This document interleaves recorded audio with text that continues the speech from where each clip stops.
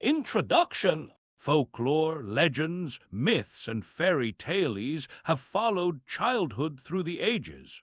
For every healthy youngster has a wholesome and instinctive love for stories fantastic, marvelous, and manifestly unreal. The winged fairies of Grimm and Andersen have brought more happiness to childish hearts than all other human creations. Yet the old-time fairy tale, having served for generations, may now be classed as historical in the children's library, for the time has come for a series of newer wonder tales, in which the stereotyped genie, dwarf, and fairy are eliminated, together with all the horrible and blood-curdling incidents devised by their authors to point a fearsome moral to each tale. Modern education includes morality. Therefore, the modern child seeks only entertainment in its wonder tales and gladly dispenses with all disagreeable incident. Having this thought in mind, the story of the wonderful Wizard of Oz was written solely to please children of today. It aspires to being a modernized fairy tale, in which the wonderment and joy are retained and the heartaches and nightmares are left out. L. Frank Baum, Chicago, April 1900. The Wonderful Wizard of Oz, Chapter 1, The Cyclone. Dorothy lived in the midst of the great Kansas prairies, with Uncle Henry, who was a farmer, and Aunt Em, who was the farmer's wife. Their house was small, for the lumber to build it had to be carried by wagon many miles. There were 4 walls, a floor, and a roof, which made one room, and this room contained a rusty-looking cook-stove, a cupboard for the dishes, a table, 3 or 4 chairs, and the beds. Uncle Henry and Aunt Em had a big bed in one corner, and Dorothy a little bed in another corner. There was no garret at all, and no cellar, except a small hole dug in the ground, called a cyclone cellar, where the family could go in case one of those great whirlwinds arose, mighty enough to crush any building in its path. It was reached by a trap door in the middle of the floor, from which a ladder led down into the small, dark hole. When Dorothy stood in the doorway and looked around, she could see nothing but the great gray prairie on every side. Not a tree nor a house broke the broad sweep of flat country that reached to the edge of the sky in all directions.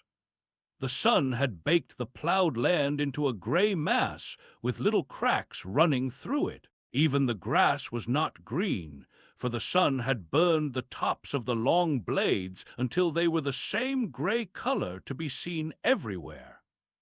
Once the house had been painted, but the sun blistered the paint and the rains washed it away, and now the house was as dull and gray as everything else. When Aunt Em came there to live, she was a young, pretty wife.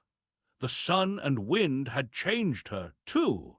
They had taken the sparkle from her eyes and left them a sober gray. They had taken the red from her cheeks and lips, and they were gray also. She was thin and gaunt and never smiled now. When Dorothy, who was an orphan, first came to her, Aunt Em had been so startled by the child's laughter that she would scream and press her hand upon her heart whenever Dorothy's merry voice reached her ears, and she still looked at the little girl with wonder that she could find anything to laugh at. Uncle Henry never laughed. He worked hard from morning till night and did not know what joy was. He was gray also, from his long beard to his rough boots, and he looked stern and solemn and rarely spoke. It was Toto that made Dorothy laugh and saved her from growing as gray as her other surroundings.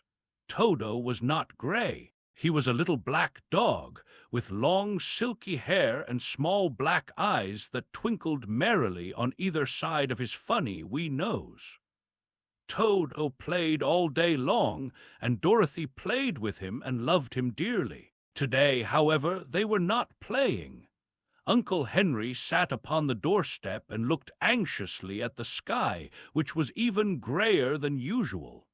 Dorothy stood in the door with Toto in her arms and looked at the sky too. Aunt Em was washing the dishes.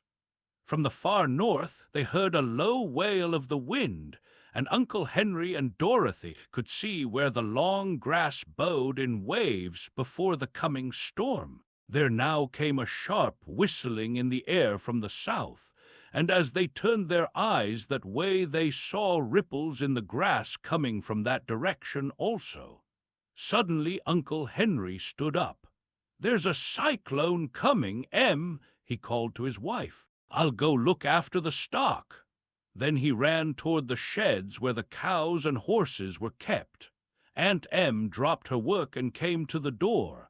One glance told her of the danger close at hand. "Quick, Dorothy!" she screamed. "Run for the cellar!"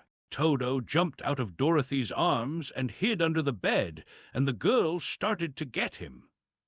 Aunt Em, badly frightened, threw open the trap door in the floor and climbed down the ladder into the small, dark hole. Dorothy caught Toto at last and started to follow her aunt. When she was halfway across the room, there came a great shriek from the wind, and the house shook so hard that she lost her footing and sat down suddenly upon the floor. Then a strange thing happened. The house whirled around 2 or 3 times and rose slowly through the air. Dorothy felt as if she were going up in a balloon. The north and south winds met where the house stood and made it the exact center of the cyclone. In the middle of a cyclone, the air is generally still, but the great pressure of the wind on every side of the house raised it up higher and higher, until it was at the very top of the cyclone, and there it remained and was carried miles and miles away as easily as you could carry a feather. It was very dark, and the wind howled horribly around her, but Dorothy found she was riding quite easily. After the first few whirls around, and one other time when the house tipped badly, she felt as if she were being rocked gently like a baby in a cradle. Toto did not like it. He ran about the room, now here, now there, barking loudly, but Dorothy sat quite still on the floor and waited to see what would happen.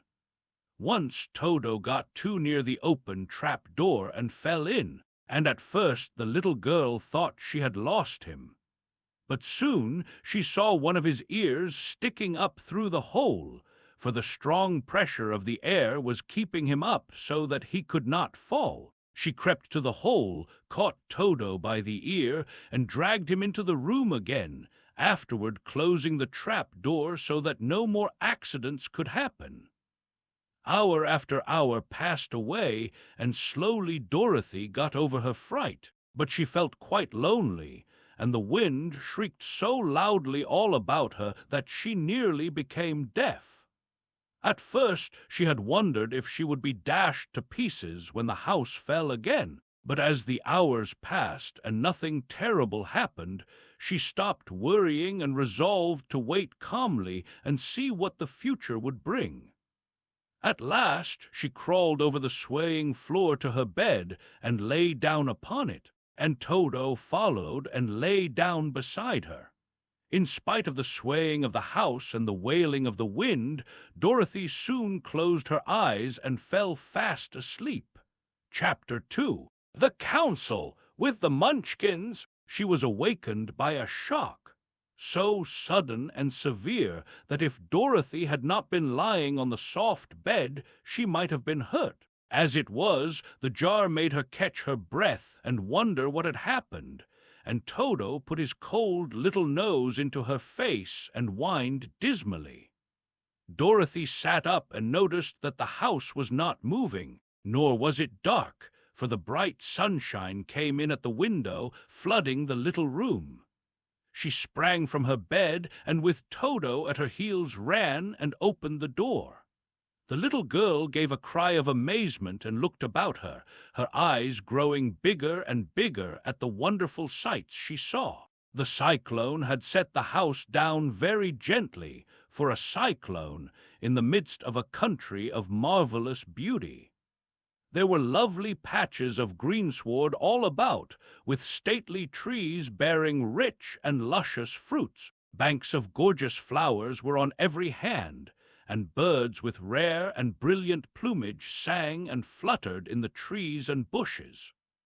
A little way off was a small brook, rushing and sparkling along between green banks, and murmuring in a voice very grateful to a little girl who had lived so long on the dry, gray prairies. While she stood looking eagerly at the strange and beautiful sights, she noticed coming toward her a group of the queerest people she had ever seen.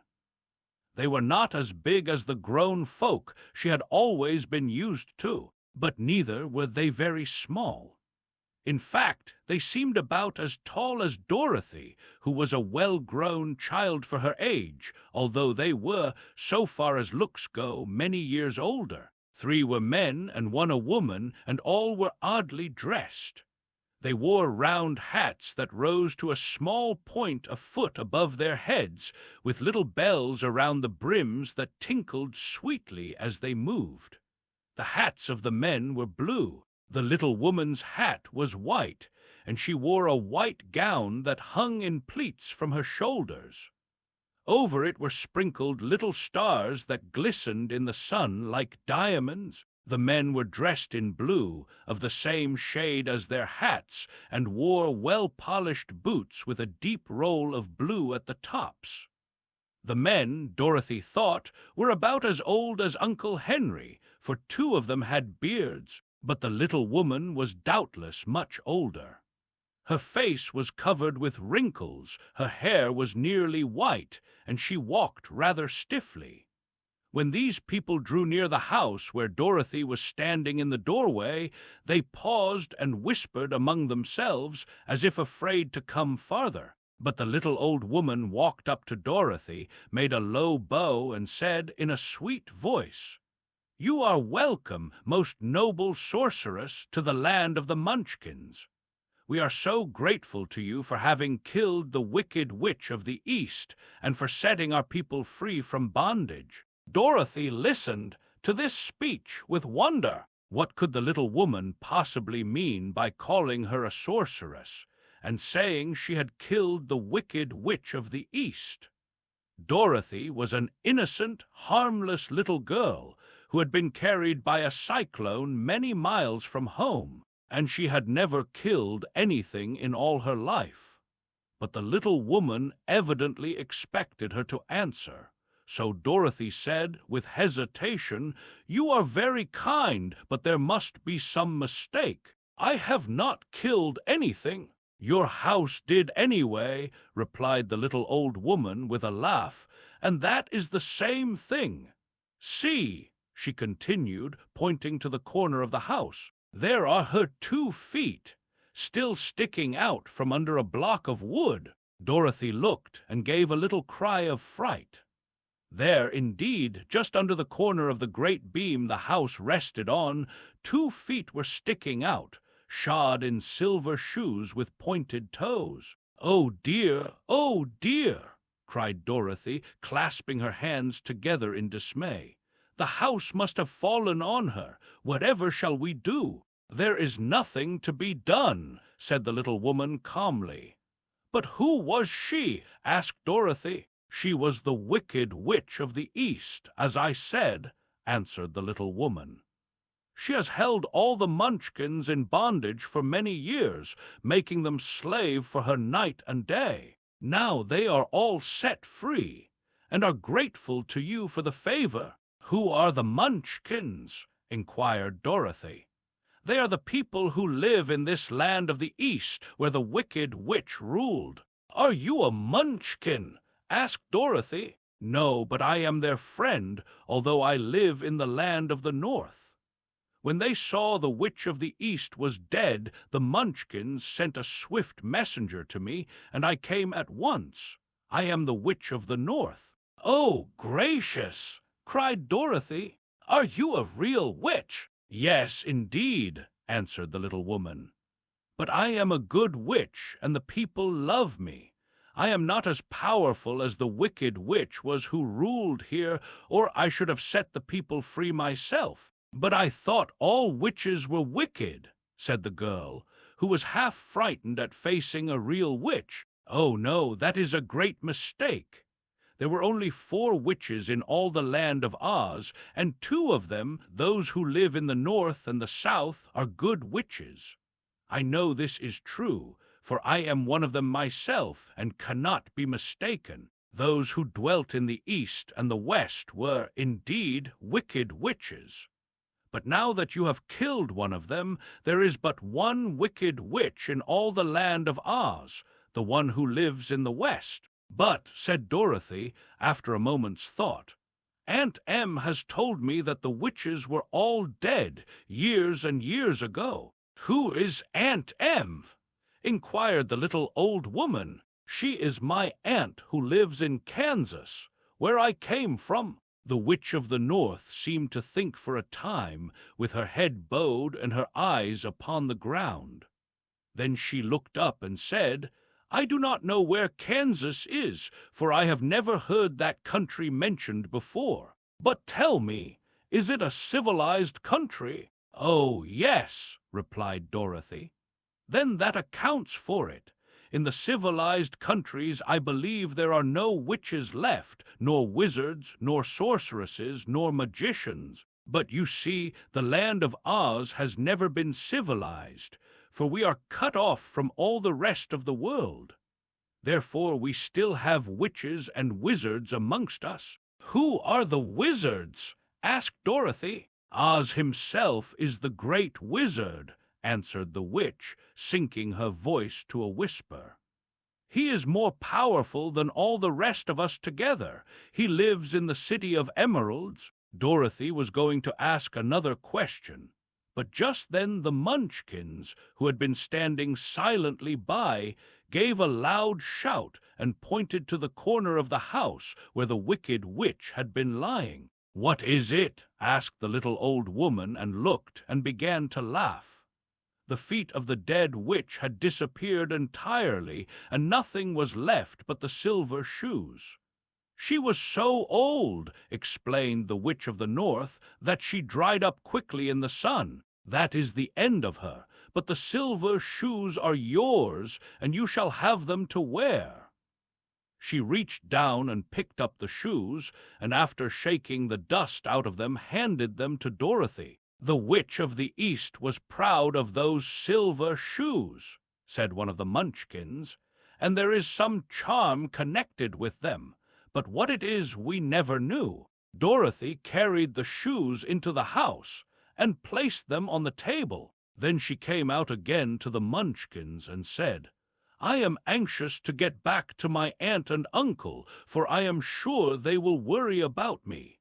Can you help me find my way?" The Munchkins and the witch first looked at one another, and then at Dorothy, and then shook their heads. "At the east, not far from here," said one, "there is a great desert, and none could live to cross it." "It is the same at the south," said another, "for I have been there and seen it." "The south is the country of the Quadlings." "I am told," said the third man, "that it is the same at the west. And that country where the Winkies live is ruled by the wicked witch of the West, who would make you her slave if you passed her way." "The North is my home," said the old lady, "and at its edge is the same great desert that surrounds this land of Oz. I'm afraid, my dear, you will have to live with us." Dorothy began to sob at this, for she felt lonely among all these strange people. Her tears seemed to grieve the kind-hearted Munchkins, for they immediately took out their handkerchiefs and began to weep also. As for the little old woman, she took off her cap and balanced the point on the end of her nose, while she counted 1, 2, 3 in a solemn voice. At once the cap changed to a slate on which was written in big white chalk marks, "Let Dorothy go to the City of Emeralds." The little old woman took the slate from her nose, and having read the words on it, asked, "Is your name Dorothy, my dear?" "Yes," answered the child, looking up and drying her tears. "Then you must go to the City of Emeralds. Perhaps Oz will help you." "Where is this city?" asked Dorothy. "It is exactly in the center of the country and is ruled by Oz, the great wizard I told you of." "Is he a good man?" inquired the girl anxiously. "He is a good wizard. Whether he is a man or not I cannot tell, for I have never seen him." "How can I get there?" asked Dorothy. "You must walk. It is a long journey through a country that is sometimes pleasant and sometimes dark and terrible. However, I will use all the magic arts I know of to keep you from harm." "Won't you go with me?" pleaded the girl, who had begun to look upon the little old woman as her only friend. "No, I cannot do that," she replied. "But I will give you my kiss, and no one will dare injure a person who has been kissed by the Witch of the North." She came close to Dorothy and kissed her gently on the forehead. Where her lips touched the girl, they left a round, shining mark, as Dorothy found out soon after. "The road to the City of Emeralds is paved with yellow brick," said the witch, "so you cannot miss it. When you get to Oz, do not be afraid of him, but tell your story and ask him to help you. Goodbye, my dear." The three Munchkins bowed low to her and wished her a pleasant journey, after which they walked away through the trees. The witch gave Dorothy a friendly little nod, whirled around on her left heel 3 times, and straightway disappeared, much to the surprise of little Toto, who barked after her loudly enough when she had gone, because he had been afraid even to growl while she stood by. But Dorothy, knowing her to be a witch, had expected her to disappear in just that way, and was not surprised in the least. Chapter 3. How Dorothy Saved the Scarecrow. When Dorothy was left alone, she began to feel hungry. So she went to the cupboard and cut herself some bread, which she spread with butter. She gave some to Toto, and taking a pail from the shelf, she carried it down to the little brook and filled it with clear, sparkling water. Toto ran over to the trees and began to bark at the birds sitting there. Dorothy went to get him and saw such delicious fruit hanging from the branches that she gathered some of it, finding it just what she wanted to help out her breakfast. Then she went back to the house, and having helped herself and Toto to a good drink of the cool, clear water, she set about making ready for the journey to the City of Emeralds. Dorothy had only one other dress, but that happened to be clean and was hanging on a peg beside her bed. It was gingham with checks of white and blue, and although the blue was somewhat faded with many washings, it was still a pretty frock. The girl washed herself carefully, dressed herself in the clean gingham, and tied her pink sunbonnet on her head. She took a little basket and filled it with bread from the cupboard, laying a white cloth over the top. Then she looked down at her feet and noticed how old and worn her shoes were. "They surely will never do for a long journey, Toto," she said. And Toto looked up into her face with his little black eyes and wagged his tail to show he knew what she meant. At that moment Dorothy saw lying on the table the silver shoes that had belonged to the Witch of the East. "I wonder if they will fit me," she said to Toto. "They would be just the thing to take a long walk in, for they could not wear out." She took off her old leather shoes and tried on the silver ones, which fitted her as well as if they had been made for her. Finally she picked up her basket. "Come along, Toto," she said. "We will go to the Emerald City and ask the Great Oz how to get back to Kansas again." She closed the door, locked it, and put the key carefully in the pocket of her dress. And so, with Toto trotting along soberly behind her, she started on her journey. There were several roads nearby, but it did not take her long to find the one paved with yellow bricks. Within a short time she was walking briskly toward the Emerald City, her silver shoes tinkling merrily on the hard, yellow roadbed. The sun shone bright and the birds sang sweetly, and Dorothy did not feel nearly so bad as you might think a little girl would who had been suddenly whisked away from her own country and set down in the midst of a strange land. She was surprised as she walked along to see how pretty the country was about her.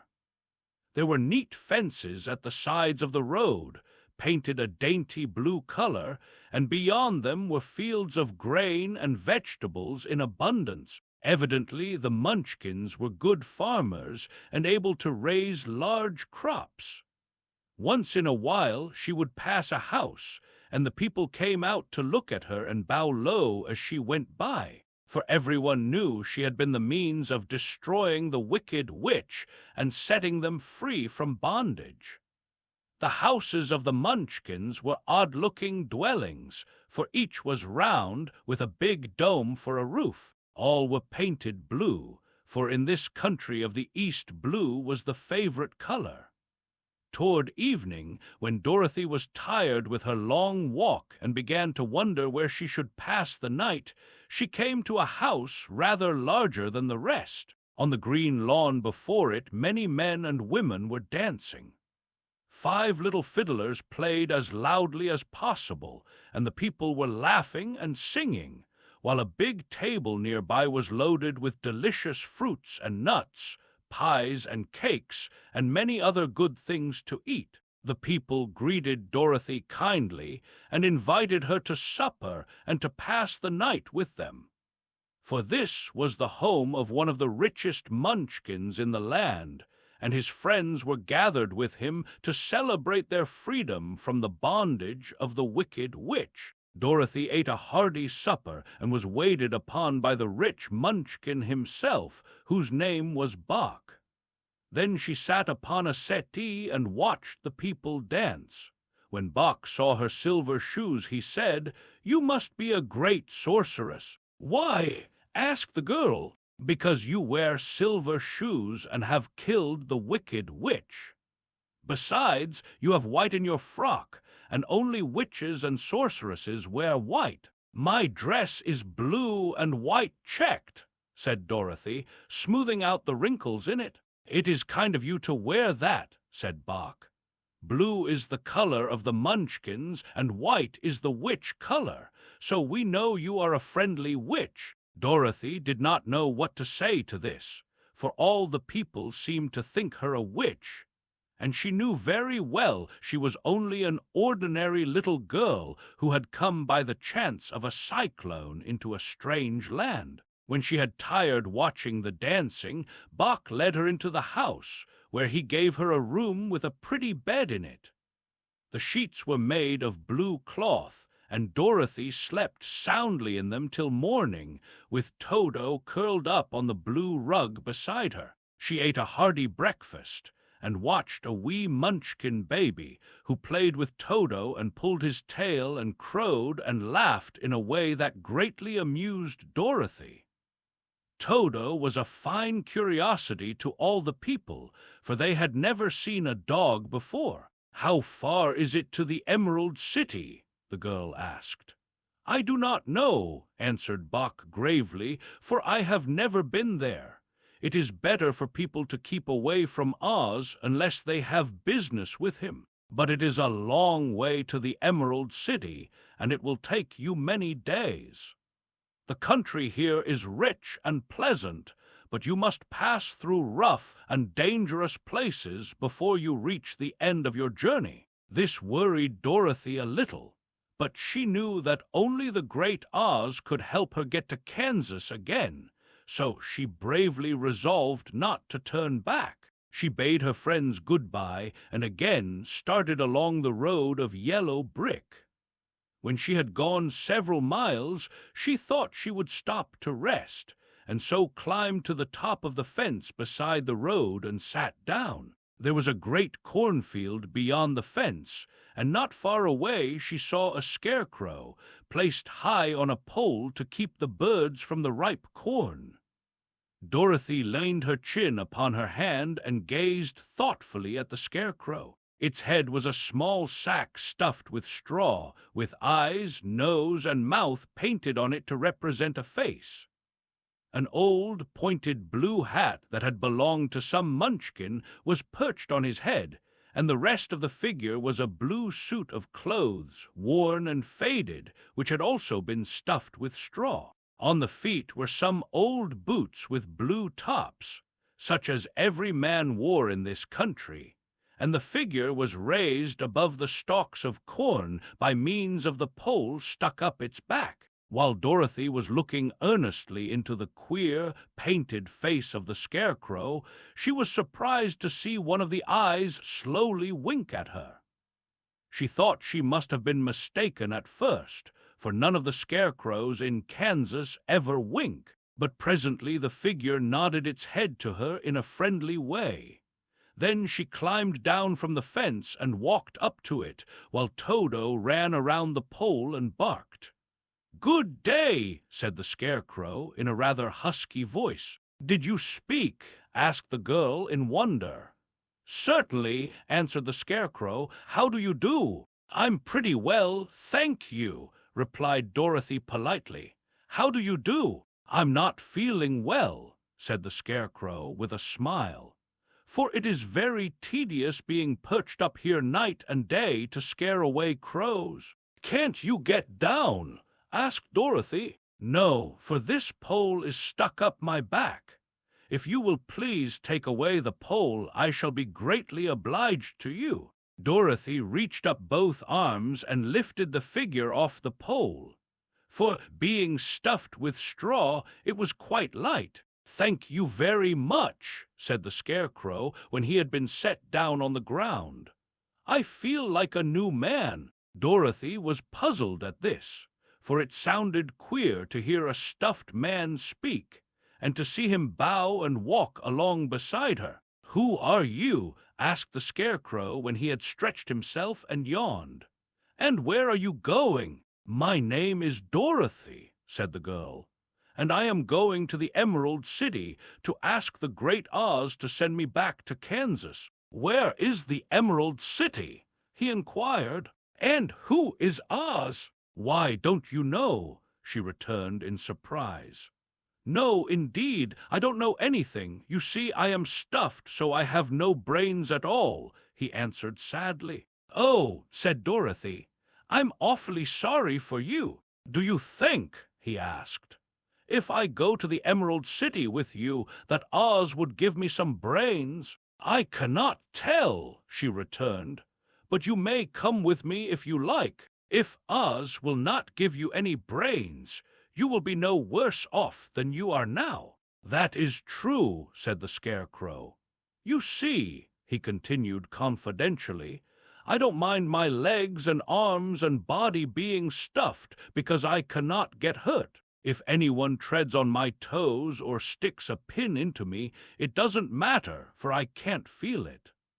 But I do not want people to call me a fool, and if my head stays stuffed with straw instead of with brains, as yours is, how am I ever to know anything?" "I understand how you feel," said the little girl, who was truly sorry for him. "If you will come with me, I'll ask Oz to do all he can for you." "Thank you," he answered gratefully. They walked back to the road. Dorothy helped him over the fence, and they started along the path of yellow brick for the Emerald City. Toto did not like this addition to the party at first.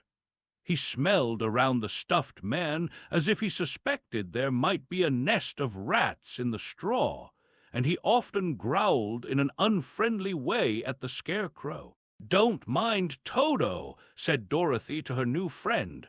"He never bites." "Oh, I'm not afraid," replied the Scarecrow. "He can't hurt the straw. Do let me carry that basket for you.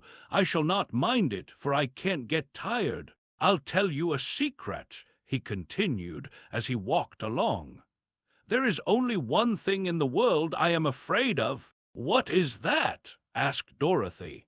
"The Munchkin farmer who made you." "No," answered the Scarecrow. "It's a lighted match." Chapter 4. The Road Through the Forest. After a few hours, the road began to be rough, and the walking grew so difficult that the Scarecrow often stumbled over the yellow bricks, which were here very uneven. Sometimes, indeed, they were broken or missing altogether, leaving holes that Toto jumped across and Dorothy walked around. As for the Scarecrow, having no brains, he walked straight ahead, and so stepped into the holes and fell at full length on the hard bricks. It never hurt him, however, and Dorothy would pick him up and set him upon his feet again, while he joined her in laughing merrily at his own mishap. The farms were not nearly so well cared for here as they were farther back. There were fewer houses and fewer fruit trees, and the farther they went the more dismal and lonesome the country became. At noon they sat down by the roadside near a little brook, and Dorothy opened her basket and got out some bread. She offered a piece to the Scarecrow, but he refused. "I am never hungry," he said, "and it is a lucky thing I am not, for my mouth is only painted, and if I should cut a hole in it so I could eat, the straw I am stuffed with would come out, and that would spoil the shape of my head." Dorothy saw at once that this was true, so she only nodded and went on eating her bread. "Tell me something about yourself and the country you came from," said the Scarecrow when she had finished her dinner. So she told him all about Kansas, and how gray everything was there, and how the cyclone had carried her to this queer land of Oz. The Scarecrow listened carefully and said, "I cannot understand why you should wish to leave this beautiful country and go back to the dry, gray place you call Kansas." "That is because you have no brains," answered the girl. "No matter how dreary and gray our homes are, we people of flesh and blood would rather live there than in any other country, be it ever so beautiful. There is no place like home." The Scarecrow sighed. "Of course I cannot understand it," he said. "If your heads were stuffed with straw like mine, you would probably all live in the beautiful places, and then Kansas would have no people at all. It is fortunate for Kansas that you have brains." "Won't you tell me a story while we are resting?" asked the child. The Scarecrow looked at her reproachfully and answered, "My life has been so short that I really know nothing whatever. I was only made day before yesterday. What happened in the world before that time is all unknown to me. Luckily, when the farmer made my head, one of the first things he did was to paint my ears so that I heard what was going on. There was another Munchkin with him, and the first thing I heard was the farmer saying, 'How do you like those ears?' 'They aren't straight,' answered the other. 'Never mind,' said the farmer. 'They are ears just the same,' which was true enough. 'Now I'll make the eyes,' said the farmer. So he painted my right eye, and as soon as it was finished, I found myself looking at him and at everything around me with a great deal of curiosity, for this was my first glimpse of the world. 'That's a rather pretty eye,' remarked the Munchkin who was watching the farmer. 'Blue paint is just the color for eyes.' 'I think I'll make the other a little bigger,' said the farmer. And when the second eye was done, I could see much better than before. Then he made my nose and my mouth, but I did not speak, because at that time I didn't know what a mouth was for. I had the fun of watching them make my body and my arms and legs. And when they fastened on my head at last, I felt very proud, for I thought I was just as good a man as anyone. 'This fellow will scare the crows fast enough,' said the farmer.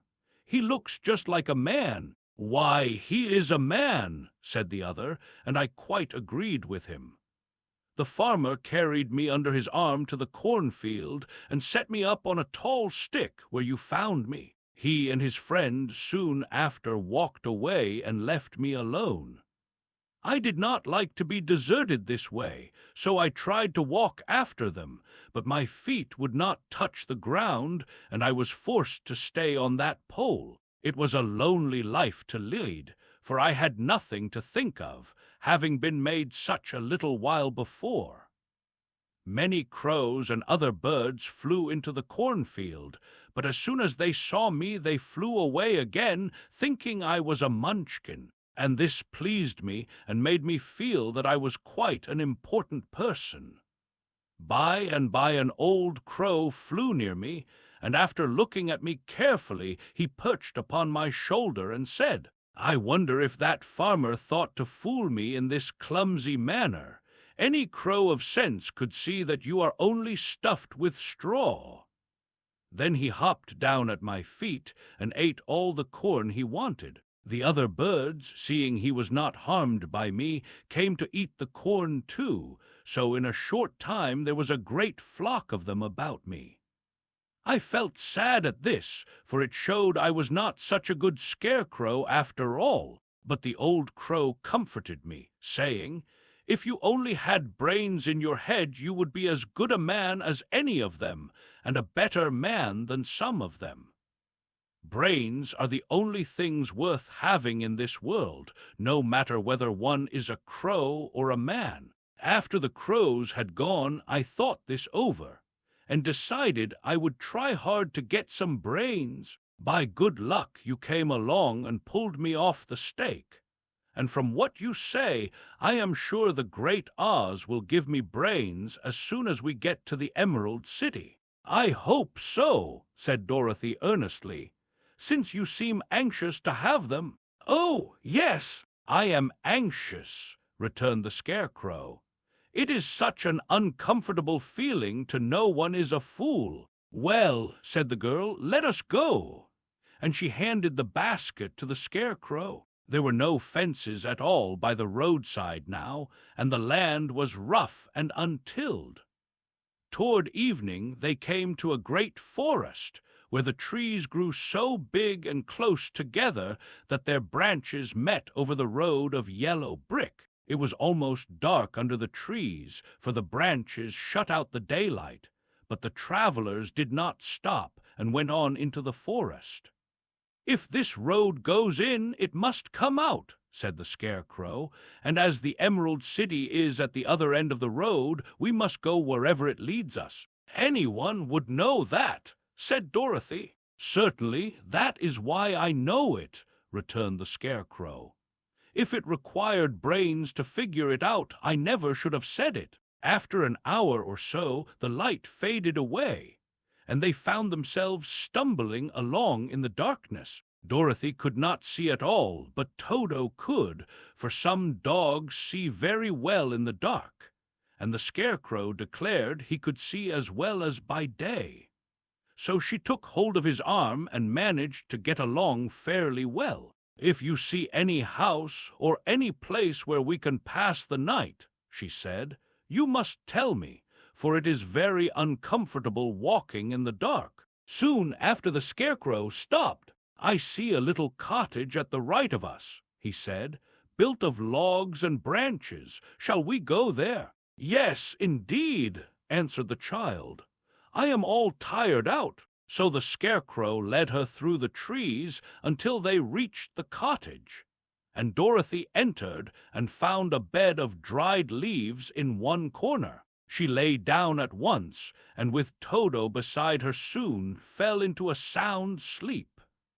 The Scarecrow, who was never tired, stood up in another corner and waited patiently until morning came. Chapter 5: The Rescue of the Tin Woodman. When Dorothy awoke, the sun was shining through the trees, and Toto had long been out chasing birds around him and squirrels.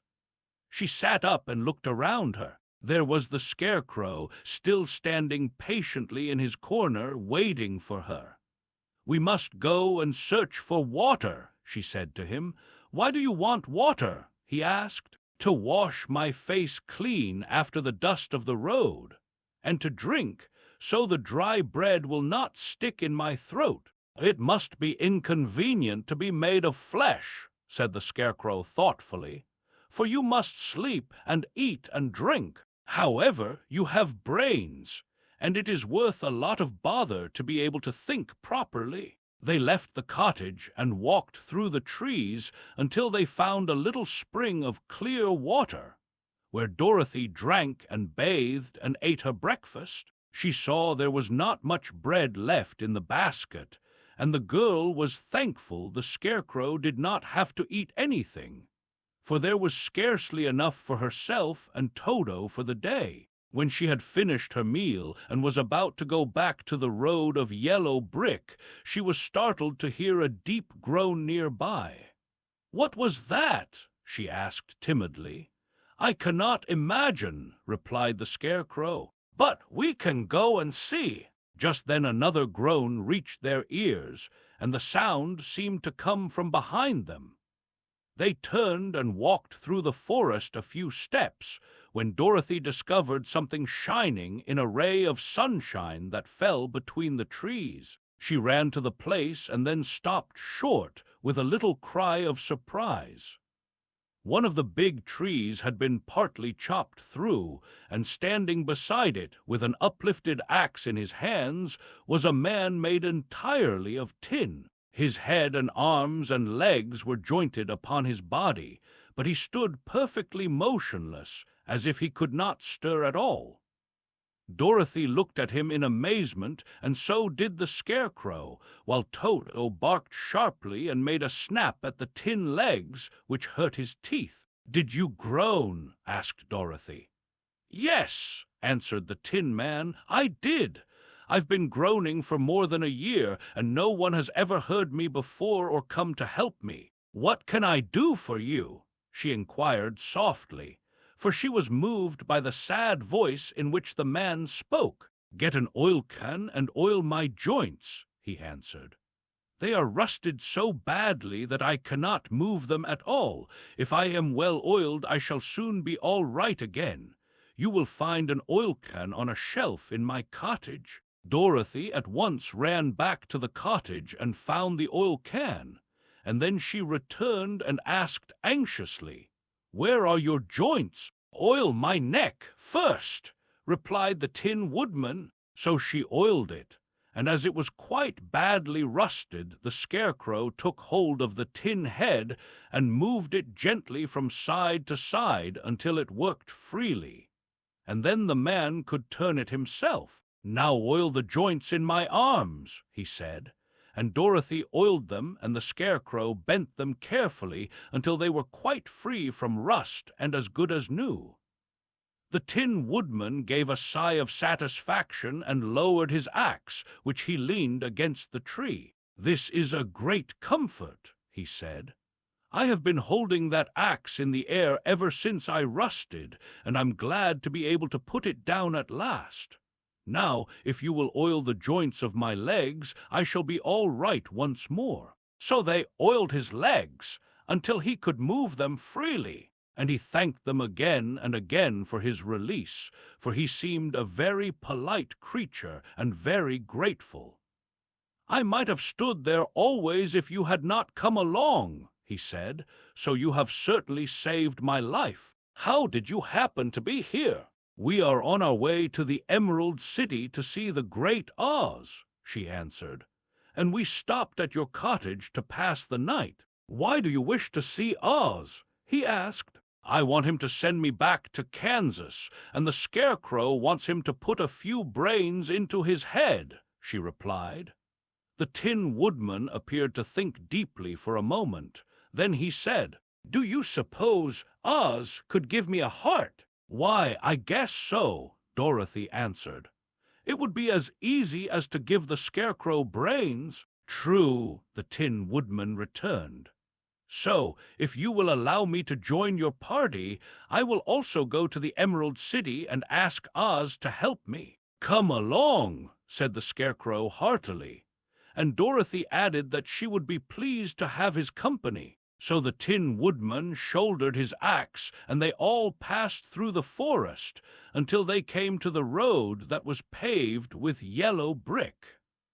The Tin Woodman had asked Dorothy to put the oil can in her basket, "For," he said, "if I should get caught in the rain and rust again, I would need the oil can badly." It was a bit of good luck to have their new comrade join the party, for soon after they had begun their journey again, they came to a place where the trees and branches grew so thick over the road that the travelers could not pass. But the Tin Woodman set to work with his axe and chopped so well that soon he cleared a passage for the entire party. Dorothy was thinking so earnestly as they walked along that she did not notice when the Scarecrow stumbled into a hole and rolled over to the side of the road. Indeed, he was obliged to call to her to help him up again. "Why didn't you walk around the hole?" asked the Tin Woodman.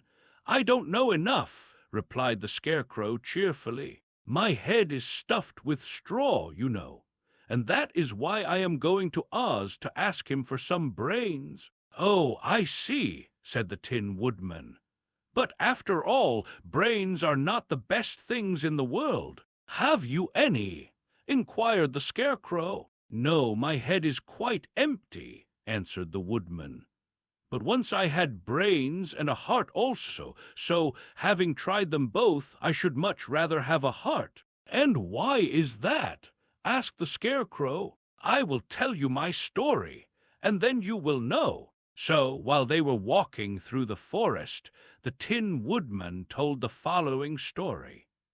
"I was born the son of a woodman who chopped down trees in the forest and sold the wood for a living. When I grew up, I too became a wood chopper, and after my father died, I took care of my old mother as long as she lived. Then I made up my mind that instead of living alone, I would marry so that I might not become lonely. There was one of the Munchkin girls who was so beautiful that I soon grew to love her with all my heart. She, on her part, promised to marry me as soon as I could earn enough money to build a better house for her, so I set to work harder than ever.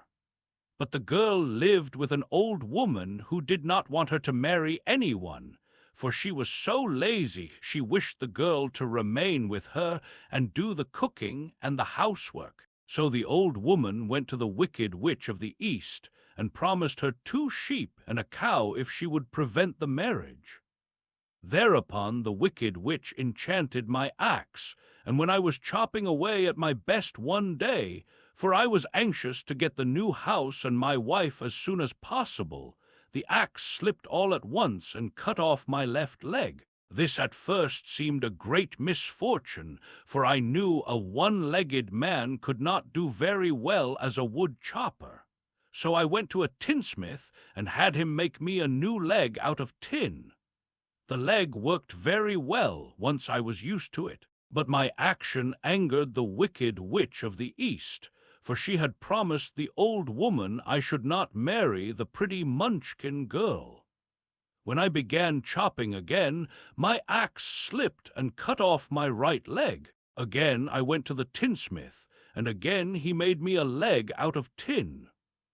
After this, the enchanted axe cut off my arms, one after the other, but nothing daunted, I had them replaced with tin ones. The Wicked Witch then made the axe slip and cut off my head, and at first I thought that was the end of me.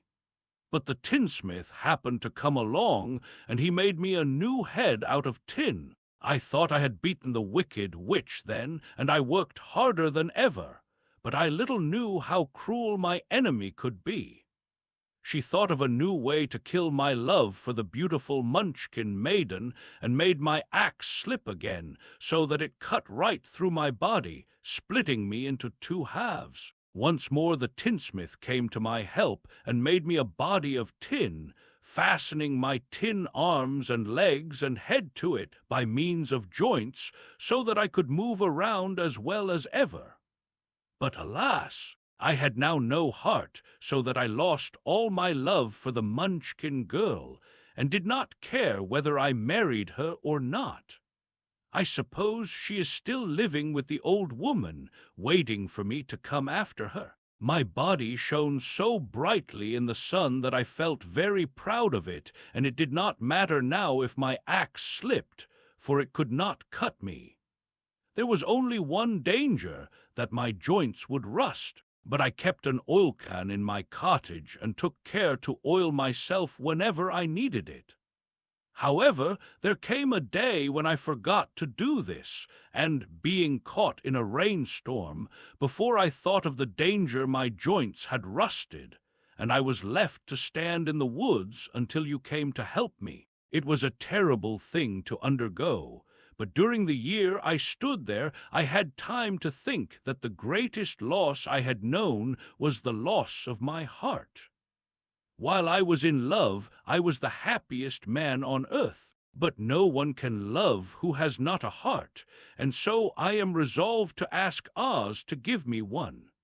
If he does, I will go back to the Munchkin maiden and marry her. Both Dorothy and the Scarecrow had been greatly interested in the story of the Tin Woodman, and now they knew why he was so anxious to get a new heart. "All the same," said the Scarecrow, "I shall ask for brains instead of a heart, for a fool would not know what to do with a heart if he had one." "I shall take the heart," returned the Tin Woodman, "for brains do not make one happy, and happiness is the best thing in the world." Dorothy did not say anything, for she was puzzled to know which of her two friends was right, and she decided if she could only get back to Kansas and Aunt Em, it did not matter so much whether the Woodman had no brains and the Scarecrow no heart, or each got what he wanted. What worried her most was that the bread was nearly gone,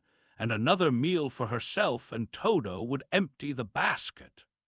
To be sure, neither the Woodman nor the Scarecrow ever ate anything, but she was not made of tin nor straw, and could not live unless she was fed. Chapter 6. The Cowardly Lion. All this time Dorothy and her companions had been walking through the thick woods. The road was still paved with yellow brick, but these were much covered by dried branches and dead leaves from the trees, and the walking was not at all good. There were few birds in this part of the forest, for birds love the open country where there is plenty of sunshine. But now and then there came a deep growl from some wild animal hidden among the trees. These sounds made the little girl's heart beat fast, for she did not know what made them. But Toto knew, and he walked close to Dorothy's side and did not even bark in return. "How long will it be," the child asked of the Tin Woodman, "before we are out of the forest?" "I cannot tell," was the answer, "for I have never been to the Emerald City, but my father went there once when I was a boy, and he said it was a long journey through a dangerous country.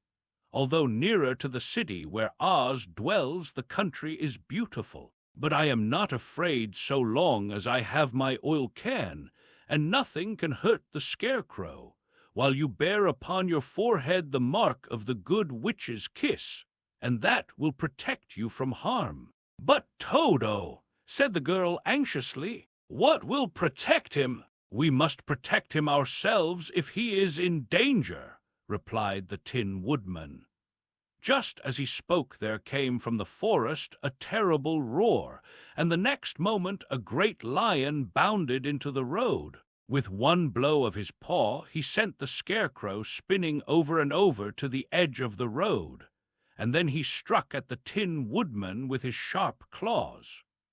But to the lion's surprise, he could make no impression on the tin, although the Woodman fell over in the road and lay still. Little Toto, now that he had an enemy to face, ran barking toward the lion, and the great beast had opened his mouth to bite the dog, when Dorothy, fearing Toto would be killed and heedless of danger, rushed forward and slapped the lion upon his nose as hard as she could, while she cried out, "Don't you dare to bite Toto!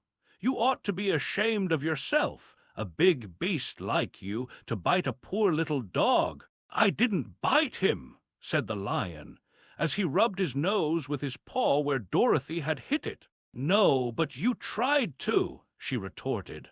"You are nothing but a big coward." "I know it," said the lion, hanging his head in shame.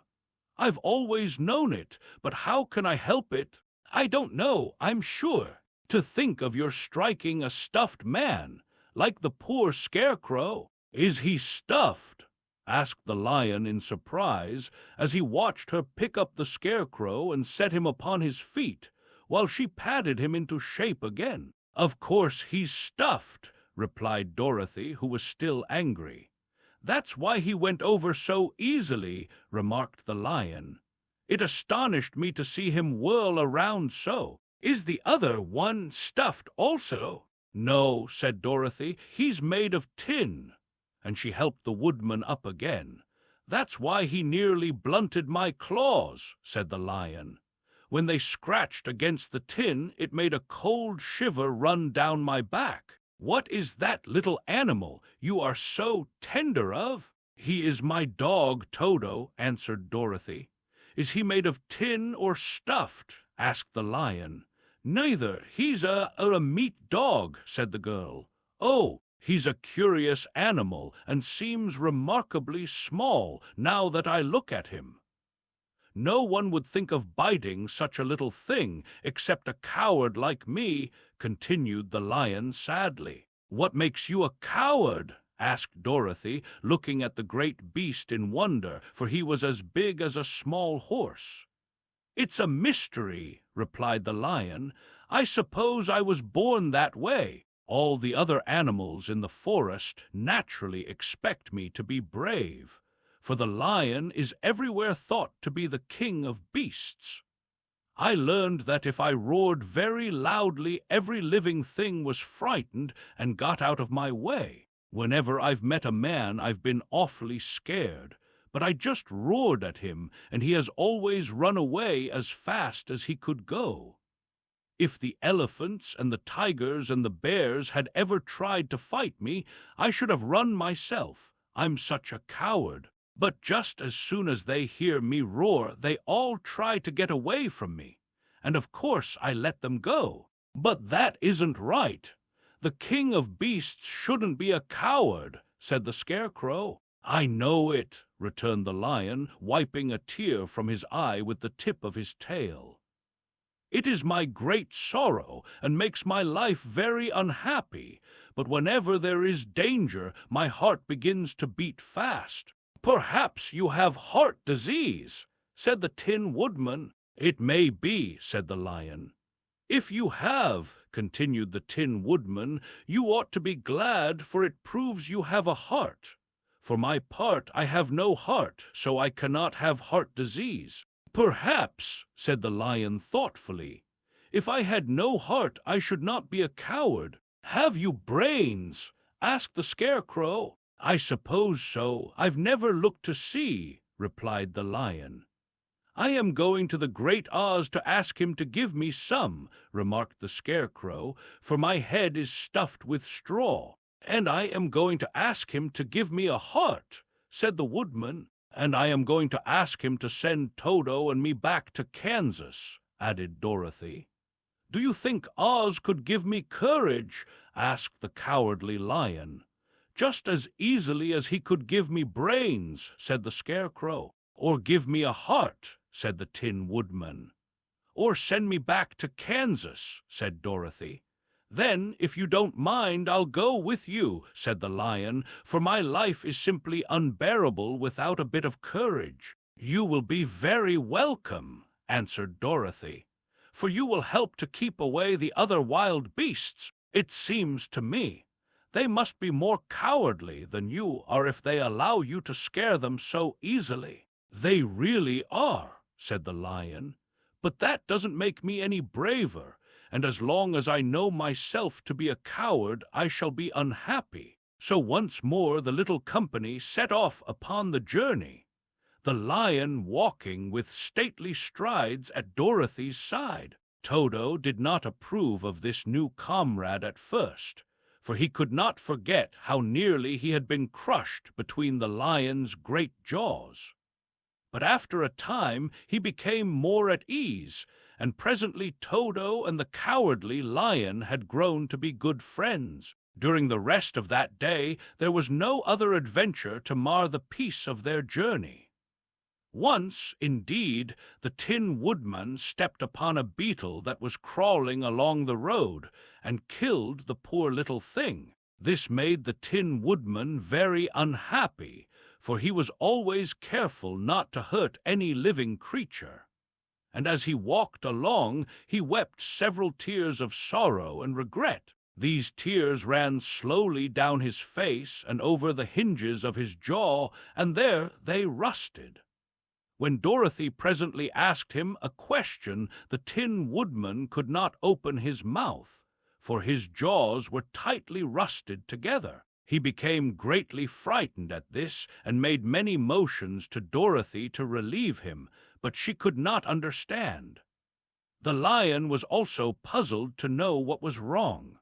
But the Scarecrow seized the oil can from Dorothy's basket and oiled the woodman's jaws, so that after a few moments he could talk as well as before. "This will serve me a lesson," said he, "to look where I step.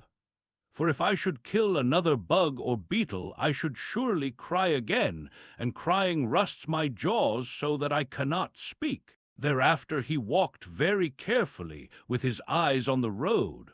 And when he saw a tiny ant toiling by, he would step over it so as not to harm it. The Tin Woodman knew very well he had no heart, and therefore he took great care never to be cruel or unkind to anything.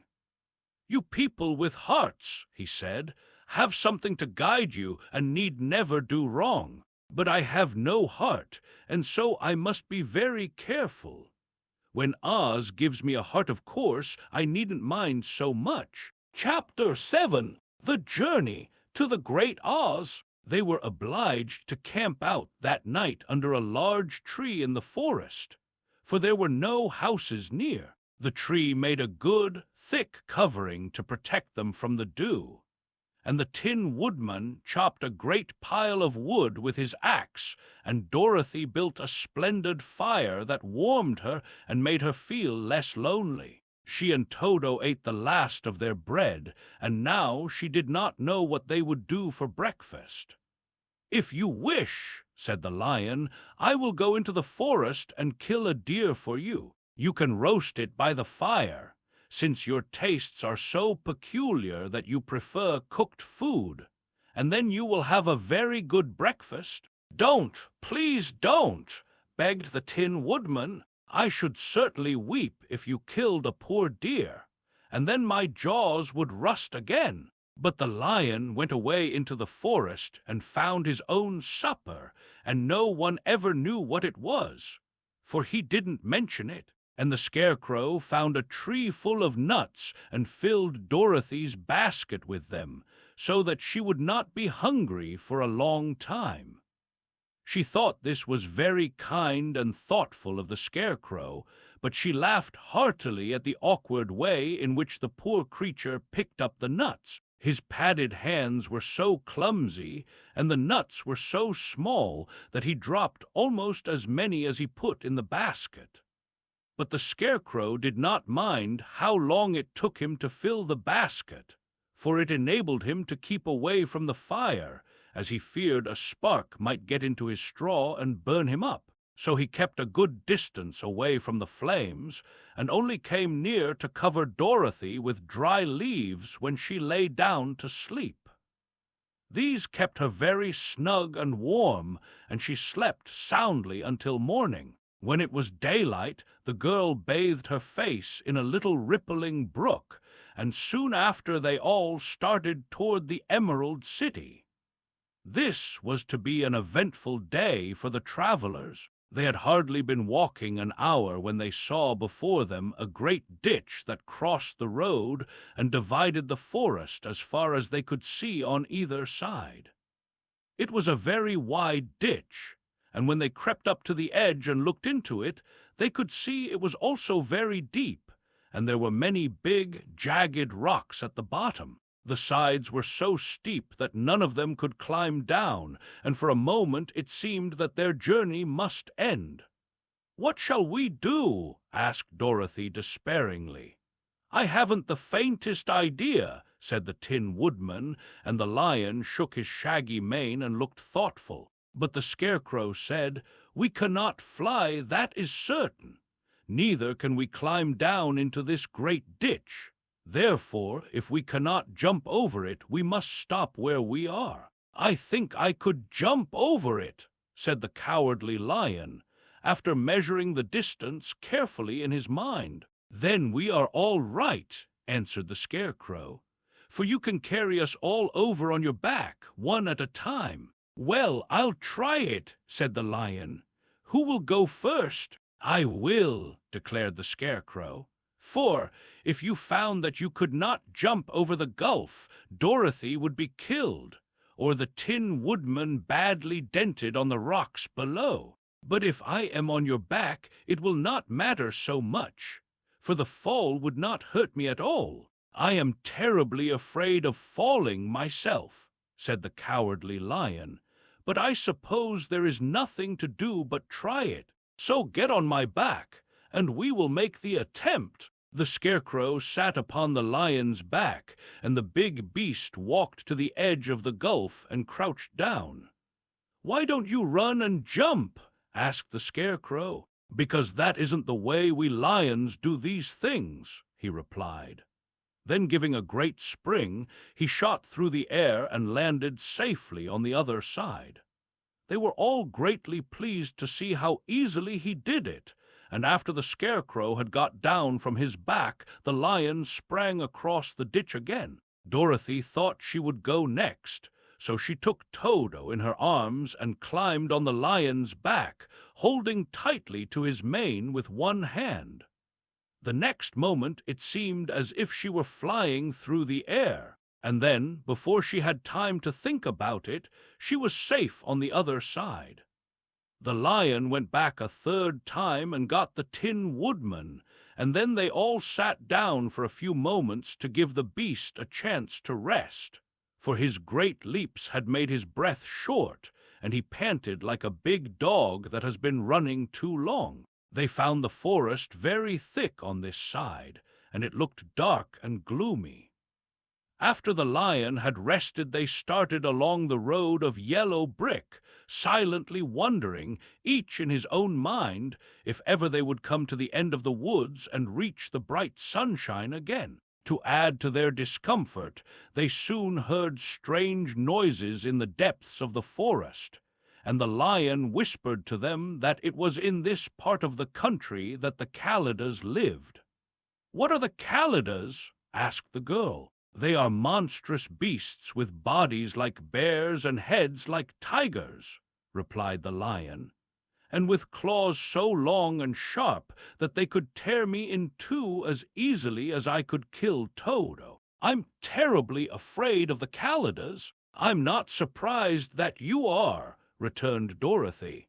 "They must be dreadful beasts." The Lion was about to reply, when suddenly they came to another gulf across the road, but this one was so broad and deep that the Lion knew at once he could not leap across it.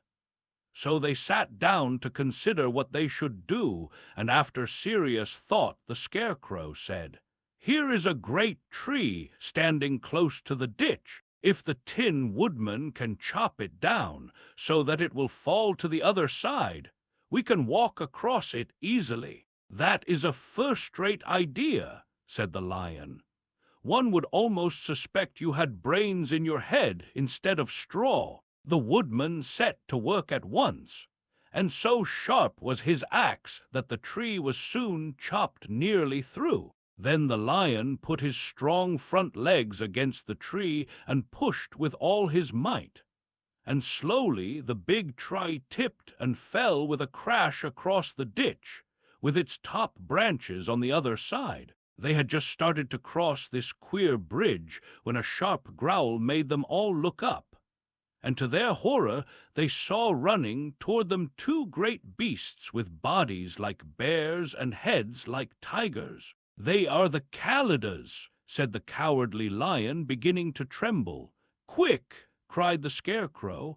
"Let us cross over." So Dorothy went first, holding Toto in her arms. The Tin Woodman followed, and the Scarecrow came next. The lion, although he was certainly afraid, turned to face the Calidus, and then he gave so loud and terrible a roar that Dorothy screamed, and the Scarecrow fell over backward, while even the fierce beasts stopped short and looked at him in surprise. But seeing they were bigger than the lion, and remembering that there were two of them and only one of him, the Calidus again rushed forward, and the lion crossed over the tree and turned to see what they would do next. Without stopping an instant, the fierce beasts also began to cross the tree.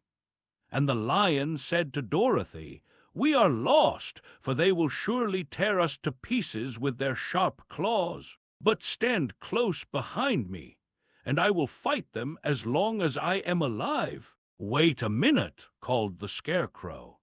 He had been thinking what was best to be done, and now he asked the woodman to chop away the end of the tree that rested on their side of the ditch. The Tin Woodman began to use his axe at once, and just as the two Calidus were nearly across, the tree fell with a crash into the gulf, carrying the ugly, snarling brutes with it, and both were dashed to pieces on the sharp rocks at the bottom. "Well," said the Cowardly Lion, drawing a long breath of relief, "I see we are going to live a little while longer, and I am glad of it, for it must be a very uncomfortable thing not to be alive. Those creatures frightened me so badly that my heart is beating yet." "Ah," said the Tin Woodman sadly, "I wish I had a heart to beat." This adventure made the travelers more anxious than ever to get out of the forest, and they walked so fast that Dorothy became tired and had to ride on the lion's back. To their great joy, the trees became thinner the farther they advanced, and in the afternoon they suddenly came upon a broad river, flowing swiftly just before them. On the other side of the water they could see the road of yellow brick running through a beautiful country, with green meadows dotted with bright flowers, and all the road bordered with trees hanging full of delicious fruits. They were greatly pleased to see this delightful country before them. "How shall we cross the river?" asked Dorothy. "That is easily done," replied the Scarecrow. "The Tin Woodman must build us a raft so we can float to the other side." So the woodman took his axe and began to chop down small trees to make a raft. And while he was busy at this, the Scarecrow found on the riverbank a tree full of fine fruit. This pleased Dorothy, who had eaten nothing but nuts all day, and she made a hearty meal of the ripe fruit. But it takes time to make a raft, even when one is as industrious and untiring as the Tin Woodman, and when night came the work was not done. So they found a cozy place under the trees where they slept well until the morning. And Dorothy dreamed of the Emerald City and of the good Wizard Oz, who would soon send her back to her own home again. Chapter 8. The Deadly Poppy Field. Our little party of travelers awakened the next morning refreshed and full of hope, and Dorothy breakfasted like a princess off peaches and plums from the trees beside the river. Behind them was the dark forest they had passed safely through, although they had suffered many discouragements. But before them was a lovely, sunny country that seemed to beckon them on to the Emerald City. To be sure, the broad river now cut them off from this beautiful land. But the raft was nearly done, and after the Tin Woodman had cut a few more logs and fastened them together with wooden pins, they were ready to start. Dorothy sat down in the middle of the raft and held Toto in her arms. When the Cowardly Lion stepped upon the raft, it tipped badly, for he was big and heavy. But the Scarecrow and the Tin Woodman stood upon the other end to steady it, and they had long poles in their hands to push the raft through the water. They got along quite well at first, but when they reached the middle of the river, the swift current swept the raft downstream, farther and farther away from the road of yellow brick, and the water grew so deep that the long poles would not touch the bottom. "This is bad," said the Tin Woodman, "for if we cannot get to the land, we shall be carried into the country of the wicked witch of the West, and she will enchant us and make us her slaves. And then I should get no brains," said the Scarecrow. "And I should get no courage," said the Cowardly Lion. "And I should get no heart," said the Tin Woodman. "And I should never get back to Kansas," said Dorothy. "We must certainly get to the Emerald City if we can," the Scarecrow continued, and he pushed so hard on his long pole that it stuck fast in the mud at the bottom of the river. Then, before he could pull it out again, or let go, the raft was swept away, and the poor Scarecrow was left clinging to the pole in the middle of the river. "Goodbye," he called after them, and they were very sorry to leave him. Indeed, the Tin Woodman began to cry, but fortunately remembered that he might rust, and so dried his tears on Dorothy's apron. Of course, this was a bad thing for the Scarecrow. "I am now worse off than when I first met Dorothy," he thought. "Then I was stuck on a pole in a cornfield, where I could make-believe scare the crows at any rate.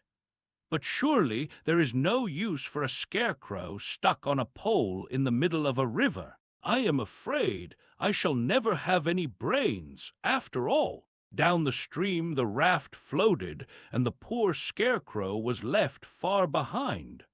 Then the Lion said, "Something must be done to save us. I think I can swim to the shore and pull the raft after me, if you will only hold fast to the tip of my tail." So he sprang into the water, and the Tin Woodman caught fast hold of his tail. Then the Lion began to swim with all his might toward the shore. It was hard work, although he was so big, but by and by they were drawn out of the current, and then Dorothy took the Tin Woodman's long pole and helped push the raft to the land. They were all tired out when they reached the shore at last and stepped off upon the pretty green grass. And they also knew that the stream had carried them a long way past the road of yellow brick that led to the Emerald City. "What shall we do now?" asked the Tin Woodman, as the Lion lay down on the grass to let the sun dry him. "We must get back to the road in some way," said Dorothy. "The best plan will be to walk along the river bank until we come to the road again," remarked the Lion. So when they were rested, Dorothy picked up her basket and they started along the grassy bank to the road from which the river had carried them. It was a lovely country, with plenty of flowers and fruit trees and sunshine to cheer them, and had they not felt so sorry for the poor Scarecrow, they could have been very happy. They walked along as fast as they could, Dorothy only stopping once to pick a beautiful flower. And after a time the Tin Woodman cried out, "Look!" Then they all looked at the river, and saw the Scarecrow perched upon his pole in the middle of the water, looking very lonely and sad. "What can we do to save him?" asked Dorothy. The Lion and the Woodman both shook their heads, for they did not know. So they sat down upon the bank and gazed wistfully at the Scarecrow until a stork flew by, who, upon seeing them, stopped to rest at the water's edge. "Who are you, and where are you going?" asked the stork. "I am Dorothy," answered the girl, "and these are my friends, the Tin Woodman and the Cowardly Lion, and we are going to the Emerald City." "This isn't the road," said the stork, as she twisted her long neck and looked sharply at the queer party. "I know it," returned Dorothy, "but we have lost the Scarecrow and are wondering how we shall get him again." "Where is he?" asked the stork. "Over there in the river," answered the little girl. "If he wasn't so big and heavy, I would get him for you," remarked the stork. "He isn't heavy a bit," said Dorothy eagerly, "for he is stuffed with straw, and if you will bring him back to us, we shall thank you ever and ever so much." "Well, I'll try," said the stork. "But if I find he is too heavy to carry, I shall have to drop him in the river again." So the big bird flew into the air and over the water till she came to where the Scarecrow was perched upon his pole. Then the stork with her great claws grabbed the Scarecrow by the arm and carried him up into the air and back to the bank, where Dorothy and the lion and the Tin Woodman and Toto were sitting. When the Scarecrow found himself among his friends again, he was so happy that he hugged them all, even the lion and Toto, and as they walked along he sang "Talderideo." At every step he felt so gay. "I was afraid I should have to stay in the river forever," he said, "but the kind stork saved me, and if I ever get any brains, I shall find the stork again and do her some kindness in return." "That's all right," said the stork, who was flying along beside them. "I always like to help anyone in trouble, but I must go now, for my babies are waiting in the nest for me. I hope you will find the Emerald City and that Oz will help you." "Thank you," replied Dorothy. And then the kind stork flew into the air and was soon out of sight. They walked along listening to the singing of the brightly colored birds and looking at the lovely flowers which now became so thick that the ground was carpeted with them.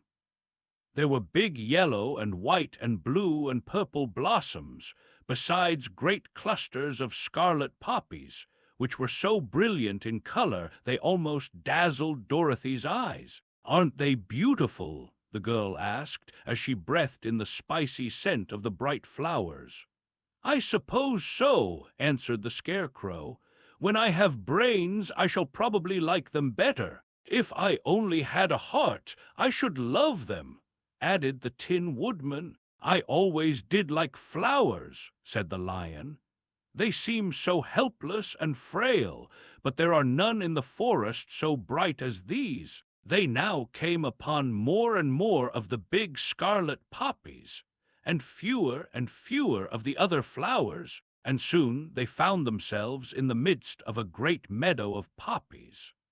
Now it is well known that when there are many of these flowers together, their odor is so powerful that anyone who breathes it falls asleep, and if the sleeper is not carried away from the scent of the flowers, he sleeps on and on forever. But Dorothy did not know this, nor could she get away from the bright red flowers that were everywhere about. So presently her eyes grew heavy, and she felt she must sit down to rest and to sleep. But the Tin Woodman would not let her do this.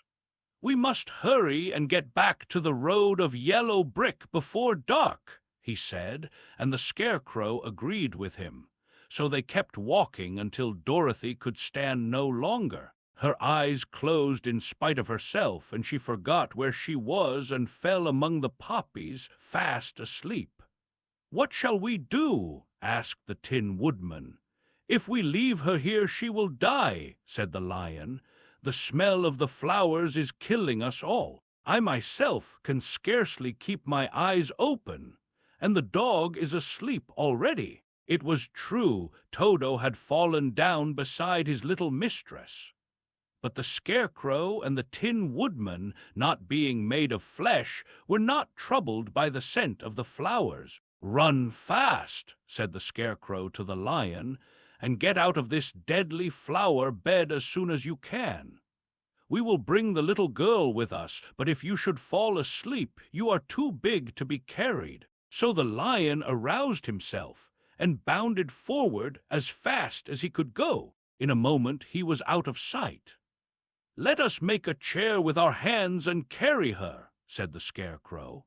So they picked up Toto and put the dog in Dorothy's lap, and then they made a chair with their hands for the seat and their arms for the arms, and carried the sleeping girl between them through the flowers. On and on they walked, and it seemed that the great carpet of deadly flowers that surrounded them would never end. They followed the bend of the river, and at last came upon their friend the lion, lying fast asleep among the poppies. The flowers had been too strong for the huge beast, and he had given up at last, and fallen only a short distance from the end of the poppy bed, where the sweet grass spread in beautiful green fields before them. "We can do nothing for him," said the Tin Woodman sadly, "for he is much too heavy to lift. We must leave him here to sleep on forever, and perhaps he will dream that he has found courage at last." "I'm sorry," said the Scarecrow. "The lion was a very good comrade for one so cowardly. But let us go on." They carried the sleeping girl to a pretty spot beside the river, far enough from the poppy field to prevent her breathing any more of the poison of the flowers.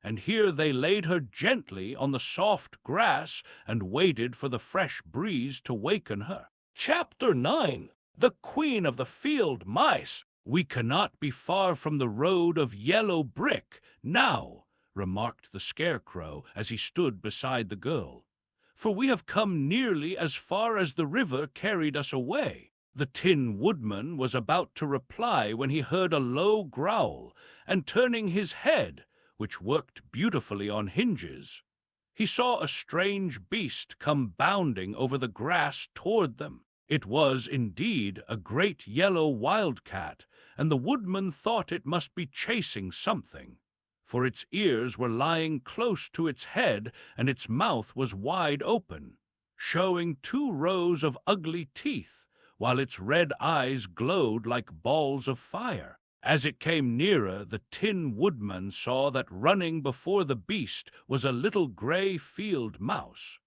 and although he had no heart, he knew it was wrong for the wildcat to try to kill such a pretty, harmless creature. So the Woodman raised his axe, and as the wildcat ran by, he gave it a quick blow that cut the beast's head clean off from its body, and it rolled over at his feet in 2 pieces. The field mouse, now that it was freed from its enemy, stopped short, and coming slowly up to the Woodman, it said in a squeaky little voice, "Oh, thank you ever so much for saving my life." "Don't speak of it, I beg of you," replied the Woodman. "I have no heart, you know, so I am careful to help all those who may need a friend, even if it happens to be only a mouse." "Only a mouse!"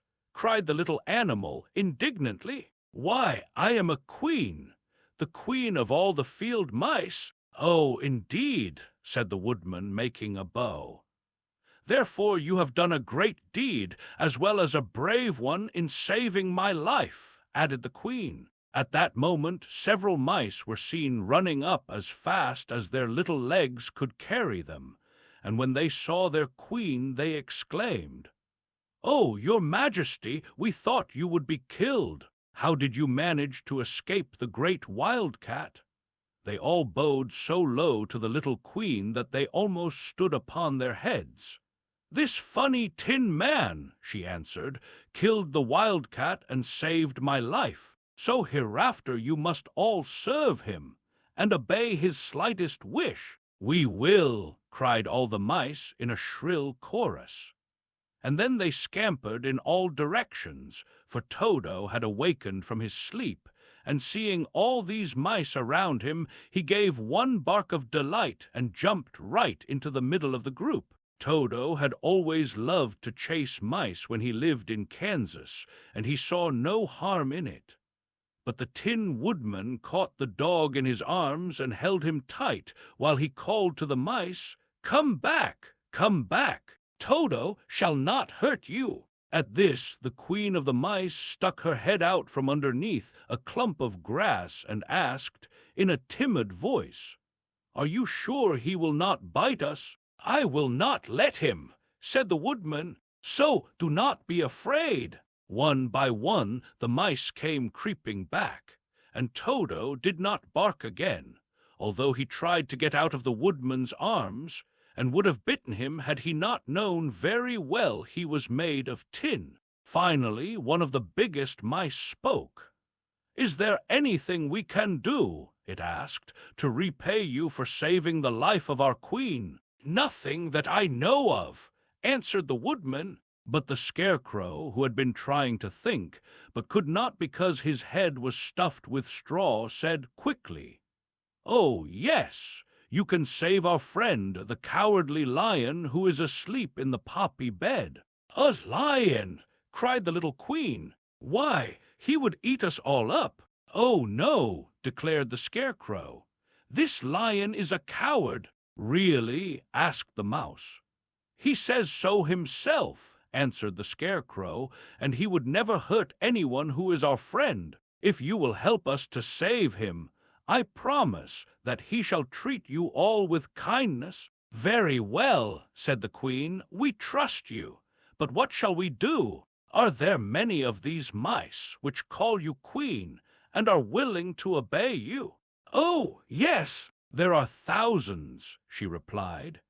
"Then send for them all to come here as soon as possible, and let each one bring a long piece of string." The queen turned to the mice that attended her, and told them to go at once and get all her people. As soon as they heard her orders, they ran away in every direction as fast as possible. "Now," said the Scarecrow to the Tin Woodman, "you must go to those trees by the riverside and make a truck that will carry the lion." So the woodman went at once to the trees and began to work, and he soon made a truck out of the limbs of trees, from which he chopped away all the leaves and branches. He fastened it together with wooden pegs and made the four wheels out of short pieces of a big tree trunk. So fast and so well did he work that by the time the mice began to arrive, the truck was all ready for them. They came from all directions, and there were thousands of them, big mice and little mice and middle-sized mice, and each one brought a piece of string in his mouth. It was about this time that Dorothy woke from her long sleep and opened her eyes. She was greatly astonished to find herself lying upon the grass, with thousands of mice standing around and looking at her timidly. But the Scarecrow told her about everything, and turning to the dignified little mouse, he said, "Permit me to introduce to you Her Majesty, the Queen." Dorothy nodded gravely, and the Queen made a curtsy, after which she became quite friendly with the little girl. The Scarecrow and the Woodman now began to fasten the mice to the truck, using the strings they had brought. One end of a string was tied around the neck of each mouse and the other end to the truck. Of course, the truck was 1,000 times bigger than any of the mice who were to draw it. But when all the mice had been harnessed, they were able to pull it quite easily. Even the Scarecrow and the Tin Woodman could sit on it, and were drawn swiftly by their queer little horses to the place where the lion lay asleep. After a great deal of hard work, for the lion was heavy, they managed to get him up on the truck. Then the Queen hurriedly gave her people the order to start, for she feared if the mice stayed among the poppies too long, they also would fall asleep. At first the little creatures, many though they were, could hardly stir the heavily loaded truck. But the Woodman and the Scarecrow both pushed from behind, and they got along better. Soon they rolled the lion out of the poppy bed to the green fields, where he could breathe the sweet, fresh air again, instead of the poisonous scent of the flowers. Dorothy came to meet them and thanked the little mice warmly for saving her companion from death. She had grown so fond of the big lion she was glad he had been rescued. Then the mice were unharnessed from the truck and scampered away through the grass to their homes. The queen of the mice was the last to leave. "If ever you need us again," she said, "come out into the field and call, and we shall hear you and come to your assistance." "Goodbye, goodbye," they all answered, and away the queen ran, while Dorothy held Toto tightly lest he should run after her and frighten her. After this they sat down beside the lion until he should awaken, and the Scarecrow brought Dorothy some fruit from a tree nearby, which she ate for her dinner. Chapter 10. The Guardian of the Gate. It was some time before the cowardly lion awakened, for he had lain among the poppies a long while, breathing in their deadly fragrance. But when he did open his eyes and roll off the truck, he was very glad to find himself still alive. "I ran as fast as I could," he said, sitting down and yawning, "but the flowers were too strong for me. How did you get me out?" Then they told him of the field mice, and how they had generously saved him from death, and the cowardly lion laughed and said, "I have always thought myself very big and terrible, yet such little things as flowers came near to killing me, and such small animals as mice have saved my life.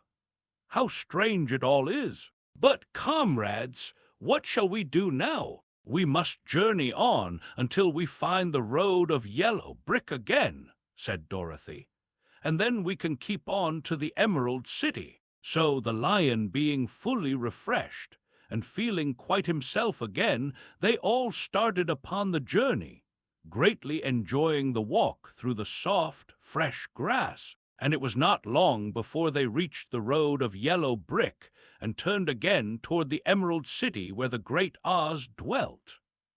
The road was smooth and well paved now, and the country about was beautiful, so that the travelers rejoiced in leaving the forest far behind, and with it the many dangers they had met in its gloomy shades. Once more they could see fences built beside the road, but these were painted green, and when they came to a small house in which a farmer evidently lived, that also was painted green. They passed by several of these houses during the afternoon, and sometimes people came to the doors and looked at them as if they would like to ask questions.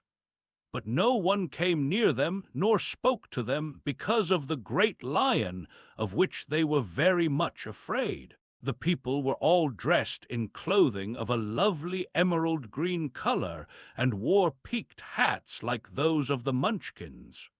"This must be the land of Oz," said Dorothy, "and we are surely getting near the Emerald City." "Yes," answered the Scarecrow. "Everything is green here, while in the country of the Munchkins blue was the favorite color. But the people do not seem to be as friendly as the Munchkins, and I'm afraid we shall be unable to find a place to pass the night." "I should like something to eat besides fruit," said the girl, "and I'm sure Toto is nearly starved. Let us stop at the next house and talk to the people." So when they came to a good-sized farmhouse, Dorothy walked boldly up to the door and knocked.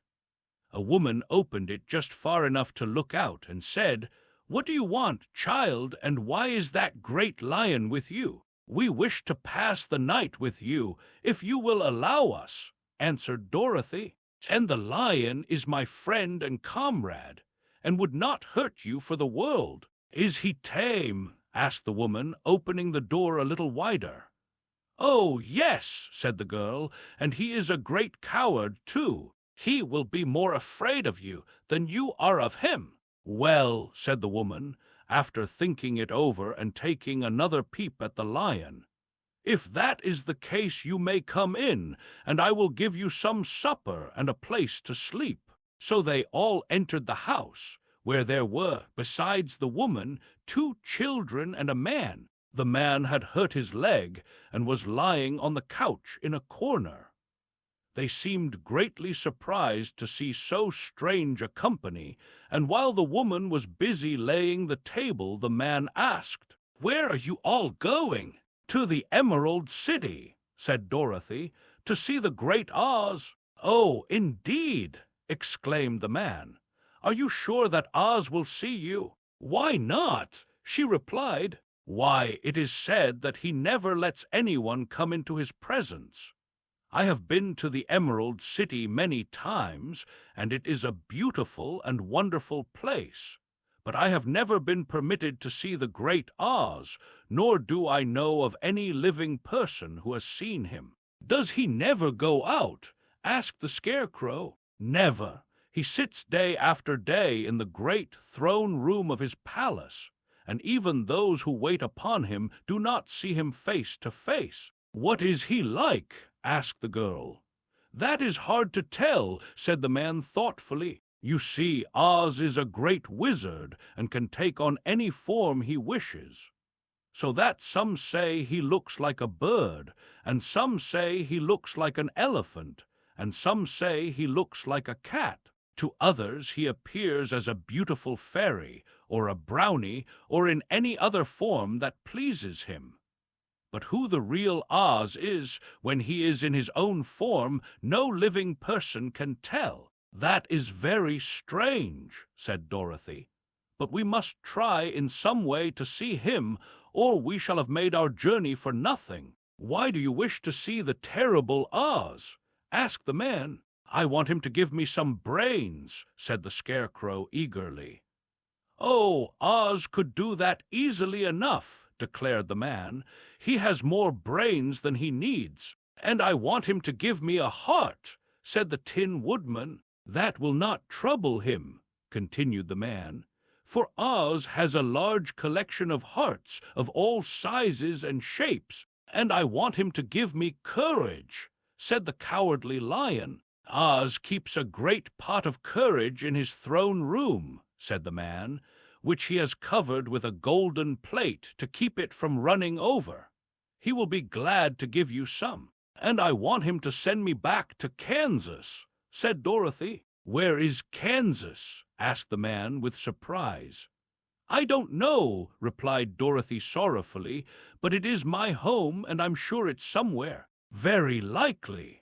Well, Oz can do anything, so I suppose he will find Kansas for you. But first you must get to see him, and that will be a hard task, for the great wizard does not like to see anyone, and he usually has his own way. But what do you want?" he continued, speaking to Toto. Toto only wagged his tail, for, strange to say, he could not speak. The woman now called to them that supper was ready, so they gathered around the table, and Dorothy ate some delicious porridge and a dish of scrambled eggs and a plate of nice white bread, and enjoyed her meal. The lion ate some of the porridge, but did not care for it, saying it was made from oats, and oats were food for horses, not for lions. The Scarecrow and the Tin Woodman ate nothing at all. Toto ate a little of everything, and was glad to get a good supper again. The woman now gave Dorothy a bed to sleep in, and Toto lay down beside her, while the lion guarded the door of her room so she might not be disturbed. The Scarecrow and the Tin Woodman stood up in a corner and kept quiet all night, although of course they could not sleep. The next morning, as soon as the sun was up, they started on their way and soon saw a beautiful green glow in the sky just before them. "That must be the Emerald City," said Dorothy. As they walked on, the green glow became brighter and brighter, and it seemed that at last they were nearing the end of their travels. Yet it was afternoon before they came to the great wall that surrounded the city. It was high and thick, and of a bright green color.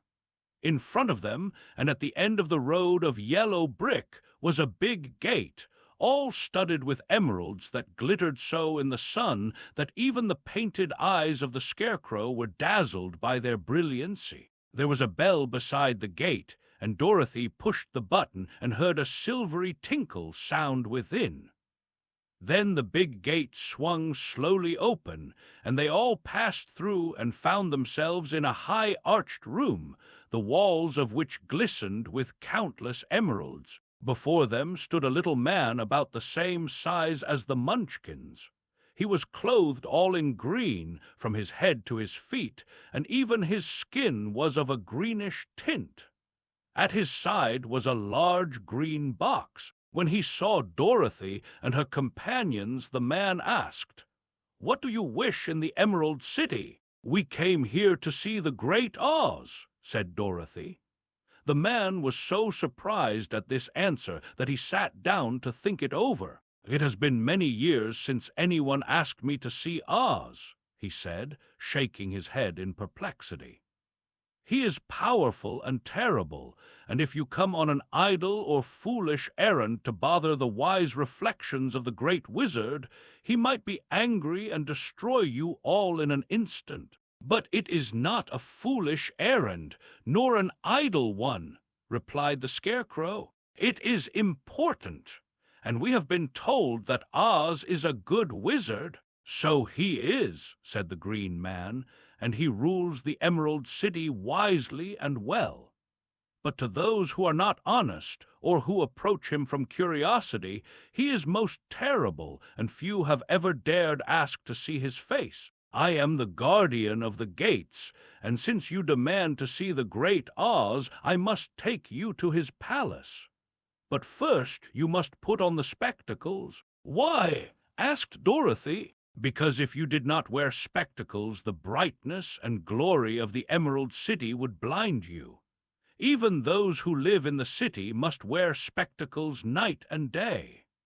They are all locked on, for Oz so ordered it when the city was first built, and I have the only key that will unlock them." He opened the big box, and Dorothy saw that it was filled with spectacles of every size and shape. All of them had green glasses in them.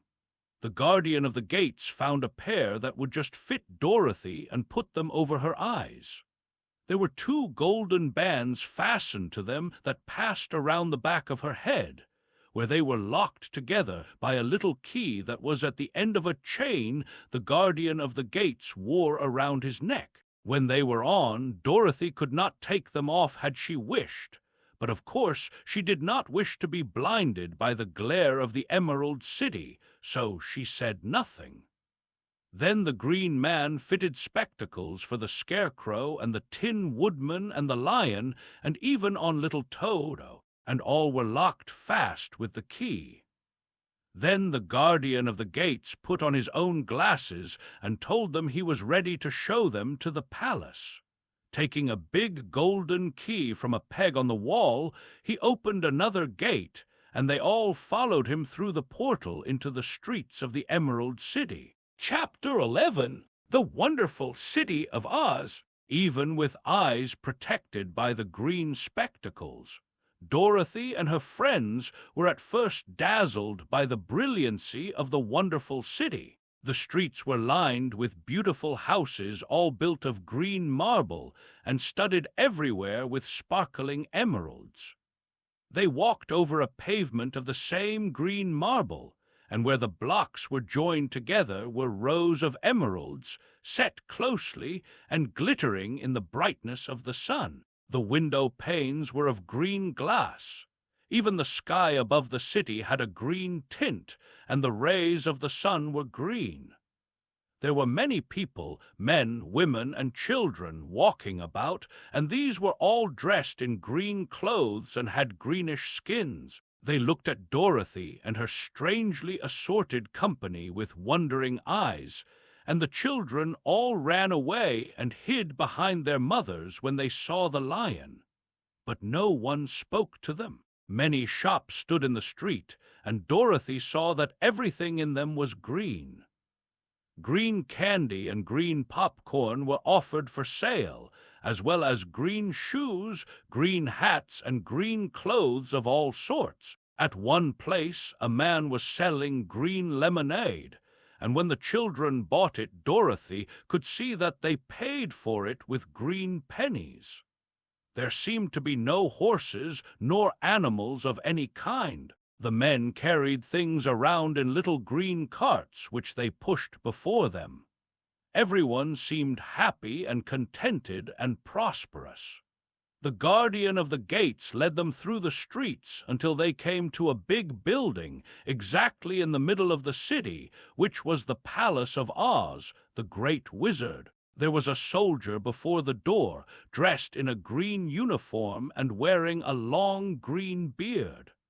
"Here are strangers," said the guardian of the gates to him, "and they demand to see the Great Oz." "Step inside," answered the soldier, "and I will carry your message to him." So they passed through the palace gates and were led into a big room with a green carpet and lovely green furniture set with emeralds. The soldier made them all wipe their feet upon a green mat before entering this room, and when they were seated, he said politely, "Please make yourselves comfortable while I go to the door of the throne room and tell Oz you are here." They had to wait a long time before the soldier returned. When at last he came back, Dorothy asked, "Have you seen Oz?" "Oh, no," returned the soldier.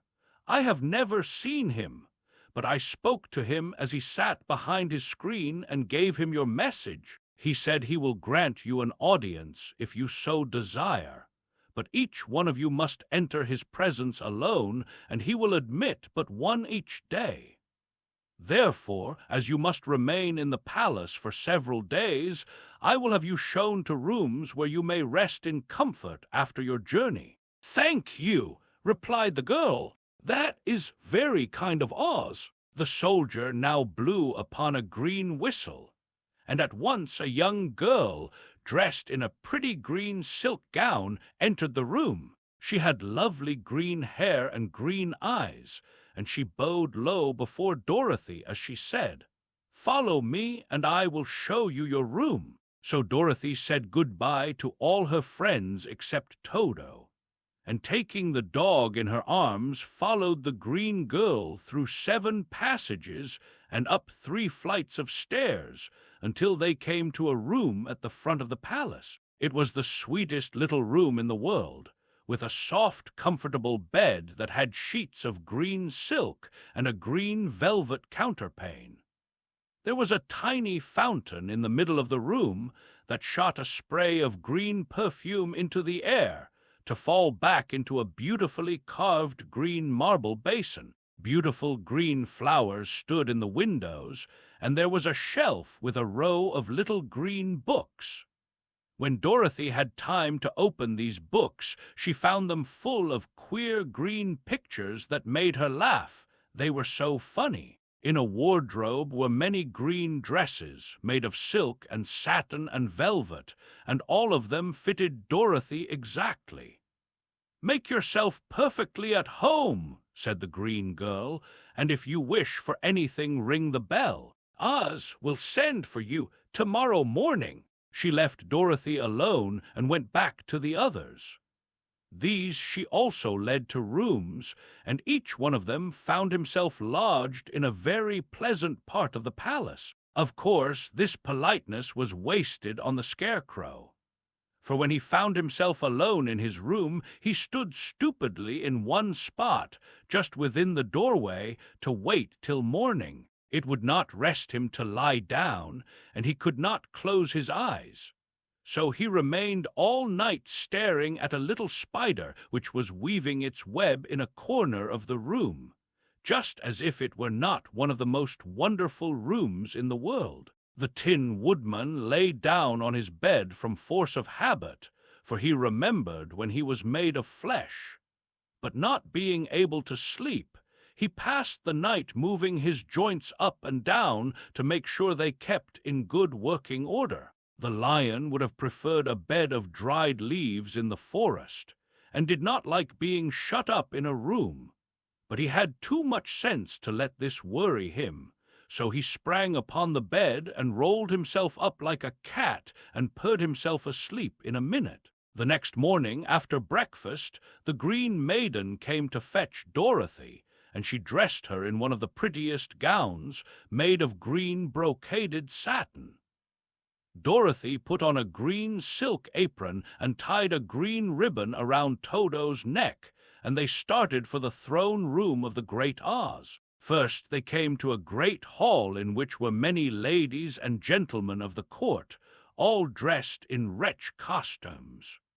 These people had nothing to do but talk to each other, but they always came to wait outside the throne room every morning, although they were never permitted to see Oz. As Dorothy entered, they looked at her curiously, and one of them whispered, "Are you really going to look upon the face of Oz the Terrible?" "Of course," answered the girl, "if he will see me." "Oh, he will see you," said the soldier who had taken her message to the wizard, "although he does not like to have people ask to see him. Indeed, at first he was angry and said I should send you back where you came from.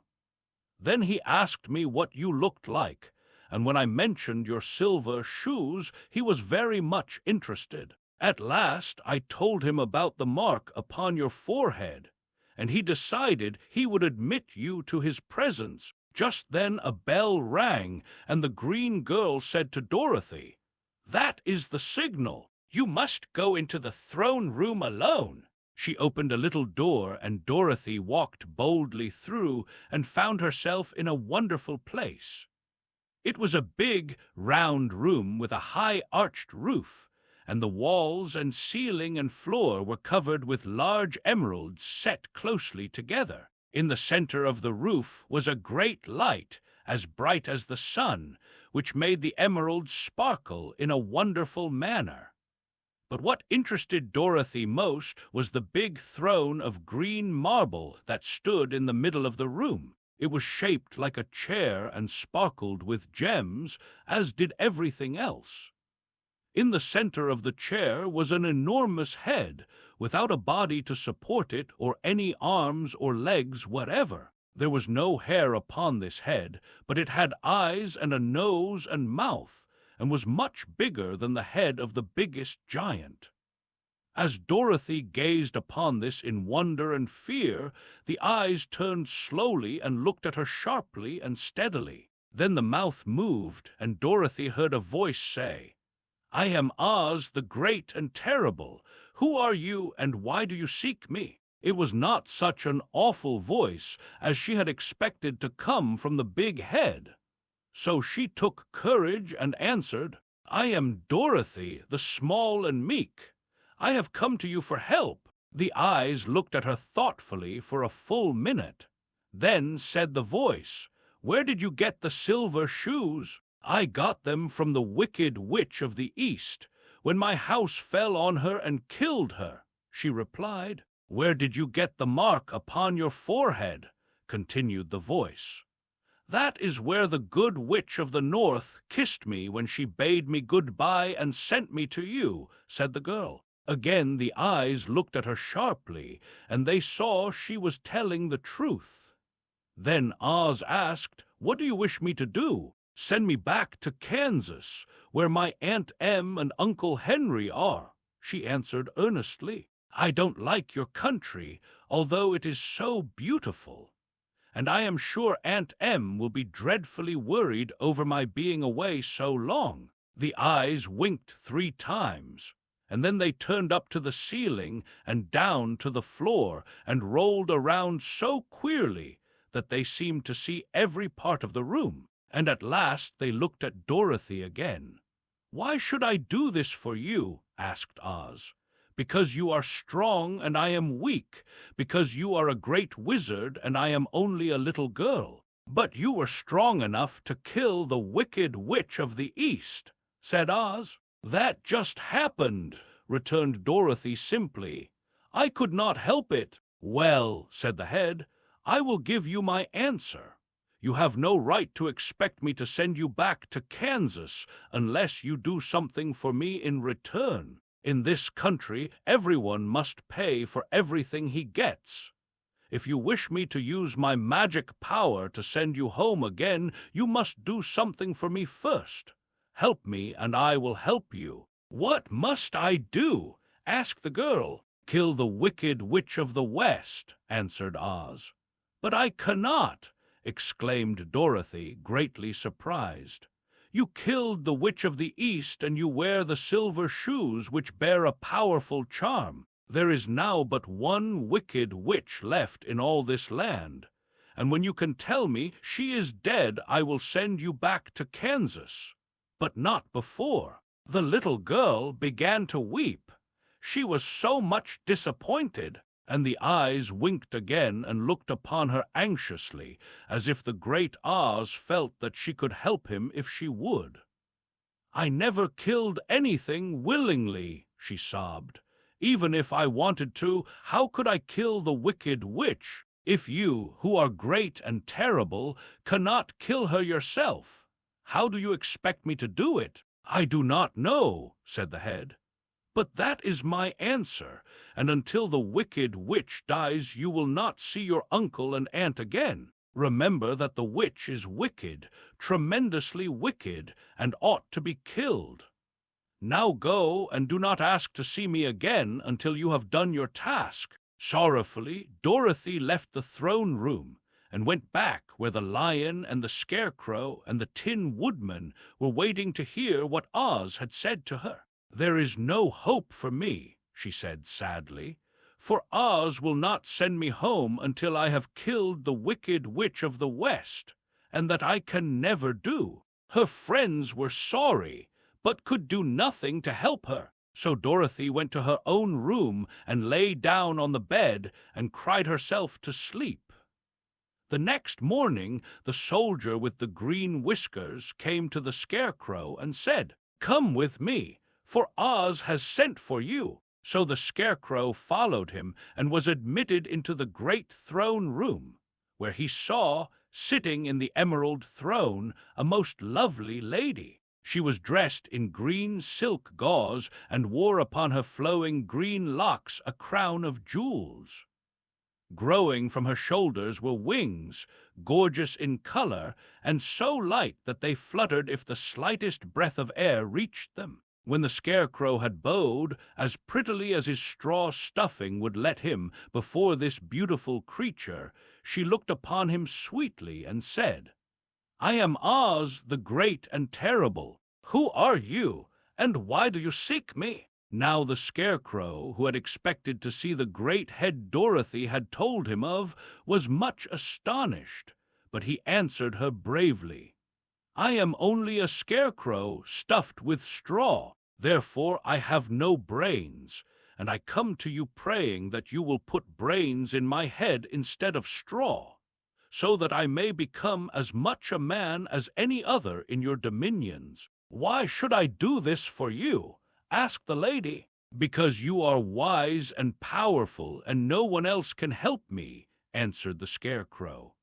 "I never grant favors without some return," said Oz, "but this much I will promise. If you will kill for me the wicked witch of the West, I will bestow upon you a great many brains, and such good brains that you will be the wisest man in all the land of Oz." "I thought you asked Dorothy to kill the witch," said the Scarecrow in surprise. "So I did. I don't care who kills her, but until she is dead, I will not grant your wish.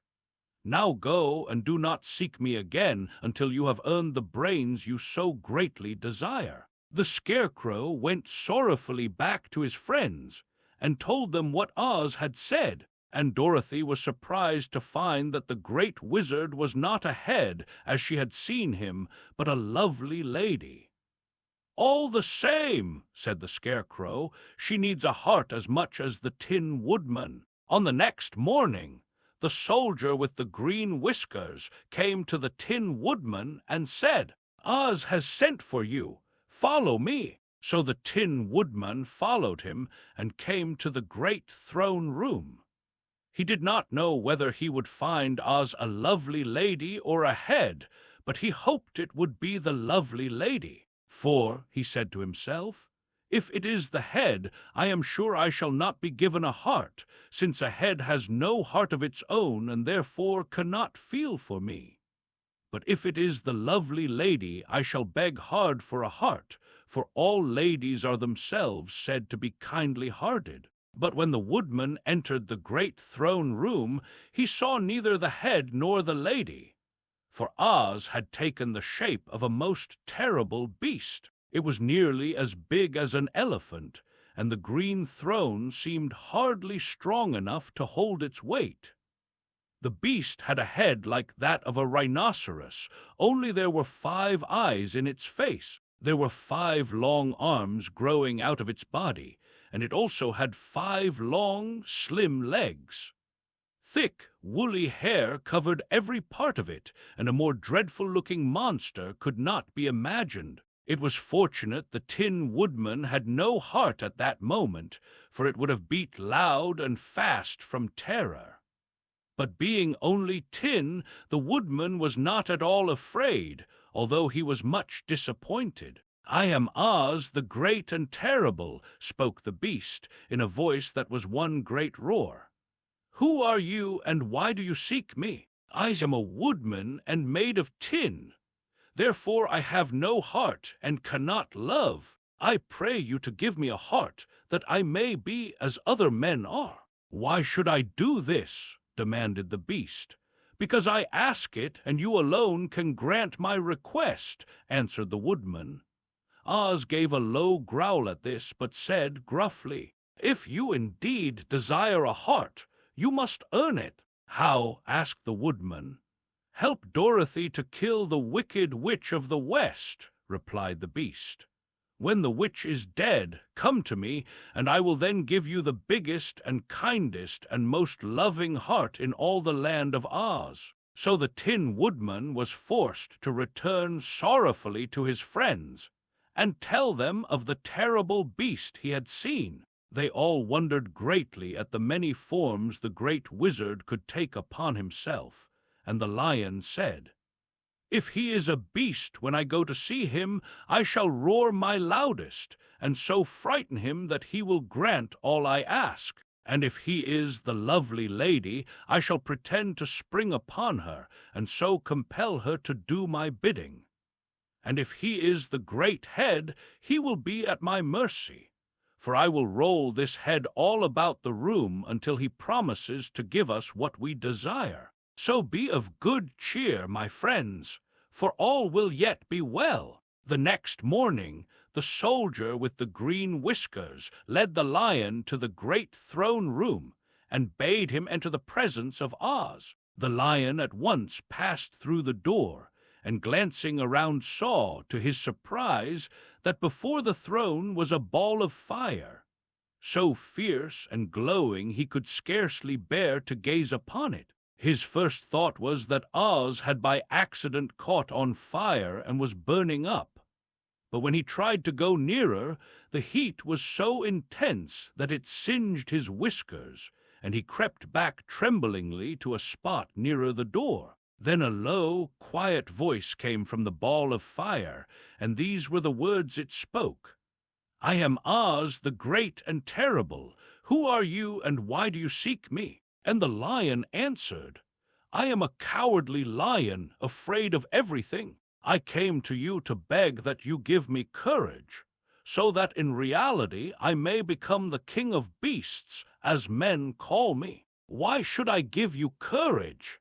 demanded Oz. "Because of all wizards you are the greatest, and alone have power to grant my request," answered the lion. The ball of fire burned fiercely for a time, and the voice said, "Bring me proof that the wicked witch is dead, and that moment I will give you courage. But as long as the witch lives, you must remain a coward." The lion was angry at this speech, but could say nothing in reply. And while he stood silently gazing at the ball of fire, it became so furiously hot that he turned tail and rushed from the room. He was glad to find his friends waiting for him, and told them of his terrible interview with the wizard. "What shall we do now?" asked Dorothy sadly.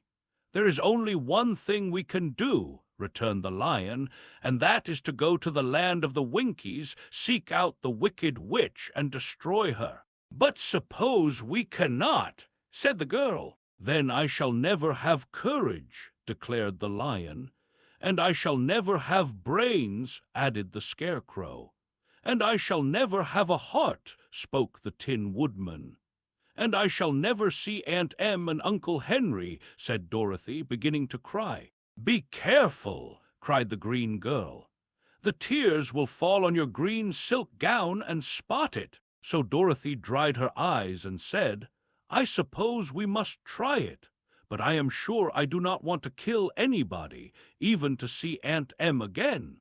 "I will go with you." "But I'm too much of a coward to kill the witch," said the lion. "I will go too," declared the Scarecrow, "but I shall not be of much help to you, I am such a fool." "I haven't the heart to harm even a witch," remarked the Tin Woodman, "but if you go, I certainly shall go with you." Therefore it was decided to start upon their journey the next morning, and the woodman sharpened his axe on a green grindstone and had all his joints properly oiled. The Scarecrow stuffed himself with fresh straw, and Dorothy put new paint on his eyes that he might see better.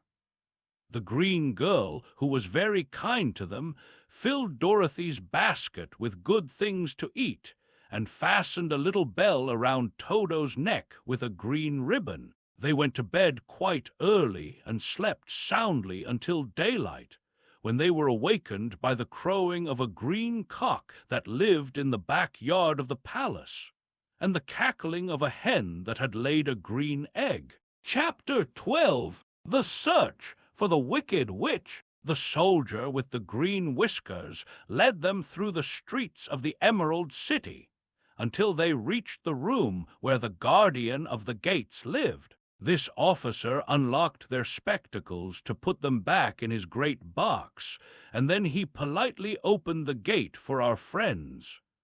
"Which road leads to the Wicked Witch of the West?" asked Dorothy. "There is no road," answered the guardian of the gates. "No one ever wishes to go that way." "How, then, are we to find her?" inquired the girl. "That will be easy," replied the man, "for when she knows you are in the country of the Winkies, she will find you and make you all her slaves." "Perhaps not," said the Scarecrow, "for we mean to destroy her." "Oh, that is different," said the guardian of the gates. "No one has ever destroyed her before, so I naturally thought she would make slaves of you as she has of the rest.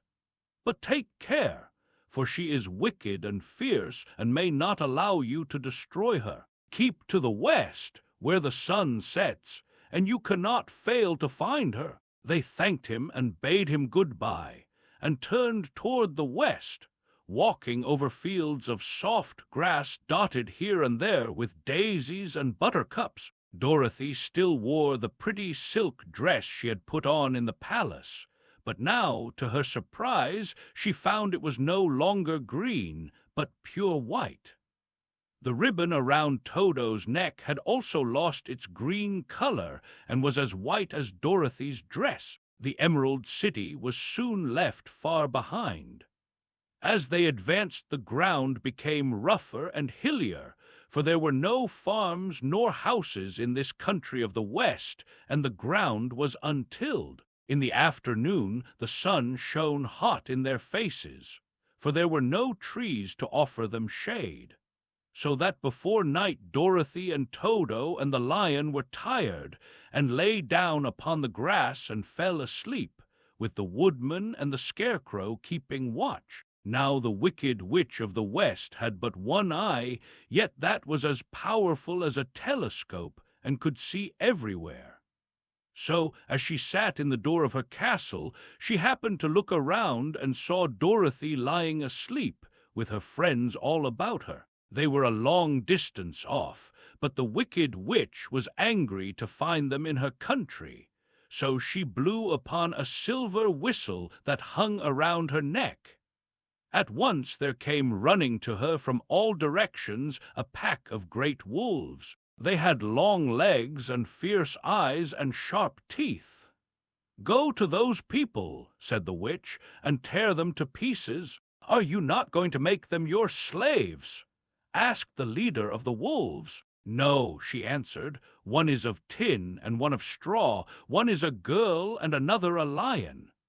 None of them is fit to work, so you may tear them into small pieces." "Very well," said the wolf, and he dashed away at full speed, followed by the others. It was lucky the Scarecrow and the Woodman were wide awake and heard the wolves coming. "This is my fight," said the Woodman, "so get behind me and I will meet them as they come." He seized his axe, which he had made very sharp, and as the leader of the wolves came on the Tin Woodman, swung his arm and chopped the wolf's head from its body, so that it immediately died. As soon as he could raise his axe, another wolf came up, and he also fell under the sharp edge of the Tin Woodman's weapon. There were 40 wolves, and 40 times a wolf was killed, so that at last they all lay dead in a heap before the Woodman. Then he put down his axe and sat beside the Scarecrow, who said, "It was a good fight, friend." They waited until Dorothy awoke the next morning. The little girl was quite frightened when she saw the great pile of shaggy wolves, but the Tin Woodman told her all. She thanked him for saving them and sat down to breakfast, after which they started again upon their journey. Now this same morning the wicked witch came to the door of her castle and looked out with her one eye that could see far off. She saw all her wolves lying dead and the strangers still traveling through her country. This made her angrier than before, and she blew her silver whistle twice.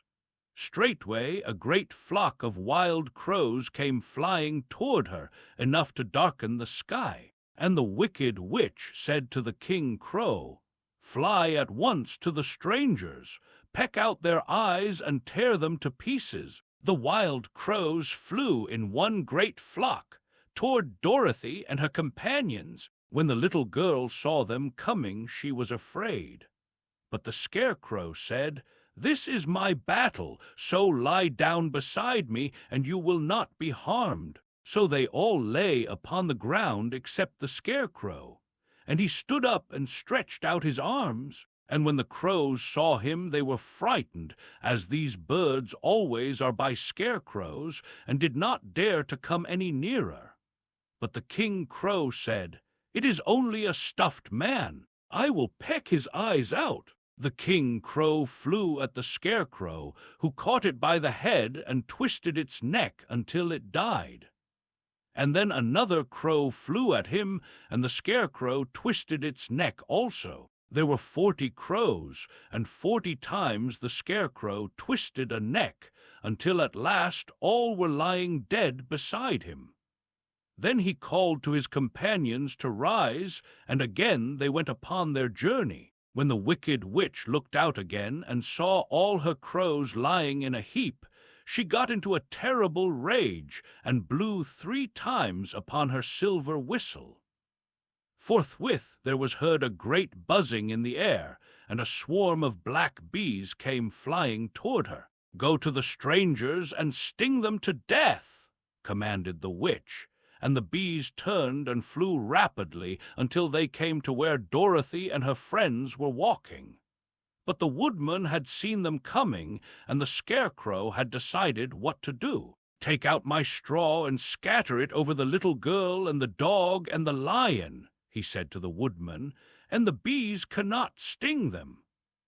This the Woodman did, and as Dorothy lay close beside the lion and held Toto in her arms, the straw covered them entirely. The bees came and found no one but the Woodman to sting, so they flew at him and broke off all their stings against the tin, without hurting the Woodman at all. And as bees cannot live when their stings are broken, that was the end of the black bees, and they lay scattered thick about the Woodman, like little heaps of fine coal. Then Dorothy and the lion got up, and the girl helped the Tin Woodman put the straw back into the Scarecrow again until he was as good as ever.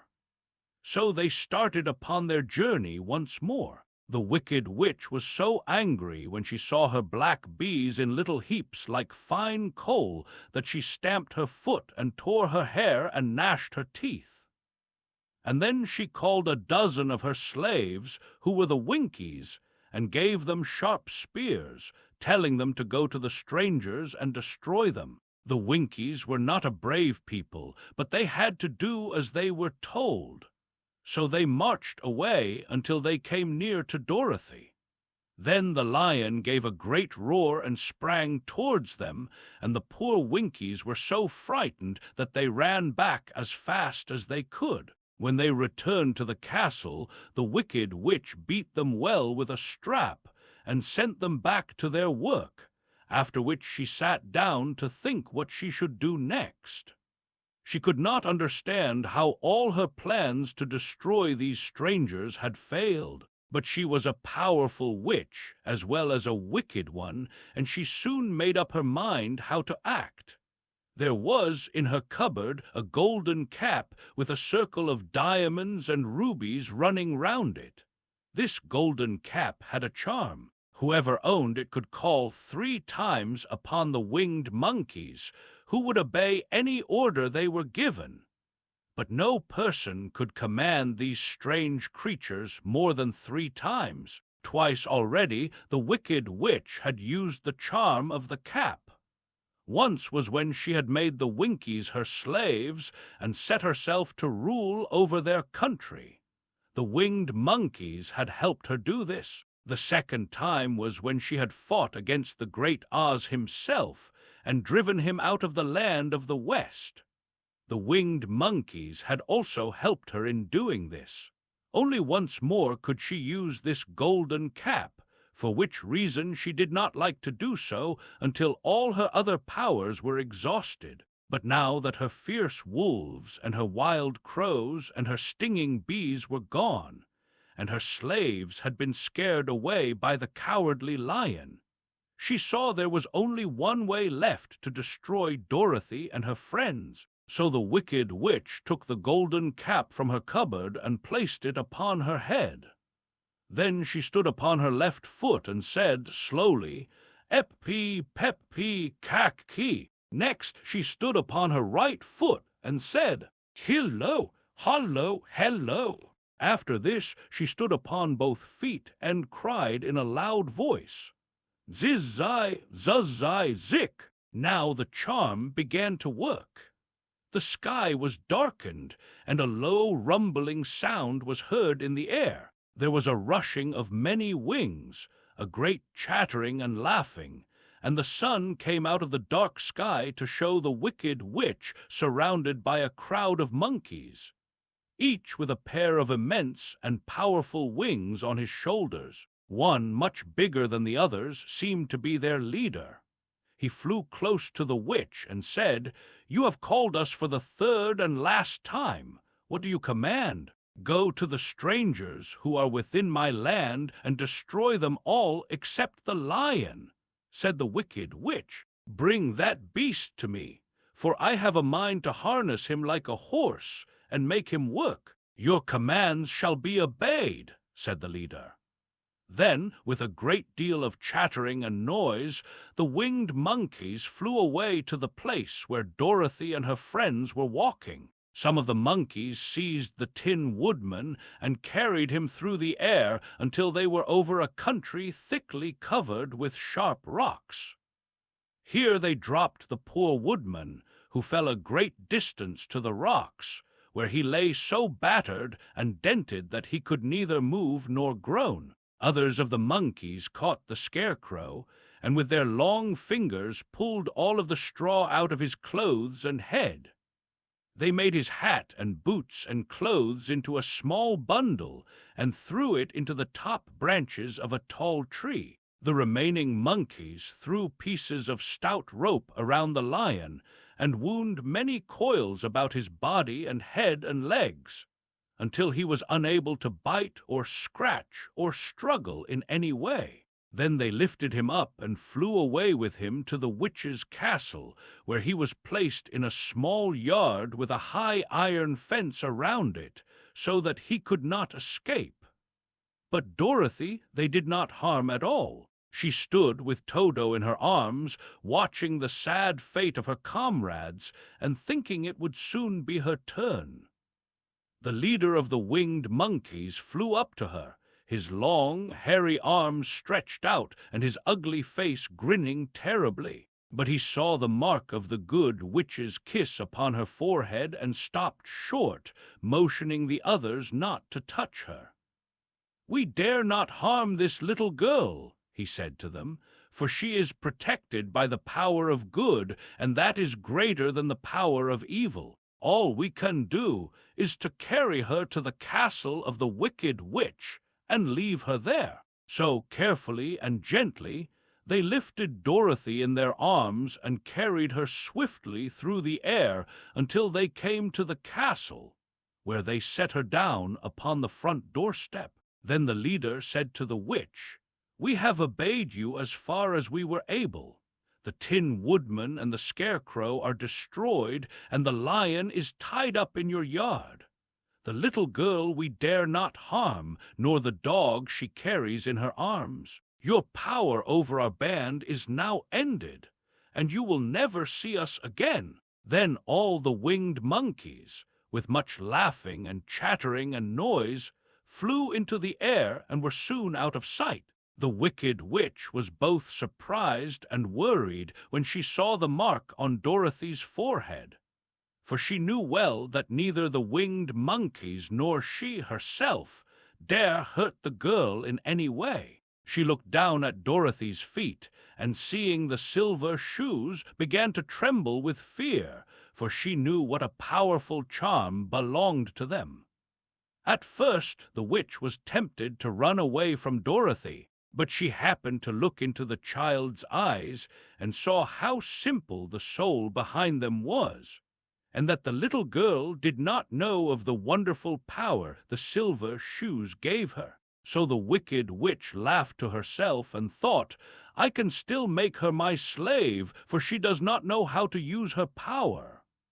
Then she said to Dorothy, harshly and severely, "Come with me, and see that you mind everything I tell you, for if you do not I will make an end of you, as I did of the Tin Woodman and the Scarecrow." Dorothy followed her through many of the beautiful rooms in her castle until they came to the kitchen, where the witch bade her clean the pots and kettles and sweep the floor and keep the fire fed with wood. Dorothy went to work meekly, with her mind made up to work as hard as she could, for she was glad the wicked witch had decided not to kill her. With Dorothy hard at work, the witch thought she would go into the courtyard and harness the cowardly lion like a horse. It would amuse her, she was sure, to make him draw her chariot whenever she wished to go to drive. But as she opened the gate, the lion gave a loud roar and bounded at her so fiercely that the witch was afraid, and ran out and shut the gate again. "If I cannot harness you," said the witch to the lion, speaking through the bars of the gate, "I can starve you. You shall have nothing to eat until you do as I wish." So after that she took no food to the imprisoned lion, but every day she came to the gate at noon and asked, "Are you ready to be harnessed like a horse?" And the lion would answer, "No.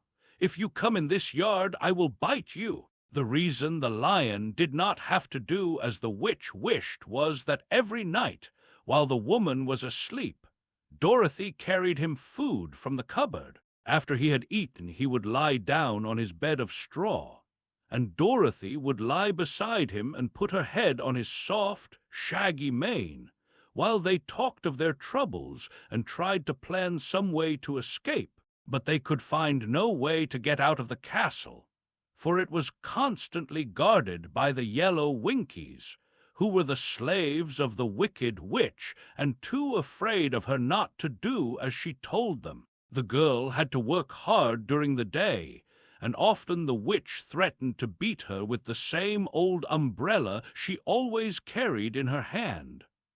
But in truth, she did not dare to strike Dorothy because of the mark upon her forehead. The child did not know this, and was full of fear for herself and Toto. Once the witch struck Toto a blow with her umbrella, and the brave little dog flew at her and bit her leg in return. The witch did not bleed where she was bitten, for she was so wicked that the blood in her had dried up many years before.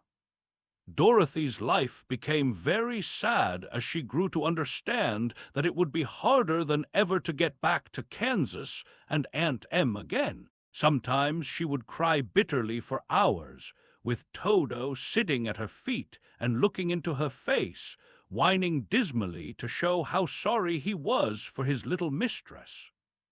Toto did not really care whether he was in Kansas or the land of Oz so long as Dorothy was with him. But he knew the little girl was unhappy, and that made him unhappy too. Now the wicked witch had a great longing to have for her own the silver shoes which the girl always wore. Her bees and her crows and her wolves were lying in heaps and drying up, and she had used up all the power of the golden cap. But if she could only get hold of the silver shoes, they would give her more power than all the other things she had lost. She watched Dorothy carefully to see if she ever took off her shoes, thinking she might steal them. But the child was so proud of her pretty shoes that she never took them off except at night and when she took her bath. The witch was too much afraid of the dark to dare go in Dorothy's room at night to take the shoes, and her dread of water was greater than her fear of the dark. So she never came near when Dorothy was bathing. Indeed, the old witch never touched water, nor ever let water touch her in any way. But the wicked creature was very cunning, and she finally thought of a trick that would give her what she wanted. She placed a bar of iron in the middle of the kitchen floor, and then by her magic arts made the iron invisible to human eyes, so that when Dorothy walked across the floor, she stumbled over the bar, not being able to see it, and fell at full length. She was not much hurt, but in her fall one of the silver shoes came off, and before she could reach it, the witch had snatched it away and put it on her own skinny foot. The wicked woman was greatly pleased with the success of her trick, for as long as she had one of the shoes she owned half the power of their charm, and Dorothy could not use it against her, even had she known how to do so. The little girl, seeing she had lost one of her pretty shoes, grew angry and said to the witch, "Give me back my shoe." "I will not," retorted the witch, "for it is now my shoe and not yours." "You are a wicked creature," cried Dorothy. "You have no right to take my shoe from me." "I shall keep it just the same," said the witch, laughing at her. "And someday I shall get the other one from you too." This made Dorothy so very angry that she picked up the bucket of water that stood near and dashed it over the witch, wetting her from head to foot. Instantly the wicked woman gave a loud cry of fear, and then, as Dorothy looked at her in wonder, the witch began to shrink and fall away. "See what you have done!" she screamed. "In a minute I shall melt away." "I'm very sorry indeed," said Dorothy, who was truly frightened to see the witch actually melting away like brown sugar before her very eyes. "Didn't you know water would be the end of me?" asked the witch in a wailing, despairing voice. "Of course not," answered Dorothy. "How should I?" "Well, in a few minutes I shall be all melted, and you will have the castle to yourself. I have been wicked in my day, but I never thought a little girl like you would ever be able to melt me and end my wicked deeds. Look out, here I go." With these words, the witch fell down in a brown, melted, shapeless mass, and began to spread over the clean boards of the kitchen floor. Seeing that she had really melted away to nothing, Dorothy drew another bucket of water and threw it over the mess. She then swept it all out the door.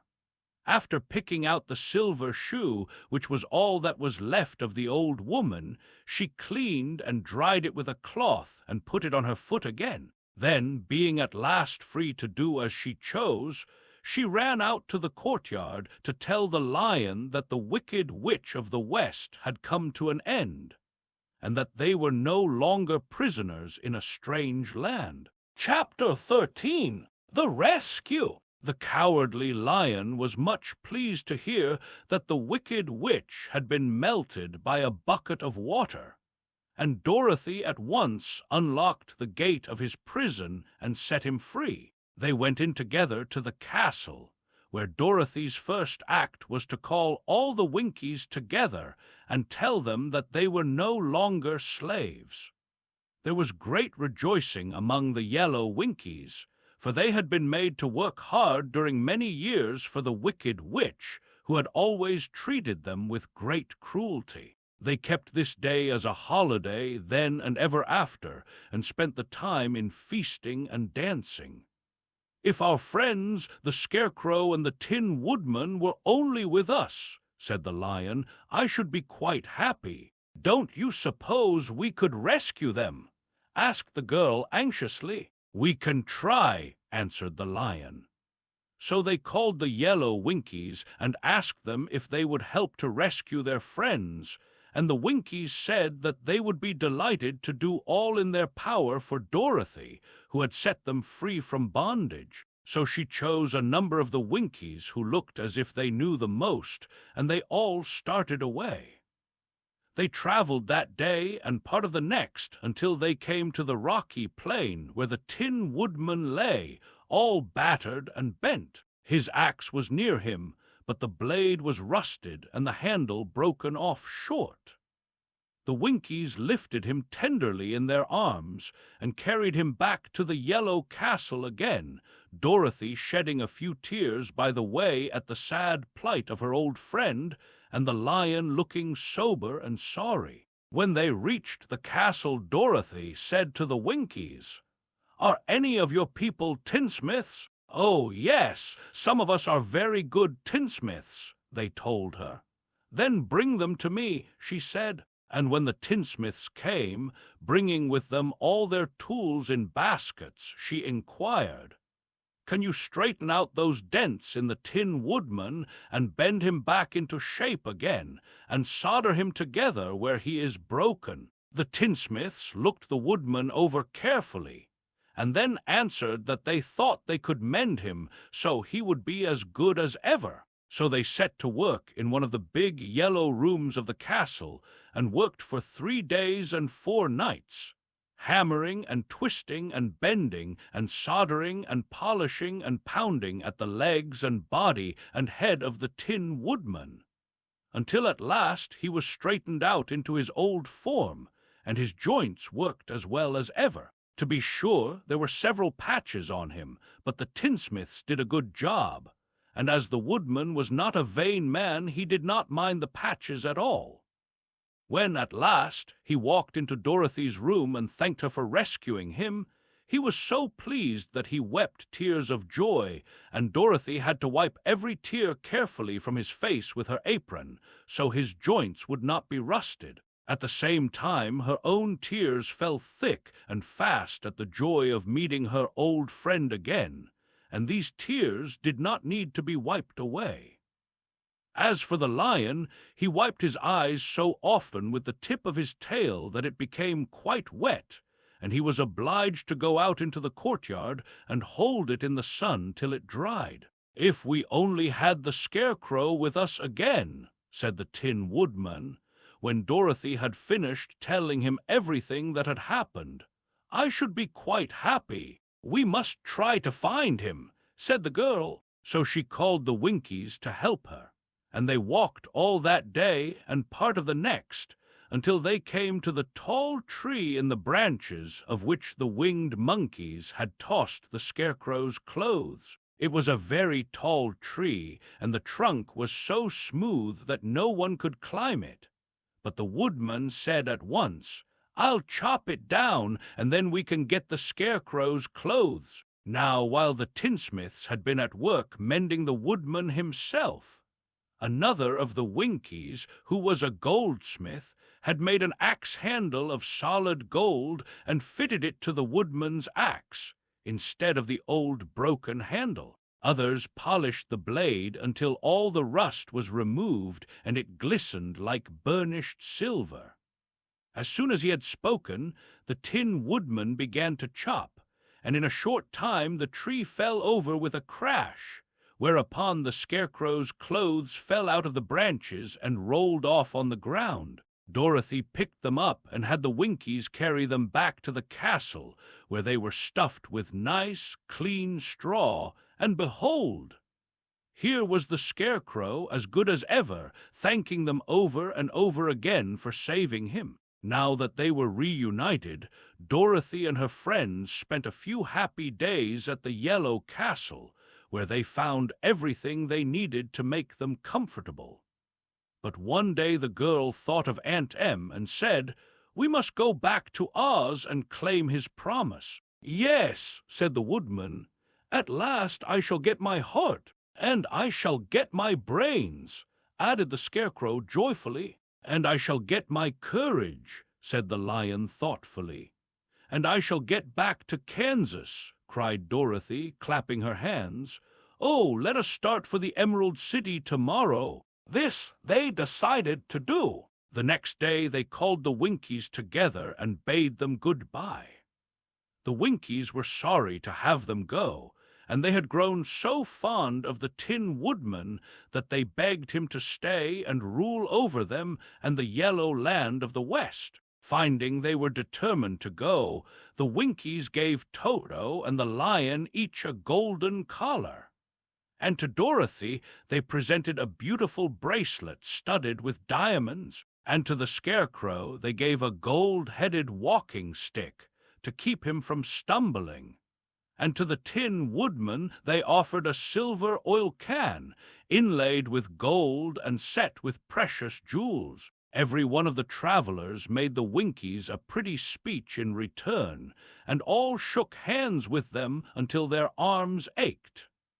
Dorothy went to the witch's cupboard to fill her basket with food for the journey, and there she saw the golden cap. She tried it on her own head and found that it fitted her exactly. She did not know anything about the charm of the golden cap, but she saw that it was pretty, so she made up her mind to wear it and carry her sunbonnet in the basket. Then, being prepared for the journey, they all started for the Emerald City, and the Winkies gave them 3 cheers and many good wishes to carry with them. Chapter 14. The Winged Monkeys. You will remember there was no road, not even a pathway, between the castle of the Wicked Witch and the Emerald City. When the 4 travelers went in search of the witch, she had seen them coming, and so sent the winged monkeys to bring them to her.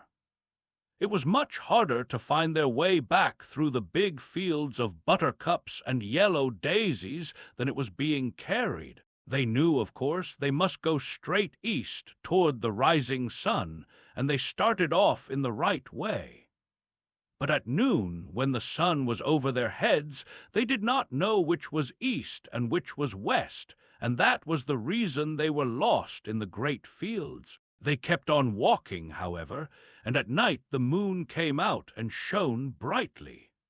So they lay down among the sweet-smelling yellow flowers and slept soundly until morning, all but the Scarecrow and the Tin Woodman. The next morning the sun was behind a cloud, but they started on as if they were quite sure which way they were going. "If we walk far enough," said Dorothy, "I am sure we shall sometime come to some place." But day by day passed away, and they still saw nothing before them but the scarlet fields. The Scarecrow began to grumble a bit.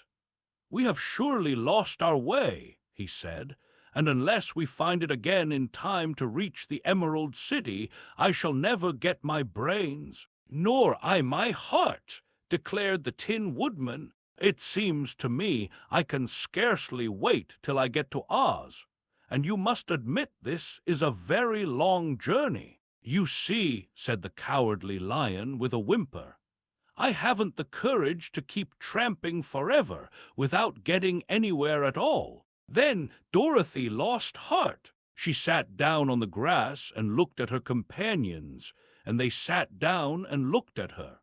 And Toto found that for the first time in his life he was too tired to chase a butterfly that flew past his head. So he put out his tongue and panted and looked at Dorothy as if to ask what they should do next. "Suppose we call the field mice," she suggested.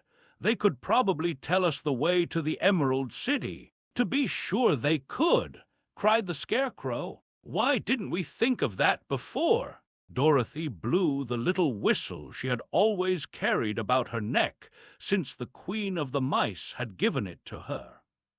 In a few minutes they heard the pattering of tiny feet, and many of the small gray mice came running up to her. Among them was the Queen herself, who asked in her squeaky little voice, "What can I do for my friends?" "We have lost our way," said Dorothy. "Can you tell us where the Emerald City is?" "Certainly," answered the Queen, "but it is a great way off, for you have had it at your backs all this time." Then she noticed Dorothy's golden cap and said, "Why don't you use the charm of the cap and call the winged monkeys to you? They will carry you to the city of Oz in less than an hour." "I didn't know there was a charm," answered Dorothy in surprise. "What is it?"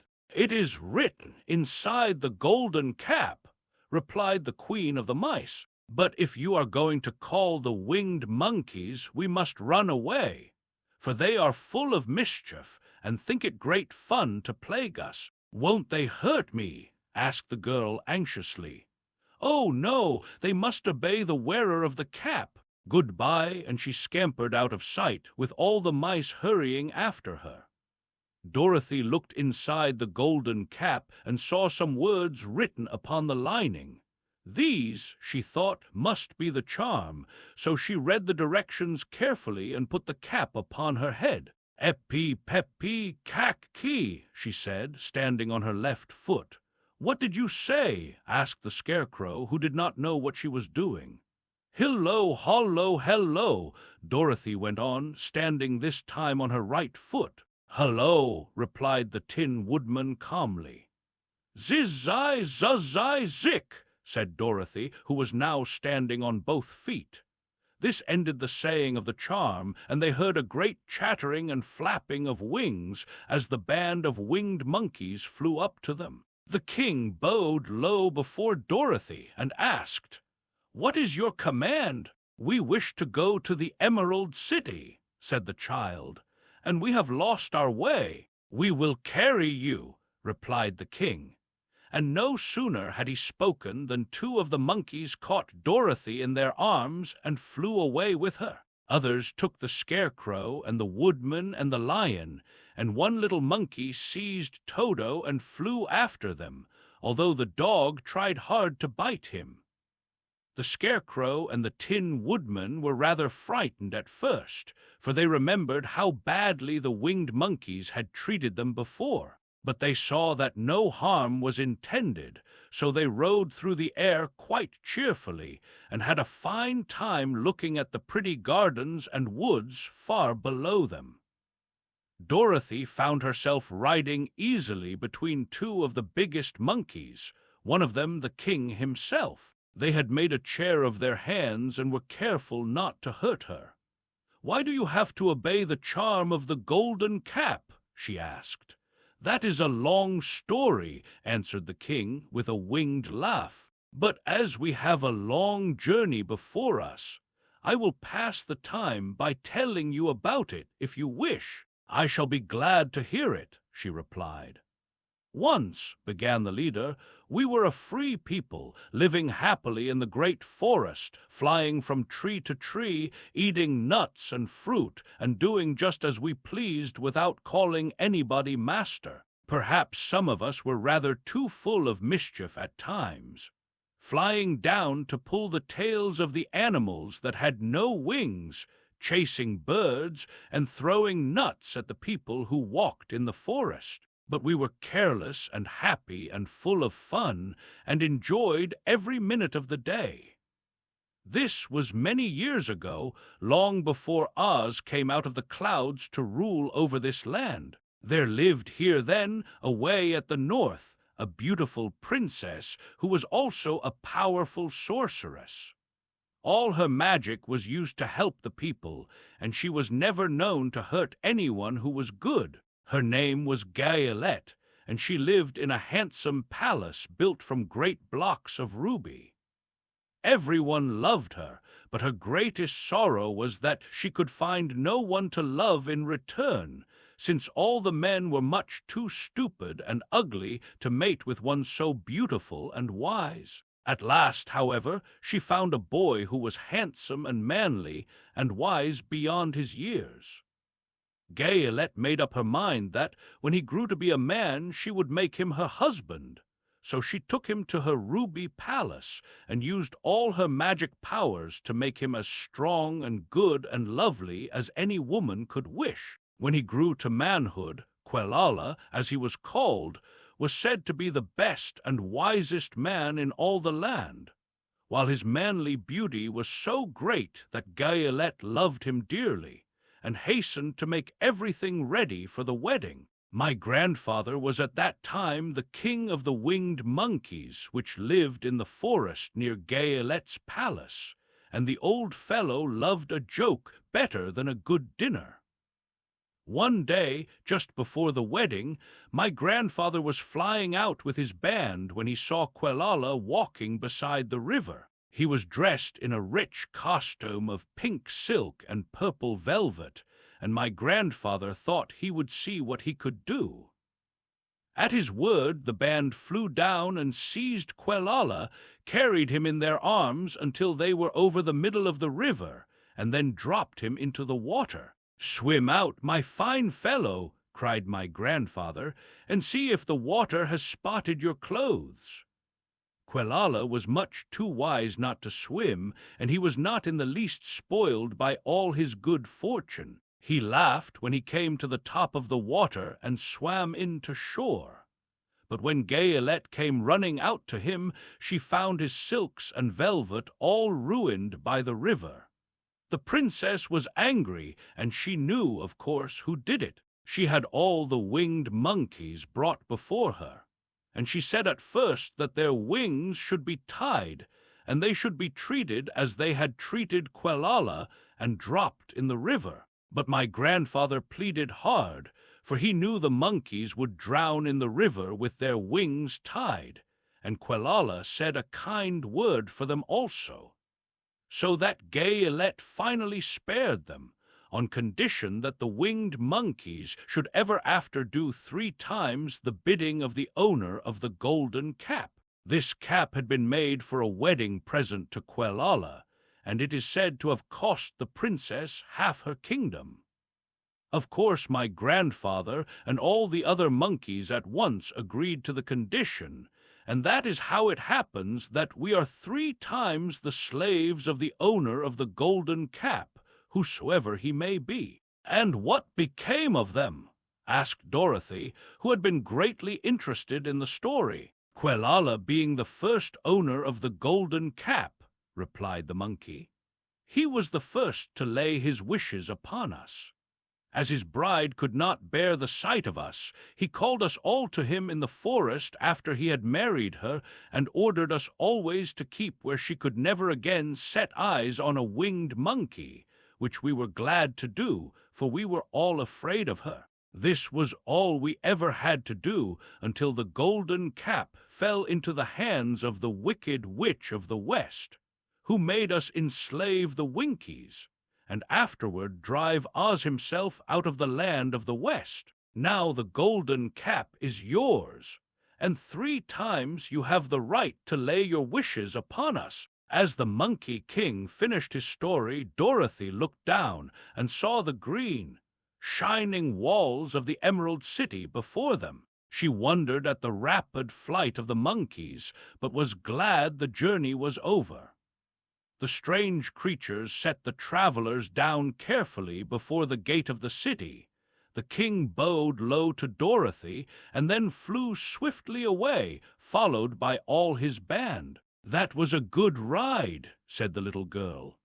"Yes, and a quick way out of our troubles," replied the lion.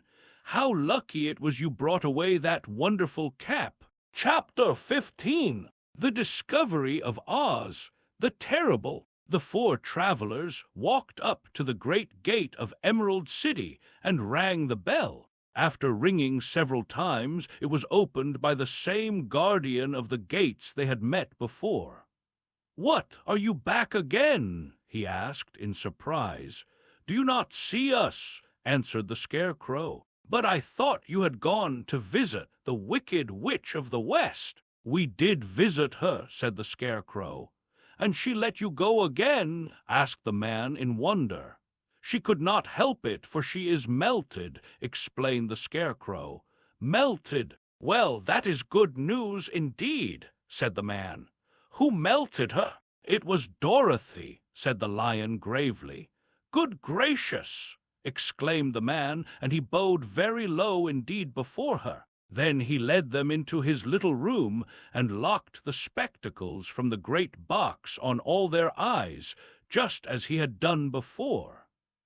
Afterward, they passed on through the gate into the Emerald City. When the people heard from the guardian of the gates that Dorothy had melted the Wicked Witch of the West, they all gathered around the travelers and followed them in a great crowd to the Palace of Oz. The soldier with the green whiskers was still on guard before the door, but he let them in at once, and they were again met by the beautiful green girl, who showed each of them to their old rooms at once, so they might rest until the great Oz was ready to receive them. The soldier had the news carried straight to Oz that Dorothy and the other travelers had come back again after destroying the Wicked Witch, but Oz made no reply.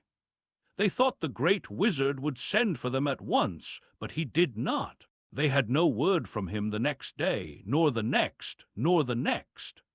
The waiting was tiresome and wearing, and at last they grew vexed that Oz should treat them in so poor a fashion after sending them to undergo hardships and slavery. So the Scarecrow at last asked the green girl to take another message to Oz, saying if he did not let them in to see him at once, they would call the winged monkeys to help them, and find out whether he kept his promises or not. When the wizard was given this message, he was so frightened that he sent word for them to come to the throne room at 4 minutes after 9 o'clock the next morning. He had once met the winged monkeys in the land of the West, and he did not wish to meet them again. The 4 travelers passed a sleepless night, each thinking of the gift Oz had promised to bestow on him.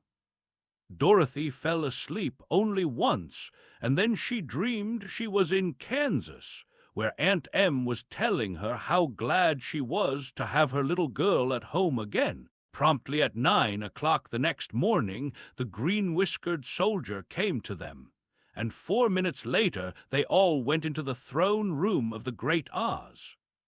Of course, each one of them expected to see the wizard in the shape he had taken before, and all were greatly surprised when they looked about and saw no one at all in the room. They kept close to the door and closer to one another, for the stillness of the empty room was more dreadful than any of the forms they had seen Oz take. Presently they heard a solemn voice that seemed to come from somewhere near the top of the great dome, and it said, "I am Oz, the Great and Terrible. Why do you seek me?" They looked again in every part of the room, and then, seeing no one, Dorothy asked, "Where are you?" "I am everywhere," answered the voice. "But to the eyes of common mortals I am invisible. I will now seat myself upon my throne, that you may converse with me."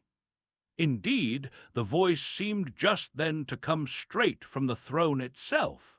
So they walked toward it and stood in a row while Dorothy said, "We have come to claim our promise, O Oz." "What promise?" asked Oz. "You promised to send me back to Kansas when the Wicked Witch was destroyed," said the girl. "And you promised to give me brains," said the Scarecrow. "And you promised to give me a heart," said the Tin Woodman. "And you promised to give me courage," said the Cowardly Lion. "Is the Wicked Witch really destroyed?" asked the voice, and Dorothy thought it trembled a little. "Yes," she answered. "I melted her with a bucket of water." "Dear me," said the voice, "how sudden! Well, come to me tomorrow, for I must have time to think it over." "You've had plenty of time already," said the Tin Woodman angrily. "We shan't wait a day longer," said the Scarecrow. "You must keep your promises to us," exclaimed Dorothy. The lion thought it might be as well to frighten the wizard, so he gave a large, loud roar, which was so fierce and dreadful that Toto jumped away from him in alarm and tipped over the screen that stood in a corner. As it fell with a crash, they looked that way, and the next moment all of them were filled with wonder. For they saw, standing in just the spot the screen had hidden, a little old man with a bald head and a wrinkled face, who seemed to be as much surprised as they were. The Tin Woodman, raising his axe, rushed toward the little man and cried out, "Who are you?" "I am Oz, the Great and Terrible," said the little man in a trembling voice. "But don't strike me, please don't, and I'll do anything you want me to." Our friends looked at him in surprise and dismay. "I thought Oz was a great head," said Dorothy. "And I thought Oz was a lovely lady," said the Scarecrow. "And I thought Oz was a terrible beast," said the Tin Woodman. "And I thought Oz was a ball of fire," exclaimed the lion. "No, you are all wrong," said the little man meekly. "I have been making believe." "Making believe!" cried Dorothy. "Are you not a great wizard?" "Hush, my dear," he said. "Don't speak so loud or you will be overheard and I should be ruined. I'm supposed to be a great wizard." "And aren't you?" she asked. "Not a bit of it, my dear. I'm just a common man." "You're more than that," said the Scarecrow in a grieved tone.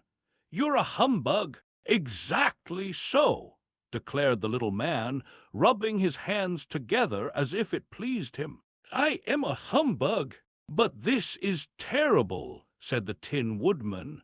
"How shall I ever get my heart?" "Or I my courage?" asked the lion. "Or I my brains?" wailed the Scarecrow, wiping the tears from his eyes with his coat sleeve. "My dear friends," said Oz, "I pray you not to speak of these little things. Think of me and the terrible trouble I'm in at being found out." "Doesn't anyone else know you're a humbug?" asked Dorothy. "No one knows it but you four and myself," replied Oz. "I have fooled everyone so long that I thought I should never be found out. It was a great mistake my ever letting you into the throne room. Usually I will not see even my subjects, and so they believe I am something terrible." "But I don't understand," said Dorothy in bewilderment. "How was it that you appeared to me as a great head?" "That was one of my tricks," answered Oz. "Step this way, please, and I will tell you all about it." He led the way to a small chamber in the rear of the throne room, and they all followed him. He pointed to one corner, in which lay the great head, made out of many thicknesses of paper and with a carefully painted face. "This I hung from the ceiling by a wire," said Oz. "I stood behind the screen and pulled a thread to make the eyes move and the mouth open." "But how about the voice?" she inquired. "Oh, I am a ventriloquist," said the little man. I can throw the sound of my voice wherever I wish, so that you thought it was coming out of the head. Here are the other things I used to deceive you." He showed the Scarecrow the dress and the mask he had worn when he seemed to be the lovely lady, and the Tin Woodman saw that his terrible beast was nothing but a lot of skins sewn together with slats to keep their sides out. As for the ball of fire, the false wizard had hung that also from the ceiling. It was really a ball of cotton, but when oil was poured upon it, the ball burned fiercely. "Really," said the Scarecrow, "you ought to be ashamed of yourself for being such a humbug."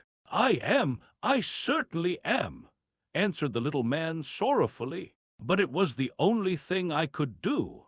Sit down, please, there are plenty of chairs, and I will tell you my story." So they sat down and listened while he told the following tale. "I was born in Omaha." "Why, that isn't very far from Kansas," cried Dorothy. "No, but it's farther from here," he said, shaking his head at her sadly.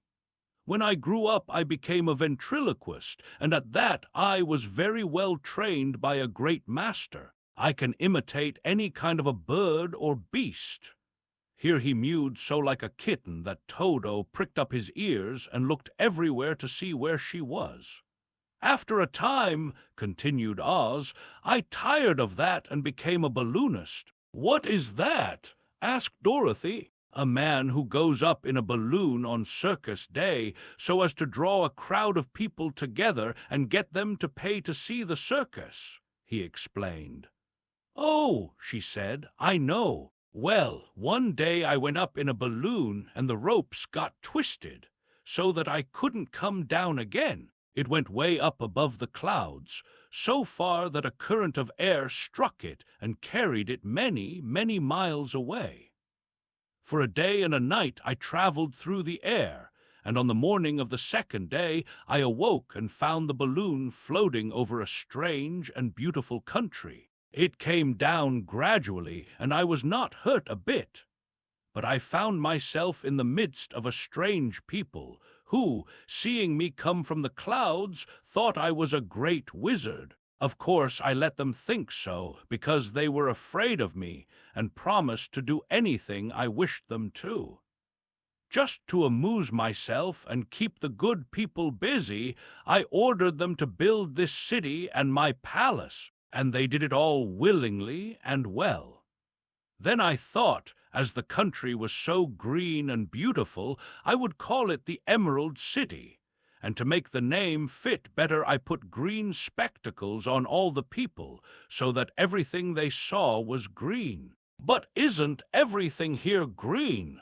asked Dorothy. "No more than in any other city," replied Oz. "But when you wear green spectacles, why, of course, everything you see looks green to you.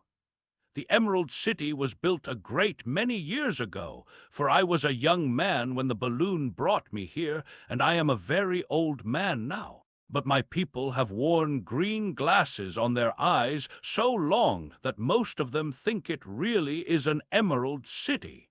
And it certainly is a beautiful place, abounding in jewels and precious metals, and every good thing that is needed to make one happy. I have been good to the people, and they like me. But ever since this palace was built, I have shut myself up and would not see any of them. One of my greatest fears was the witches, for while I had no magical powers at all, I soon found out that the witches were really able to do wonderful things. There were 4 of them in this country, and they ruled the people who live in the north and south and east and west. Fortunately, the witches of the north and south were good, and I knew they would do me no harm. But the witches of the east and west were terribly wicked, and had they not thought I was more powerful than they themselves, they would surely have destroyed me. As it was, I lived in deadly fear of them for many years, so you can imagine how pleased I was when I heard your house had fallen on the wicked witch of the east. When you came to me, I was willing to promise anything if you would only do away with the other witch. But now that you have melted her, I am ashamed to say that I cannot keep my promises." "I think you are a very bad man," said Dorothy. "Oh, no, my dear, I'm really a very good man, but I'm a very bad wizard, I must admit. Can't you give me brains?" asked the Scarecrow. "You don't need them. You are learning something every day. A baby has brains, but it doesn't know much.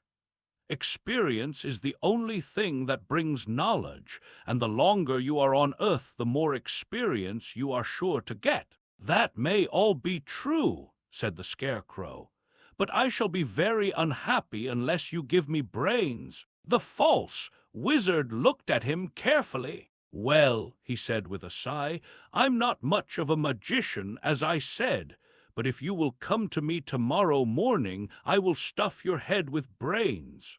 I cannot tell you how to use them, however. You must find that out for yourself." "Oh, thank you," cried the Scarecrow.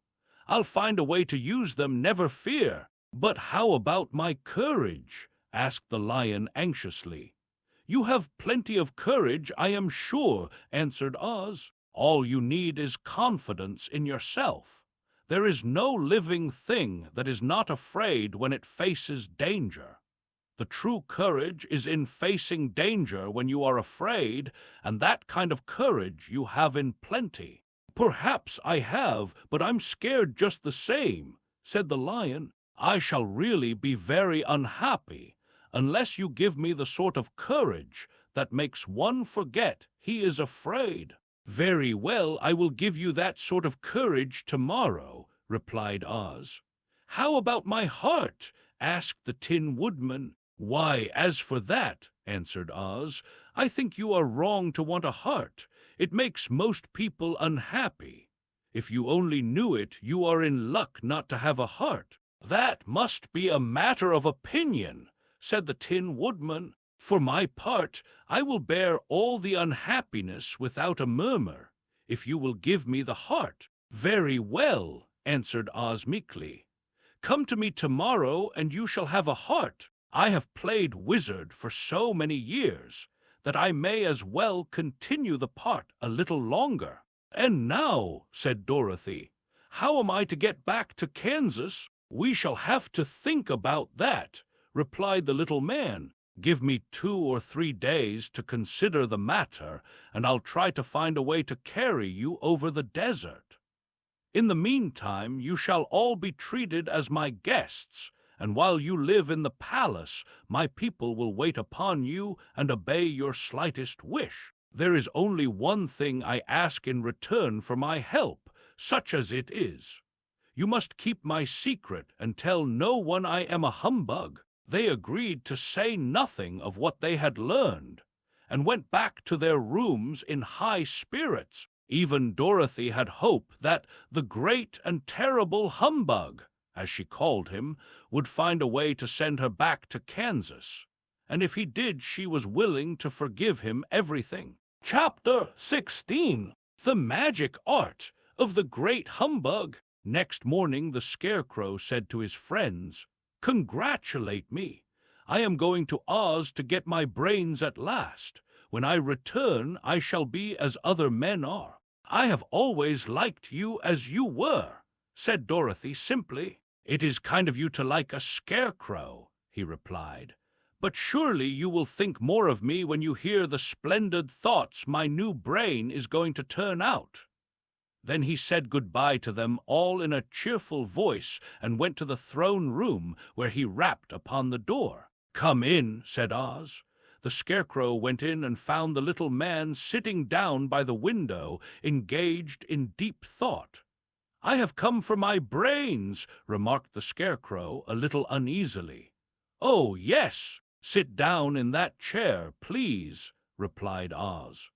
"You must excuse me for taking your head off, but I shall have to do it in order to put your brains in their proper place." "That's all right," said the Scarecrow. "You are quite welcome to take my head off, as long as it will be a better one when you put it on again." So the wizard unfastened his head and emptied out the straw. Then he entered the back room and took up a measure of bran, which he mixed with a great many pins and needles. Having shaken them together thoroughly, he filled the top of the Scarecrow's head with the mixture and stuffed the rest of the space with straw to hold it in place. When he had fastened the Scarecrow's head on his body again, he said to him, "Hereafter you will be a great man, for I have given you a lot of brand-new brains." The Scarecrow was both pleased and proud at the fulfillment of his greatest wish, and having thanked Oz warmly, he went back to his friends. Dorothy looked at him curiously. His head was quite bulged out at the top with brains. "How do you feel?" she asked. "I feel wise indeed," he answered earnestly. "When I get used to my brains, I shall know everything." "Why are those needles and pins sticking out of your head?" asked the Tin Woodman. "That is proof that he is sharp," remarked the Lion. "Well, I must go to Oz and get my heart," said the Woodman. So he walked to the throne room and knocked at the door. "Come in," called Oz, and the Woodman entered and said, "I have come for my heart." "Very well," answered the little man. "But I shall have to cut a hole in your breast so I can put your heart in the right place. I hope it won't hurt you." "Oh, no," answered the Woodman.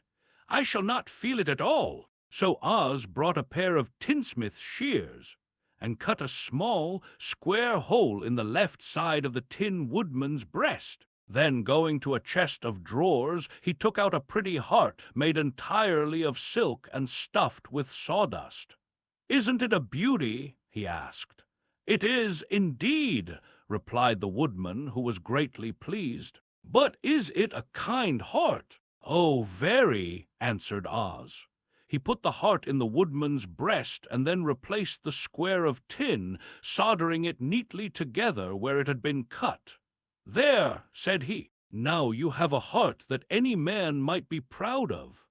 I'm sorry I had to put a patch on your breast, but it really couldn't be helped." "Never mind the patch," exclaimed the happy Woodman. "I am very grateful to you, and shall never forget your kindness." "Don't speak of it," replied Oz. Then the Tin Woodman went back to his friends, who wished him every joy on account of his good fortune. The Lion now walked to the throne room and knocked at the door. "Come in," said Oz. "I have come for my courage," announced the Lion, entering the room. "Very well," answered the little man.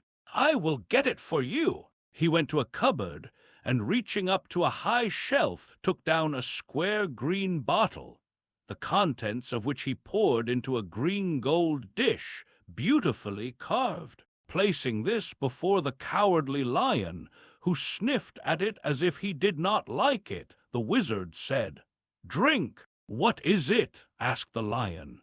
"Well," answered Oz, "if it were inside of you, it would be courage. You know, of course, that courage is always inside one, so that this really cannot be called courage until you have swallowed it.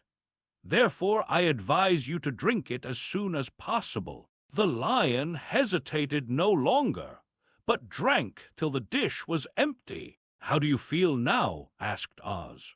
"Full of courage," replied the Lion, who went joyfully back to his friends to tell them of his good fortune.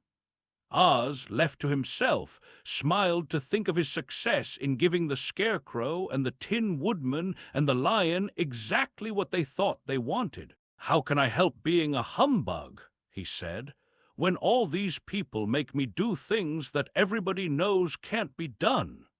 It was easy to make the Scarecrow and the Lion and the Woodman happy because they imagined I could do anything. But it will take more than imagination to carry Dorothy back to Kansas, and I'm sure I don't know how it can be done." Chapter 17. How the Balloon Was Launched. For 3 days, Dorothy heard nothing from Oz. These were sad days for the little girl, although her friends were all quite happy and contented. The Scarecrow told them there were wonderful thoughts in his head, but he would not say what they were because he knew no one could understand them but himself. When the Tin Woodman walked about, he felt his heart rattling around in his breast. And he told Dorothy he had discovered it to be a kinder and more tender heart than the one he had owned when he was made of flesh. The lion declared he was afraid of nothing on earth, and would gladly face an army or a dozen of the fierce Kalidahs. Thus each of the little party was satisfied except Dorothy, who longed more than ever to get back to Kansas. On the fourth day, to her great joy, Oz sent for her, and when she entered the throne room he greeted her pleasantly. "Sit down, my dear. I think I have found the way to get you out of this country." "And back to Kansas?" she asked eagerly. "Well, I'm not sure about Kansas," said Oz, "for I haven't the faintest notion which way it lies. But the first thing to do is to cross the desert, and then it should be easy to find your way home." "How can I cross the desert?" she inquired. "Well, I'll tell you what I think," said the little man. "You see, when I came to this country it was in a balloon. You also came through the air, being carried by a cyclone. So I believe the best way to get across the desert will be through the air. Now, it is quite beyond my powers to make a cyclone, but I've been thinking the matter over, and I believe I can make a balloon." "How?" asked Dorothy. "A balloon," said Oz, "is made of silk, which is coated with glue to keep the gas in it. I have plenty of silk in the palace, so it will be no trouble to make the balloon. But in all this country, there is no gas to fill the balloon with, to make it float." "If it won't float," remarked Dorothy, "it will be of no use to us." "True," answered Oz, "but there is another way to make it float, which is to fill it with hot air. Hot air isn't as good as gas, for if the air should get cold, the balloon would come down in the desert, and we should be lost." "We!" exclaimed the girl. "Are you going with me?" "Yes, of course," replied Oz. "I am tired of being such a humbug. If I should go out of this palace, my people would soon discover I am not a wizard, and then they would be vexed with me for having deceived them. So I have to stay shut up in these rooms all day, and it gets tiresome. I'd much rather go back to Kansas with you and be in a circus again." "I shall be glad to have your company," said Dorothy. "Thank you," he answered. "Now, if you will help me sew the silk together, we will begin to work on our balloon." So Dorothy took a needle and thread, and as fast as Oz cut the strips of silk into proper shape, the girl sewed them neatly together. First there was a strip of light green silk, then a strip of dark green, and then a strip of emerald green. For Oz had a fancy to make the balloon in different shades of the color about them. It took 3 days to sew all the strips together, but when it was finished, they had a big bag of green silk more than 20 feet long. Then Oz painted it on the inside with a coat of thin glue to make it airtight, after which he announced that the balloon was ready. "But we must have a basket to ride in," he said. So he sent the soldier with the green whiskers for a big clothes basket, which he fastened with many ropes to the bottom of the balloon. When it was all ready, Oz sent word to his people that he was going to make a visit to a great brother wizard who lived in the clouds. The news spread rapidly throughout the city, and everyone came to see the wonderful sight. Oz ordered the balloon carried out in front of the palace, and the people gazed upon it with much curiosity. The Tin Woodman had chopped a big pile of wood, and now he made a fire of it, and Oz held the bottom of the balloon over the fire so that the hot air that arose from it would be caught in the silken bag. Gradually the balloon swelled out and rose into the air, until finally the basket just touched the ground. Then Oz got into the basket and said to all the people in a loud voice, "I am now going away to make a visit. While I am gone, the Scarecrow will rule over you. I command you to obey him as you would me." The balloon was by this time tugging hard at the rope that held it to the ground, for the air within it was hot, and this made it so much lighter in weight than the air without that it pulled hard to rise into the sky. "Come, Dorothy," cried the wizard. "Hurry up, or the balloon will fly away." "I can't find Toto anywhere," replied Dorothy, who did not wish to leave her little dog behind. Toto had run into the crowd to bark at a kitten, and Dorothy at last found him. She picked him up and ran towards the balloon. She was within a few steps of it, and Oz was holding out his hands to help her into the basket, when crack went the ropes and the balloon rose into the air without her. "Come back!" she screamed. "I want to go too." "I can't come back, my dear," called Oz from the basket. "Goodbye!" "Goodbye!" shouted everyone, and all eyes were turned upward to where the wizard was riding in the basket, rising every moment farther and farther into the sky. And that was the last any of them ever saw of Oz, the wonderful wizard, though he may have reached Omaha safely and be there now for all we know. But the people remembered him lovingly and said to one another, "Oz was always our friend. When he was here, he built for us this beautiful Emerald City. And now he is gone, he has left the wise Scarecrow to rule over us." Still, for many days they grieved over the loss of the wonderful wizard, and would not be comforted. Chapter 18. Dorothy wept bitterly at the passing of her hope to get home to Kansas again. But when she thought it all over, she was glad she had not gone up in a balloon, and she also felt sorry at losing Oz, and so did her companions. The Tin Woodman came to her and said, "Truly, I should be ungrateful if I failed to mourn for the man who gave me my lovely heart. I should like to cry a little because Oz is gone.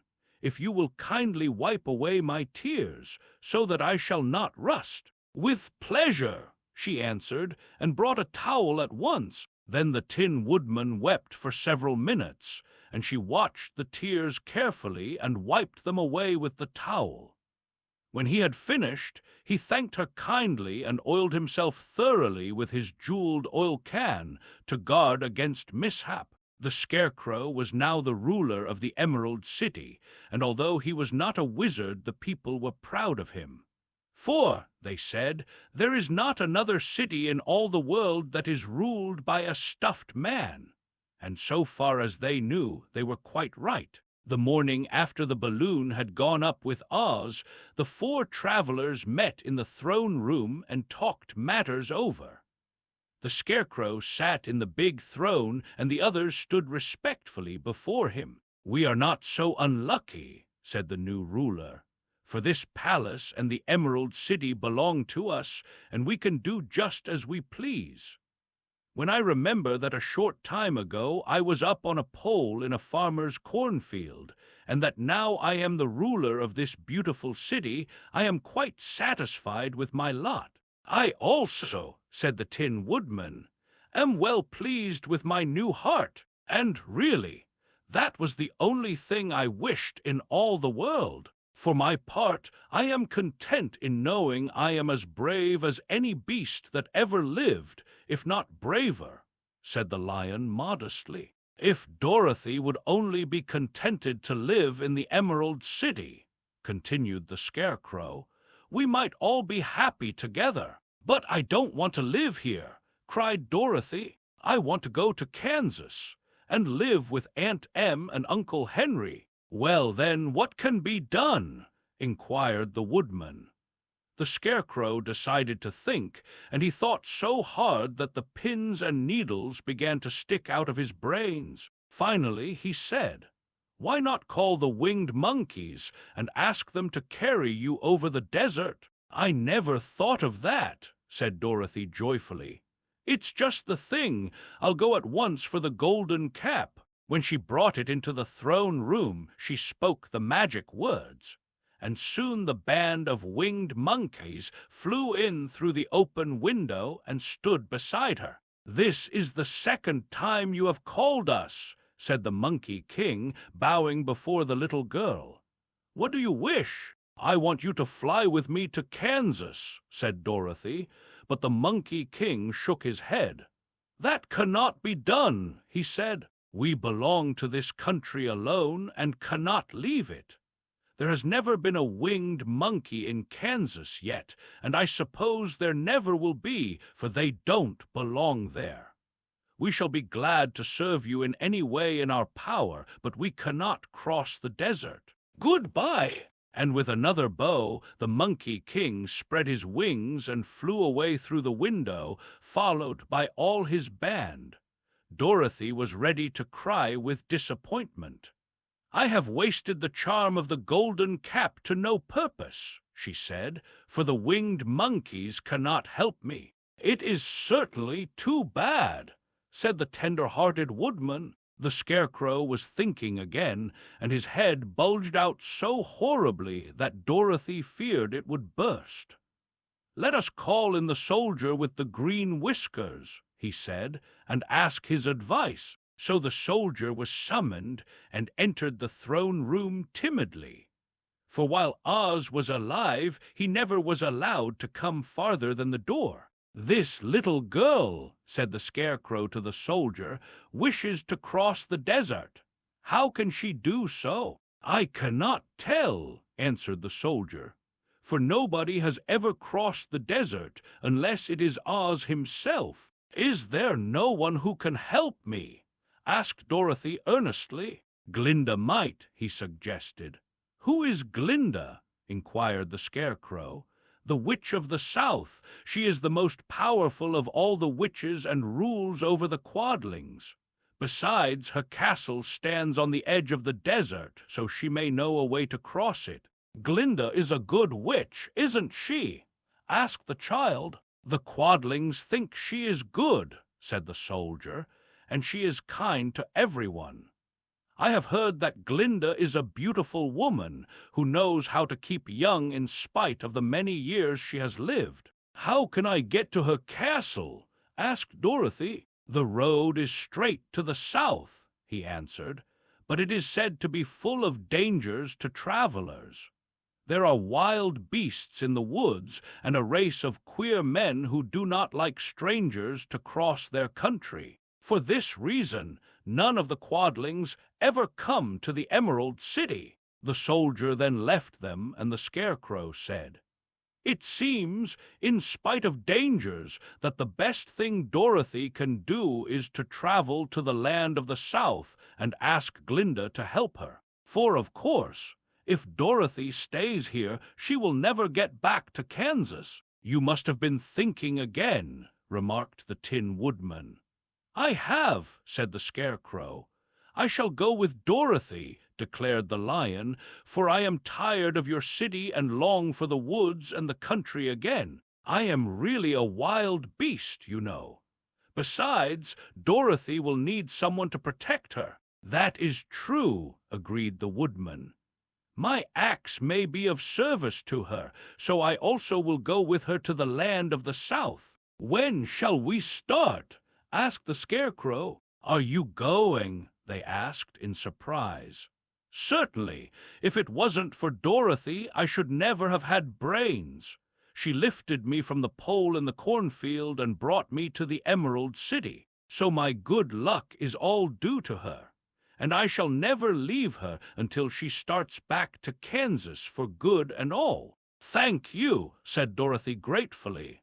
"You are all very kind to me, but I should like to start as soon as possible." "We shall go tomorrow morning," returned the Scarecrow. "So now let us all get ready, for it will be a long journey." Chapter 19. Attacked by the Fighting Trees. The next morning Dorothy kissed the pretty green girl goodbye, and they all shook hands with the soldier with the green whiskers, who had walked with them as far as the gate. When the guardian of the gate saw them again, he wondered greatly that they could leave the beautiful city to get into new trouble. But he at once unlocked their spectacles, which he put back into the green box, and gave them many good wishes to carry with them. "You are now our ruler," he said to the Scarecrow, "so you must come back to us as soon as possible." "I certainly shall if I am able," the Scarecrow replied, "but I must help Dorothy to get home first." As Dorothy bade the good-natured guardian a last farewell, she said, "I have been very kindly treated in your lovely city, and everyone has been good to me. I cannot tell you how grateful I am." "Don't try, my dear," he answered. "We should like to keep you with us, but if it is your wish to return to Kansas, I hope you will find a way." He then opened the gate of the outer wall, and they walked forth and started upon their journey. The sun shone brightly as our friends turned their faces toward the land of the South. They were all in the best of spirits, and laughed and chatted together. Dorothy was once more filled with the hope of getting home, and the Scarecrow and the Tin Woodman were glad to be of use to her. As for the Lion, he sniffed the fresh air with delight, and whisked his tail from side to side in pure joy at being in the country again, while Toto ran around them and chased the moths and butterflies, barking merrily all the time. "City life does not agree with me at all," remarked the Lion as they walked along at a brisk pace. "I have lost much flesh since I lived there, and now I am anxious for a chance to show the other beasts how courageous I have grown." They now turned and took a last look at the Emerald City. All they could see was a mass of towers and steeples behind the green walls, and high up above everything the spires and dome of the Palace of Oz.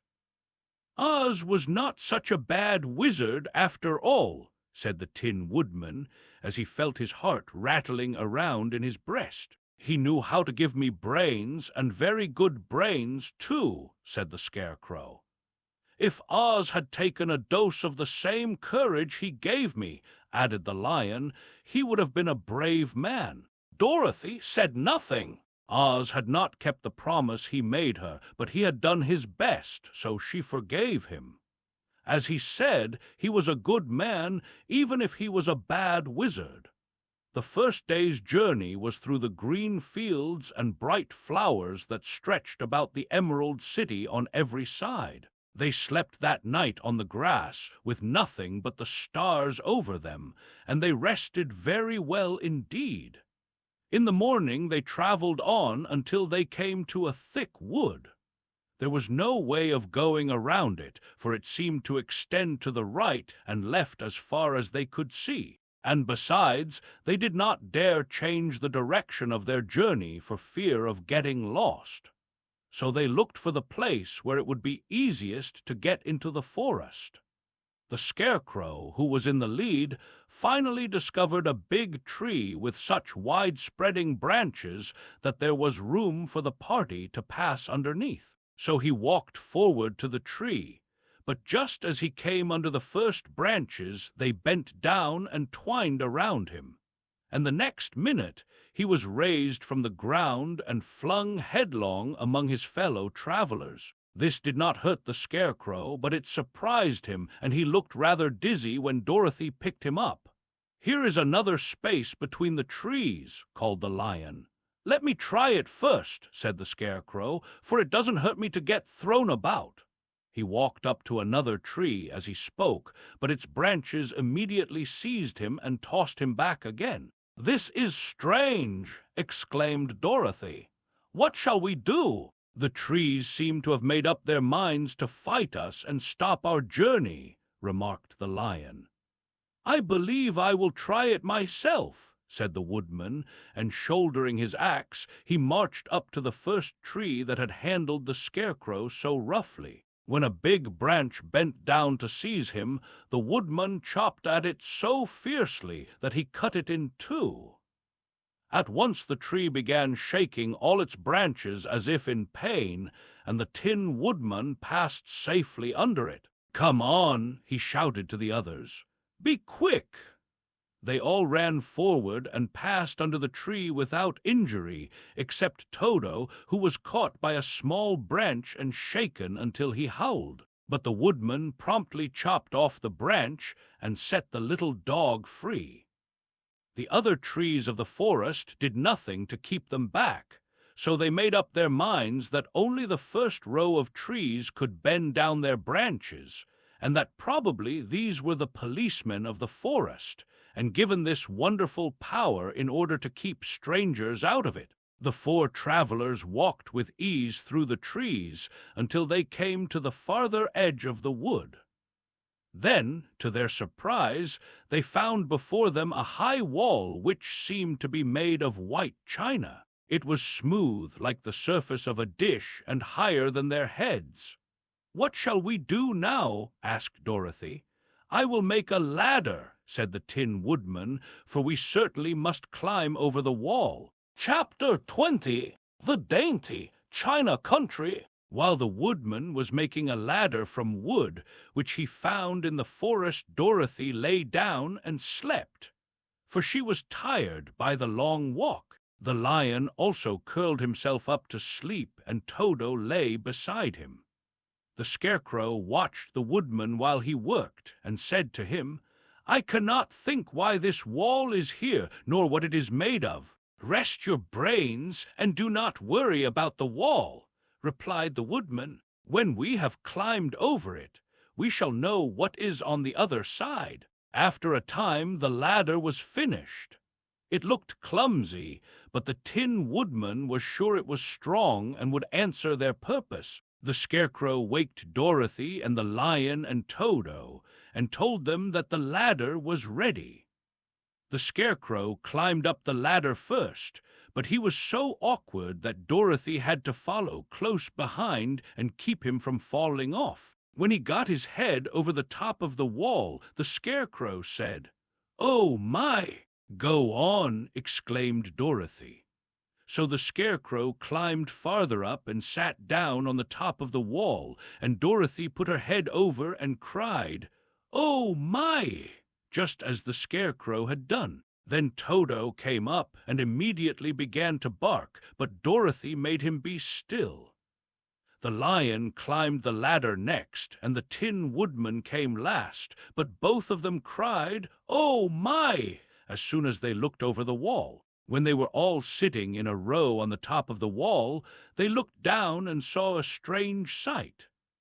Before them was a great stretch of country having a floor as smooth and shining and white as the bottom of a big platter. Scattered around were many houses made entirely of china and painted in the brightest colors.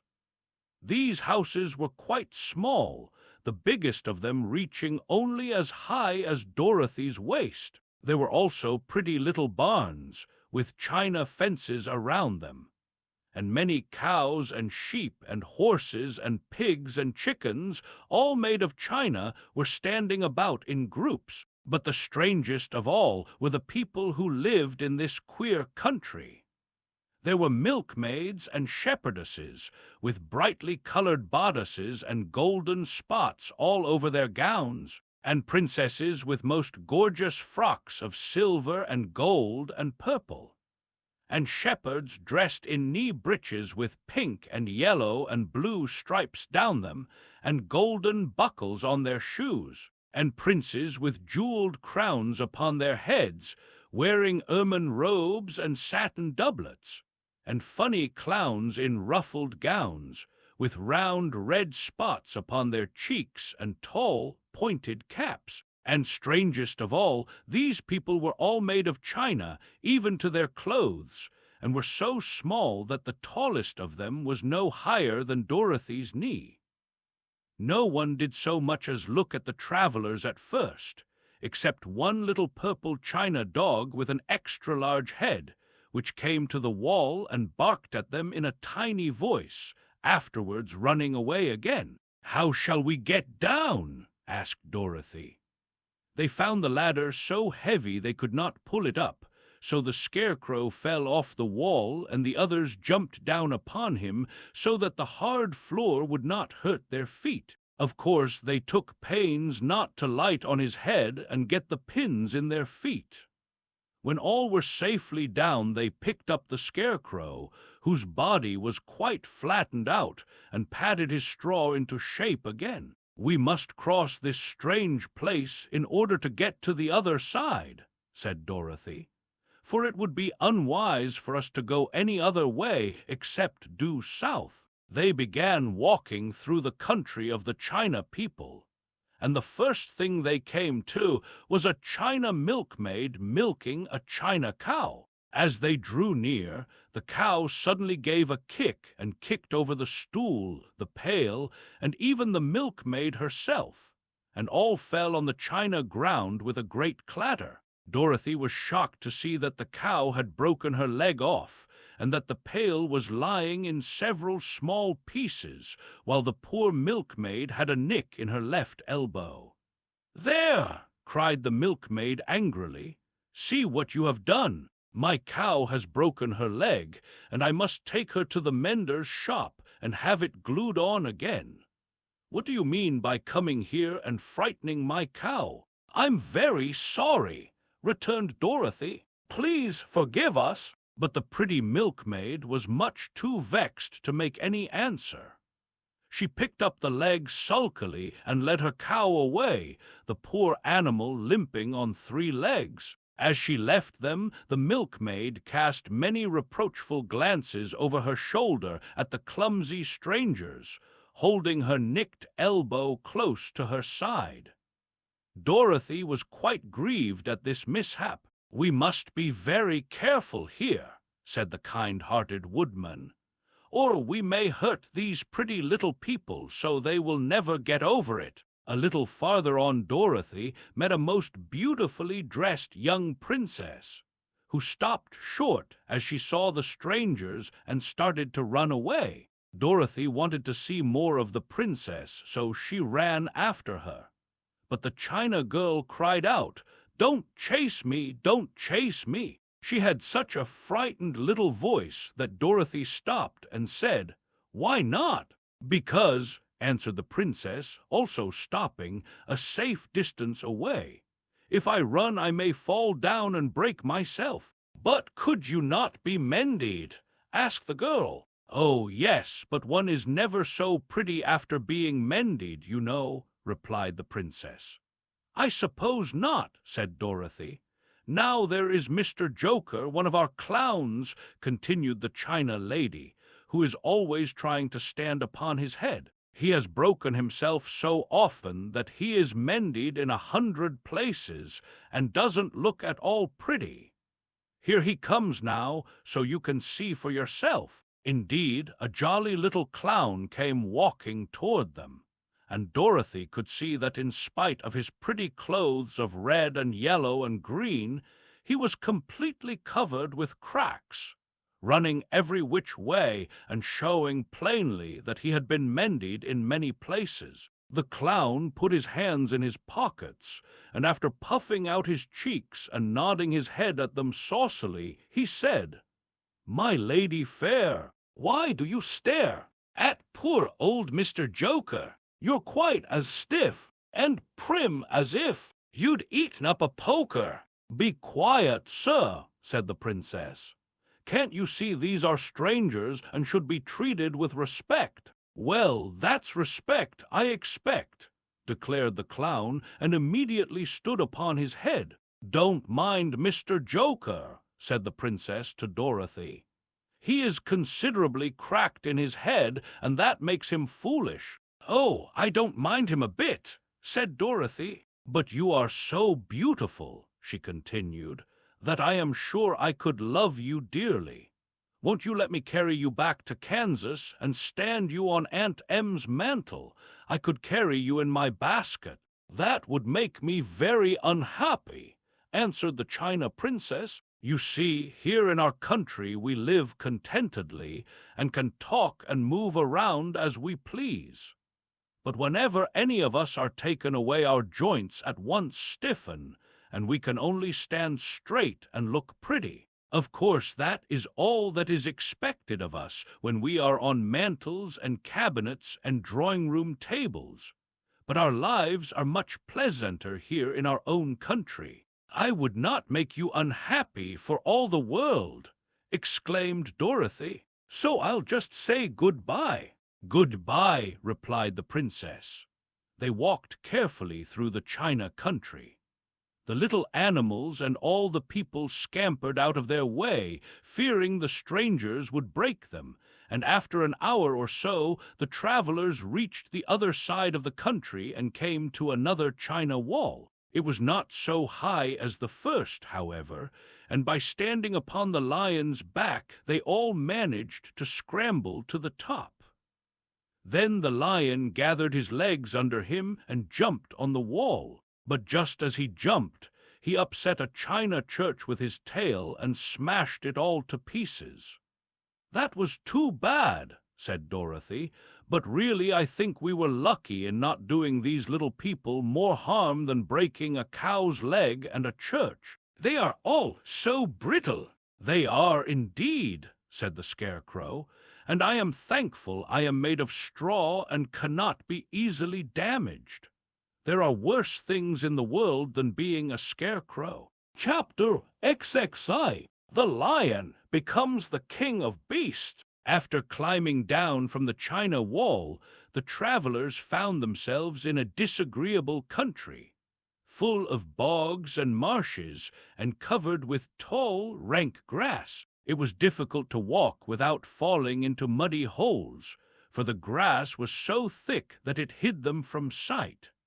However, by carefully picking their way, they got safely along until they reached solid ground. But here the country seemed wilder than ever, and after a long and tiresome walk through the underbrush, they entered another forest, where the trees were bigger and older than any they had ever seen. "This forest is perfectly delightful," declared the lion, looking around him with joy.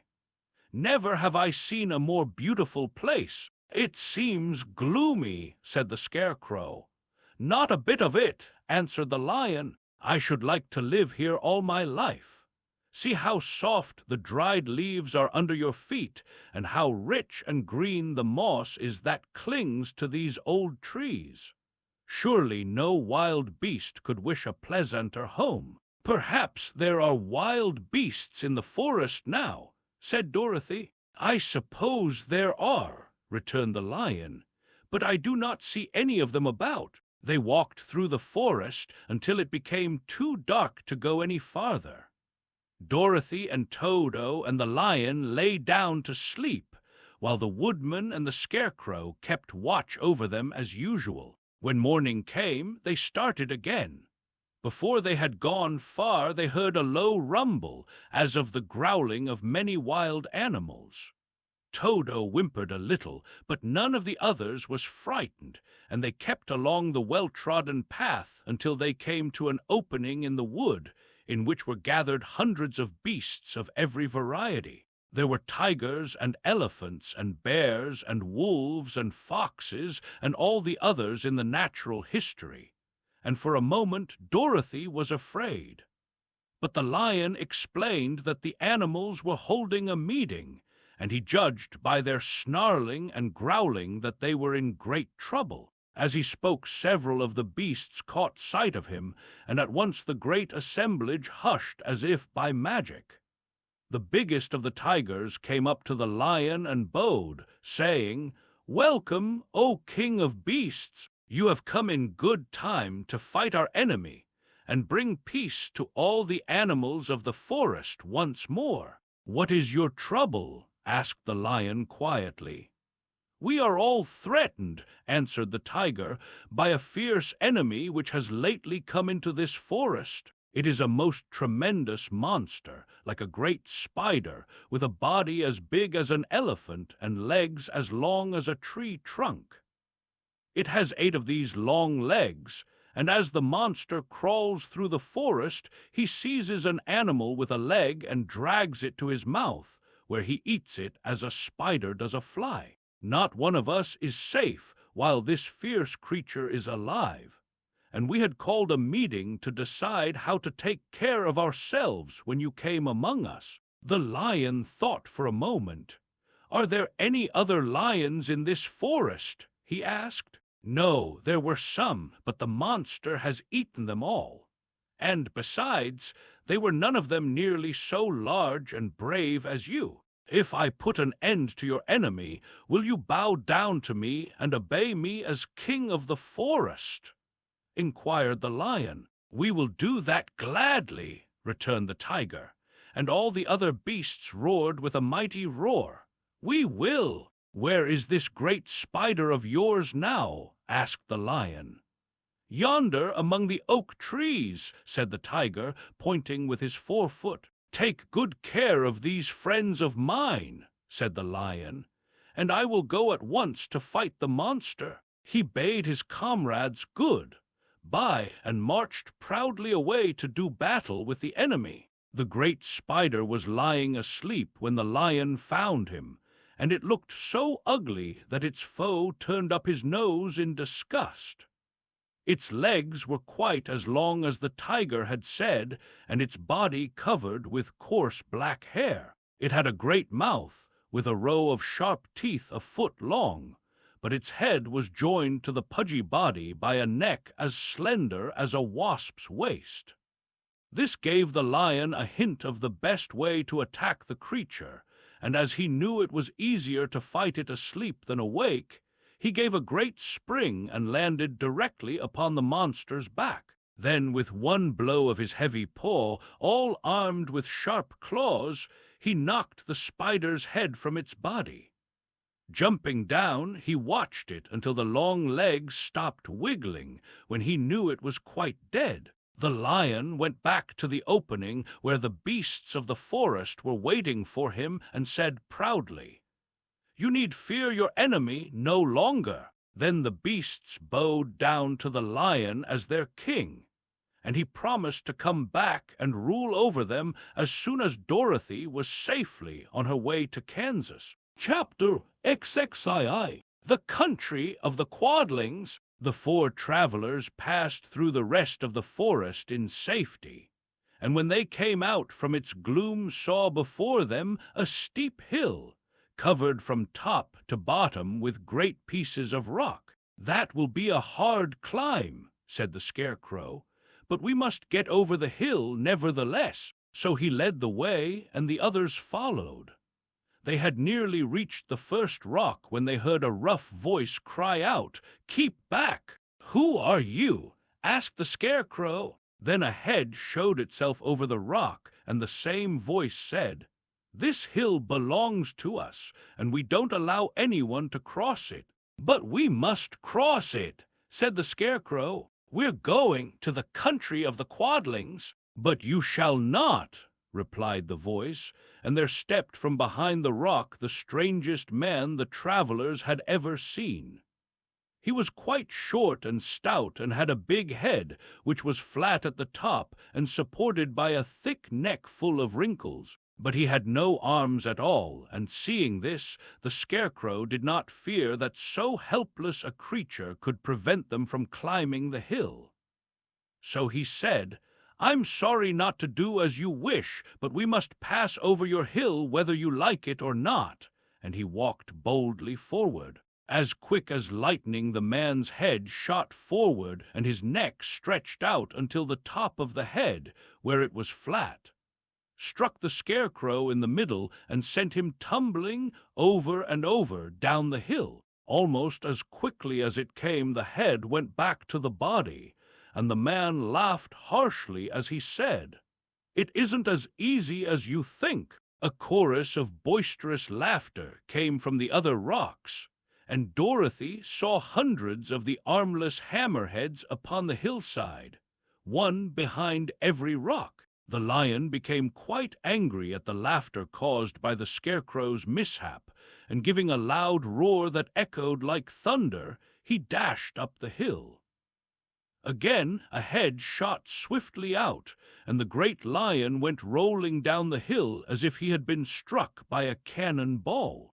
Dorothy ran down and helped the Scarecrow to his feet, and the lion came up to her, feeling rather bruised and sore, and said, "It is useless to fight people with shooting heads. No one can withstand them." "What can we do, then?" she asked. "Call the winged monkeys," suggested the Tin Woodman.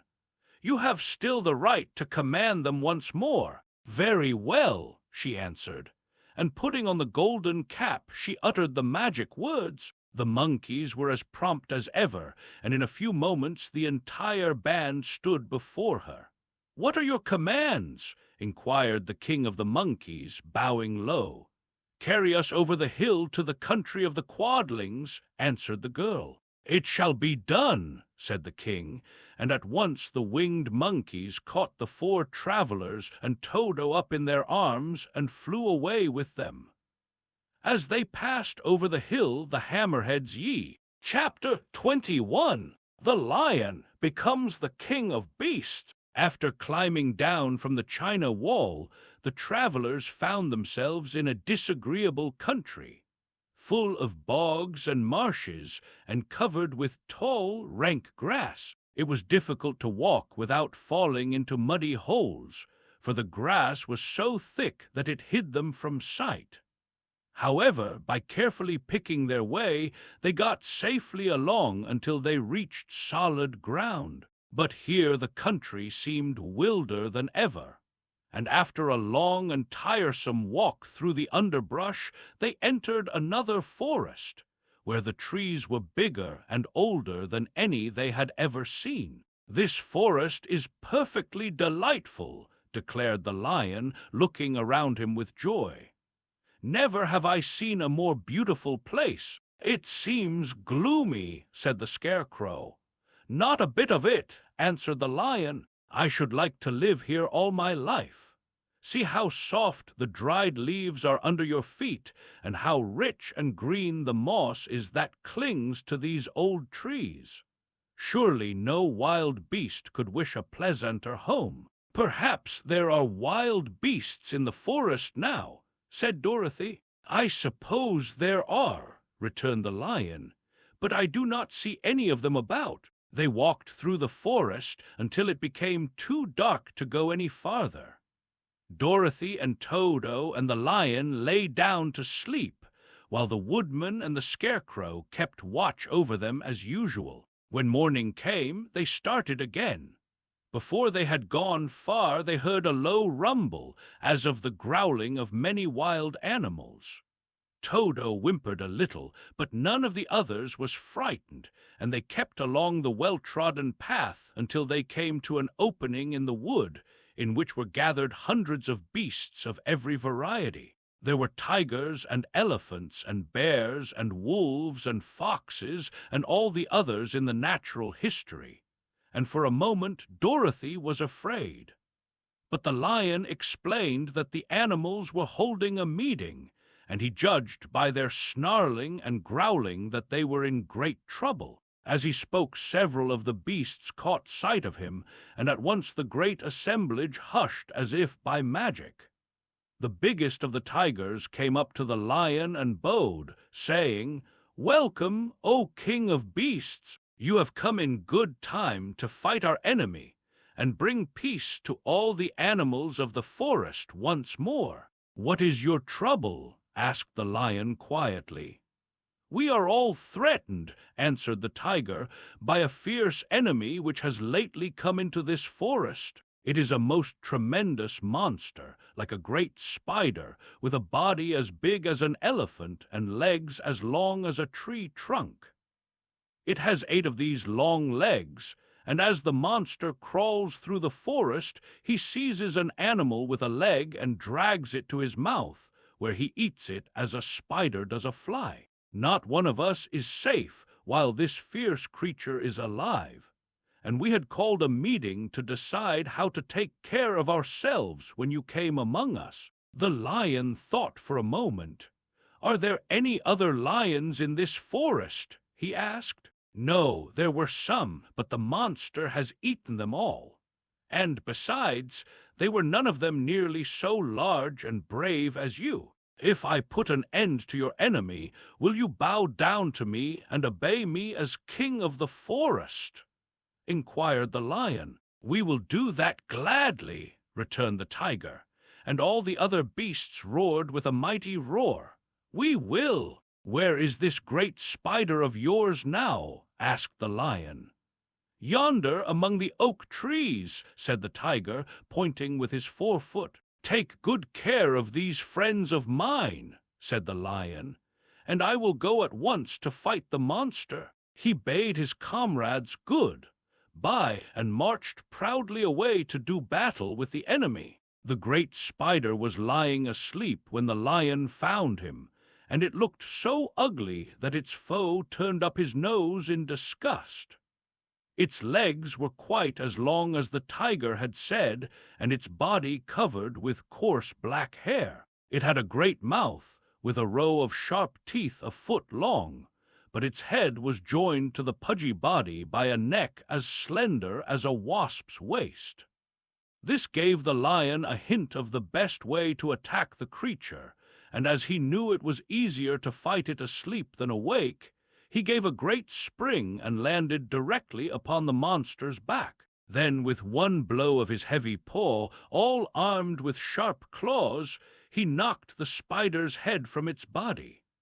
Jumping down, he watched it until the long legs stopped wiggling, when he knew it was quite dead. The lion went back to the opening where the beasts of the forest were waiting for him and said proudly, "You need fear your enemy no longer." Then the beasts bowed down to the lion as their king, and he promised to come back and rule over them as soon as Dorothy was safely on her way to Kansas. Chapter 22. The Country of the Quadlings. The four travelers passed through the rest of the forest in safety, and when they came out from its gloom saw before them a steep hill, covered from top to bottom with great pieces of rock. "That will be a hard climb," said the Scarecrow, "but we must get over the hill nevertheless." So he led the way, and the others followed. They had nearly reached the first rock when they heard a rough voice cry out, "Keep back!"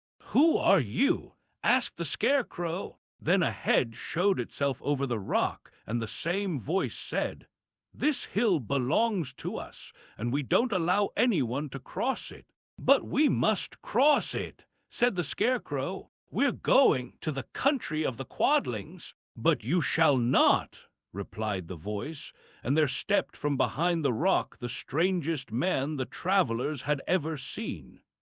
He was quite short and stout and had a big head, which was flat at the top and supported by a thick neck full of wrinkles. But he had no arms at all, and seeing this, the Scarecrow did not fear that so helpless a creature could prevent them from climbing the hill. So he said, "I'm sorry not to do as you wish, but we must pass over your hill whether you like it or not," and he walked boldly forward. As quick as lightning the man's head shot forward and his neck stretched out until the top of the head, where it was flat, struck the Scarecrow in the middle and sent him tumbling over and over down the hill. Almost as quickly as it came, the head went back to the body, and the man laughed harshly as he said, "It isn't as easy as you think." A chorus of boisterous laughter came from the other rocks, and Dorothy saw hundreds of the armless hammerheads upon the hillside, one behind every rock. The lion became quite angry at the laughter caused by the Scarecrow's mishap, and giving a loud roar that echoed like thunder, he dashed up the hill. Again a head shot swiftly out, and the great lion went rolling down the hill as if he had been struck by a cannon ball. Dorothy ran down and helped the Scarecrow to his feet, and the lion came up to her, feeling rather bruised and sore, and said, "It is useless to fight people with shooting heads. No one can withstand them." "What can we do, then?" she asked. "Call the winged monkeys," suggested the Tin Woodman.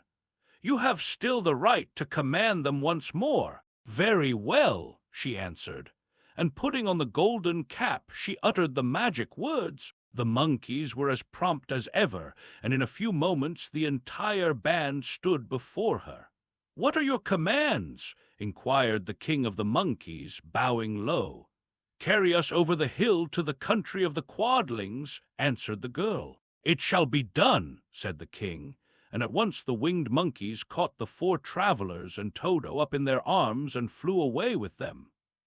As they passed over the hill, the hammerheads yelled with vexation and shot their heads high in the air, but they could not reach the winged monkeys, which carried Dorothy and her comrades safely over the hill and set them down in the beautiful country of the Quadlings. "This is the last time you can summon us," said the leader to Dorothy. "So goodbye and good luck to you." "Goodbye and thank you very much," returned the girl. And the monkeys rose into the air and were out of sight in a twinkling. The country of the Quadlings seemed rich and happy.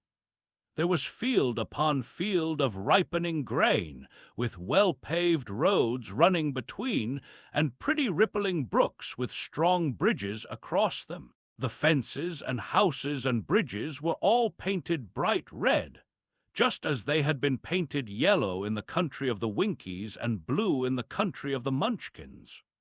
The Quadlings themselves, who were short and fat and looked chubby and good-natured, were dressed all in red, which showed bright against the green grass and the yellowing grain. The monkeys had set them down near a farmhouse, and the 4 travelers walked up to it and knocked at the door. It was opened by the farmer's wife, and when Dorothy asked for something to eat, the woman gave them all a good dinner, with 3 kinds of cake and 4 kinds of cookies and a bowl of milk for Toto. "How far is it to the castle of Glinda?" asked the child. "It is not a great way," answered the farmer's wife. "Take the road to the south and you will soon reach it." Thanking the good woman, they started afresh and walked by the fields and across the pretty bridges until they saw before them a very beautiful castle. Before the gates were 3 young girls, dressed in handsome red uniforms trimmed with gold braid. And as Dorothy approached, one of them said to her, "Why have you come to the South Country?" "To see the good witch who rules here," she answered. "Will you take me to her?" "Let me have your name, and I will ask Glinda if she will receive you." They told who they were, and the girl soldier went into the castle. After a few moments she came back to say that Dorothy and the others were to be admitted at once. Chapter 23. Glinda the Good Witch grants Dorothy's wish. Before they went to see Glinda, however, they were taken to a room of the castle, where Dorothy washed her face and combed her hair, and the lion shook the dust out of his mane, and the Scarecrow patted himself into his best shape, and the Woodman polished his tin and oiled his joints. When they were all quite presentable, they followed the soldier girl into a big room where the witch Glinda sat upon a throne of rubies. She was both beautiful and young to their eyes. Her hair was a rich red in color and fell in flowing ringlets over her shoulders. Her dress was pure white, but her eyes were blue, and they looked kindly upon the little girl. "What can I do for you, my child?" she asked. Dorothy told the witch all her story. How the cyclone had brought her to the land of Oz, how she had found her companions, and of the wonderful adventures they had met with. "My greatest wish now," she added, "is to get back to Kansas, for Aunt Em will surely think something dreadful has happened to me, and that will make her put on mourning. And unless the crops are better this year than they were last, I am sure Uncle Henry cannot afford it." Glinda leaned forward and kissed the sweet, upturned face of the loving little girl. "Bless your dear heart," she said. "I am sure I can tell you of a way to get back to Kansas." Then she added, "But if I do, you must give me the golden cap." "Willingly," exclaimed Dorothy. "Indeed, it is of no use to me now. And when you have it, you can command the winged monkeys 3 times. And I think I shall need their service just those 3 times," answered Glinda, smiling.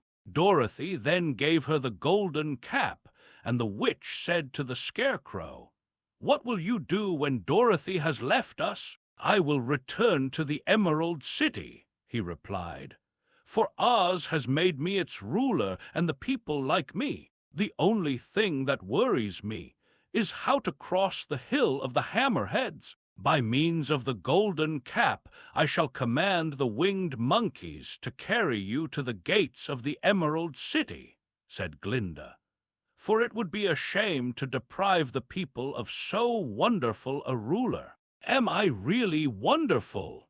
asked the Scarecrow. "You are unusual," replied Glinda.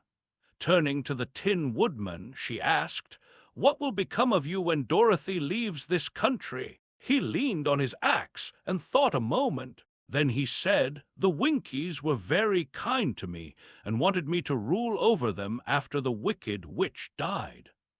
I am fond of the Winkies, and if I could get back again to the country of the West, I should like nothing better than to rule over them forever." "My second command to the winged monkeys," said Glinda, "will be that they carry you safely to the land of the Winkies. Your brain may not be so large to look at as those of the Scarecrow, but you are really brighter than he is when you are well polished, and I am sure you will rule the Winkies wisely and well." Then the witch looked at the big, shaggy lion and asked, "When Dorothy has returned to her own home, what will become of you?" "Over the Hill of the Hammerheads," he answered, "lies a grand old forest, and all the beasts that live there have made me their king. If I could only get back to this forest, I would pass my life very happily there." "My third command to the winged monkeys,"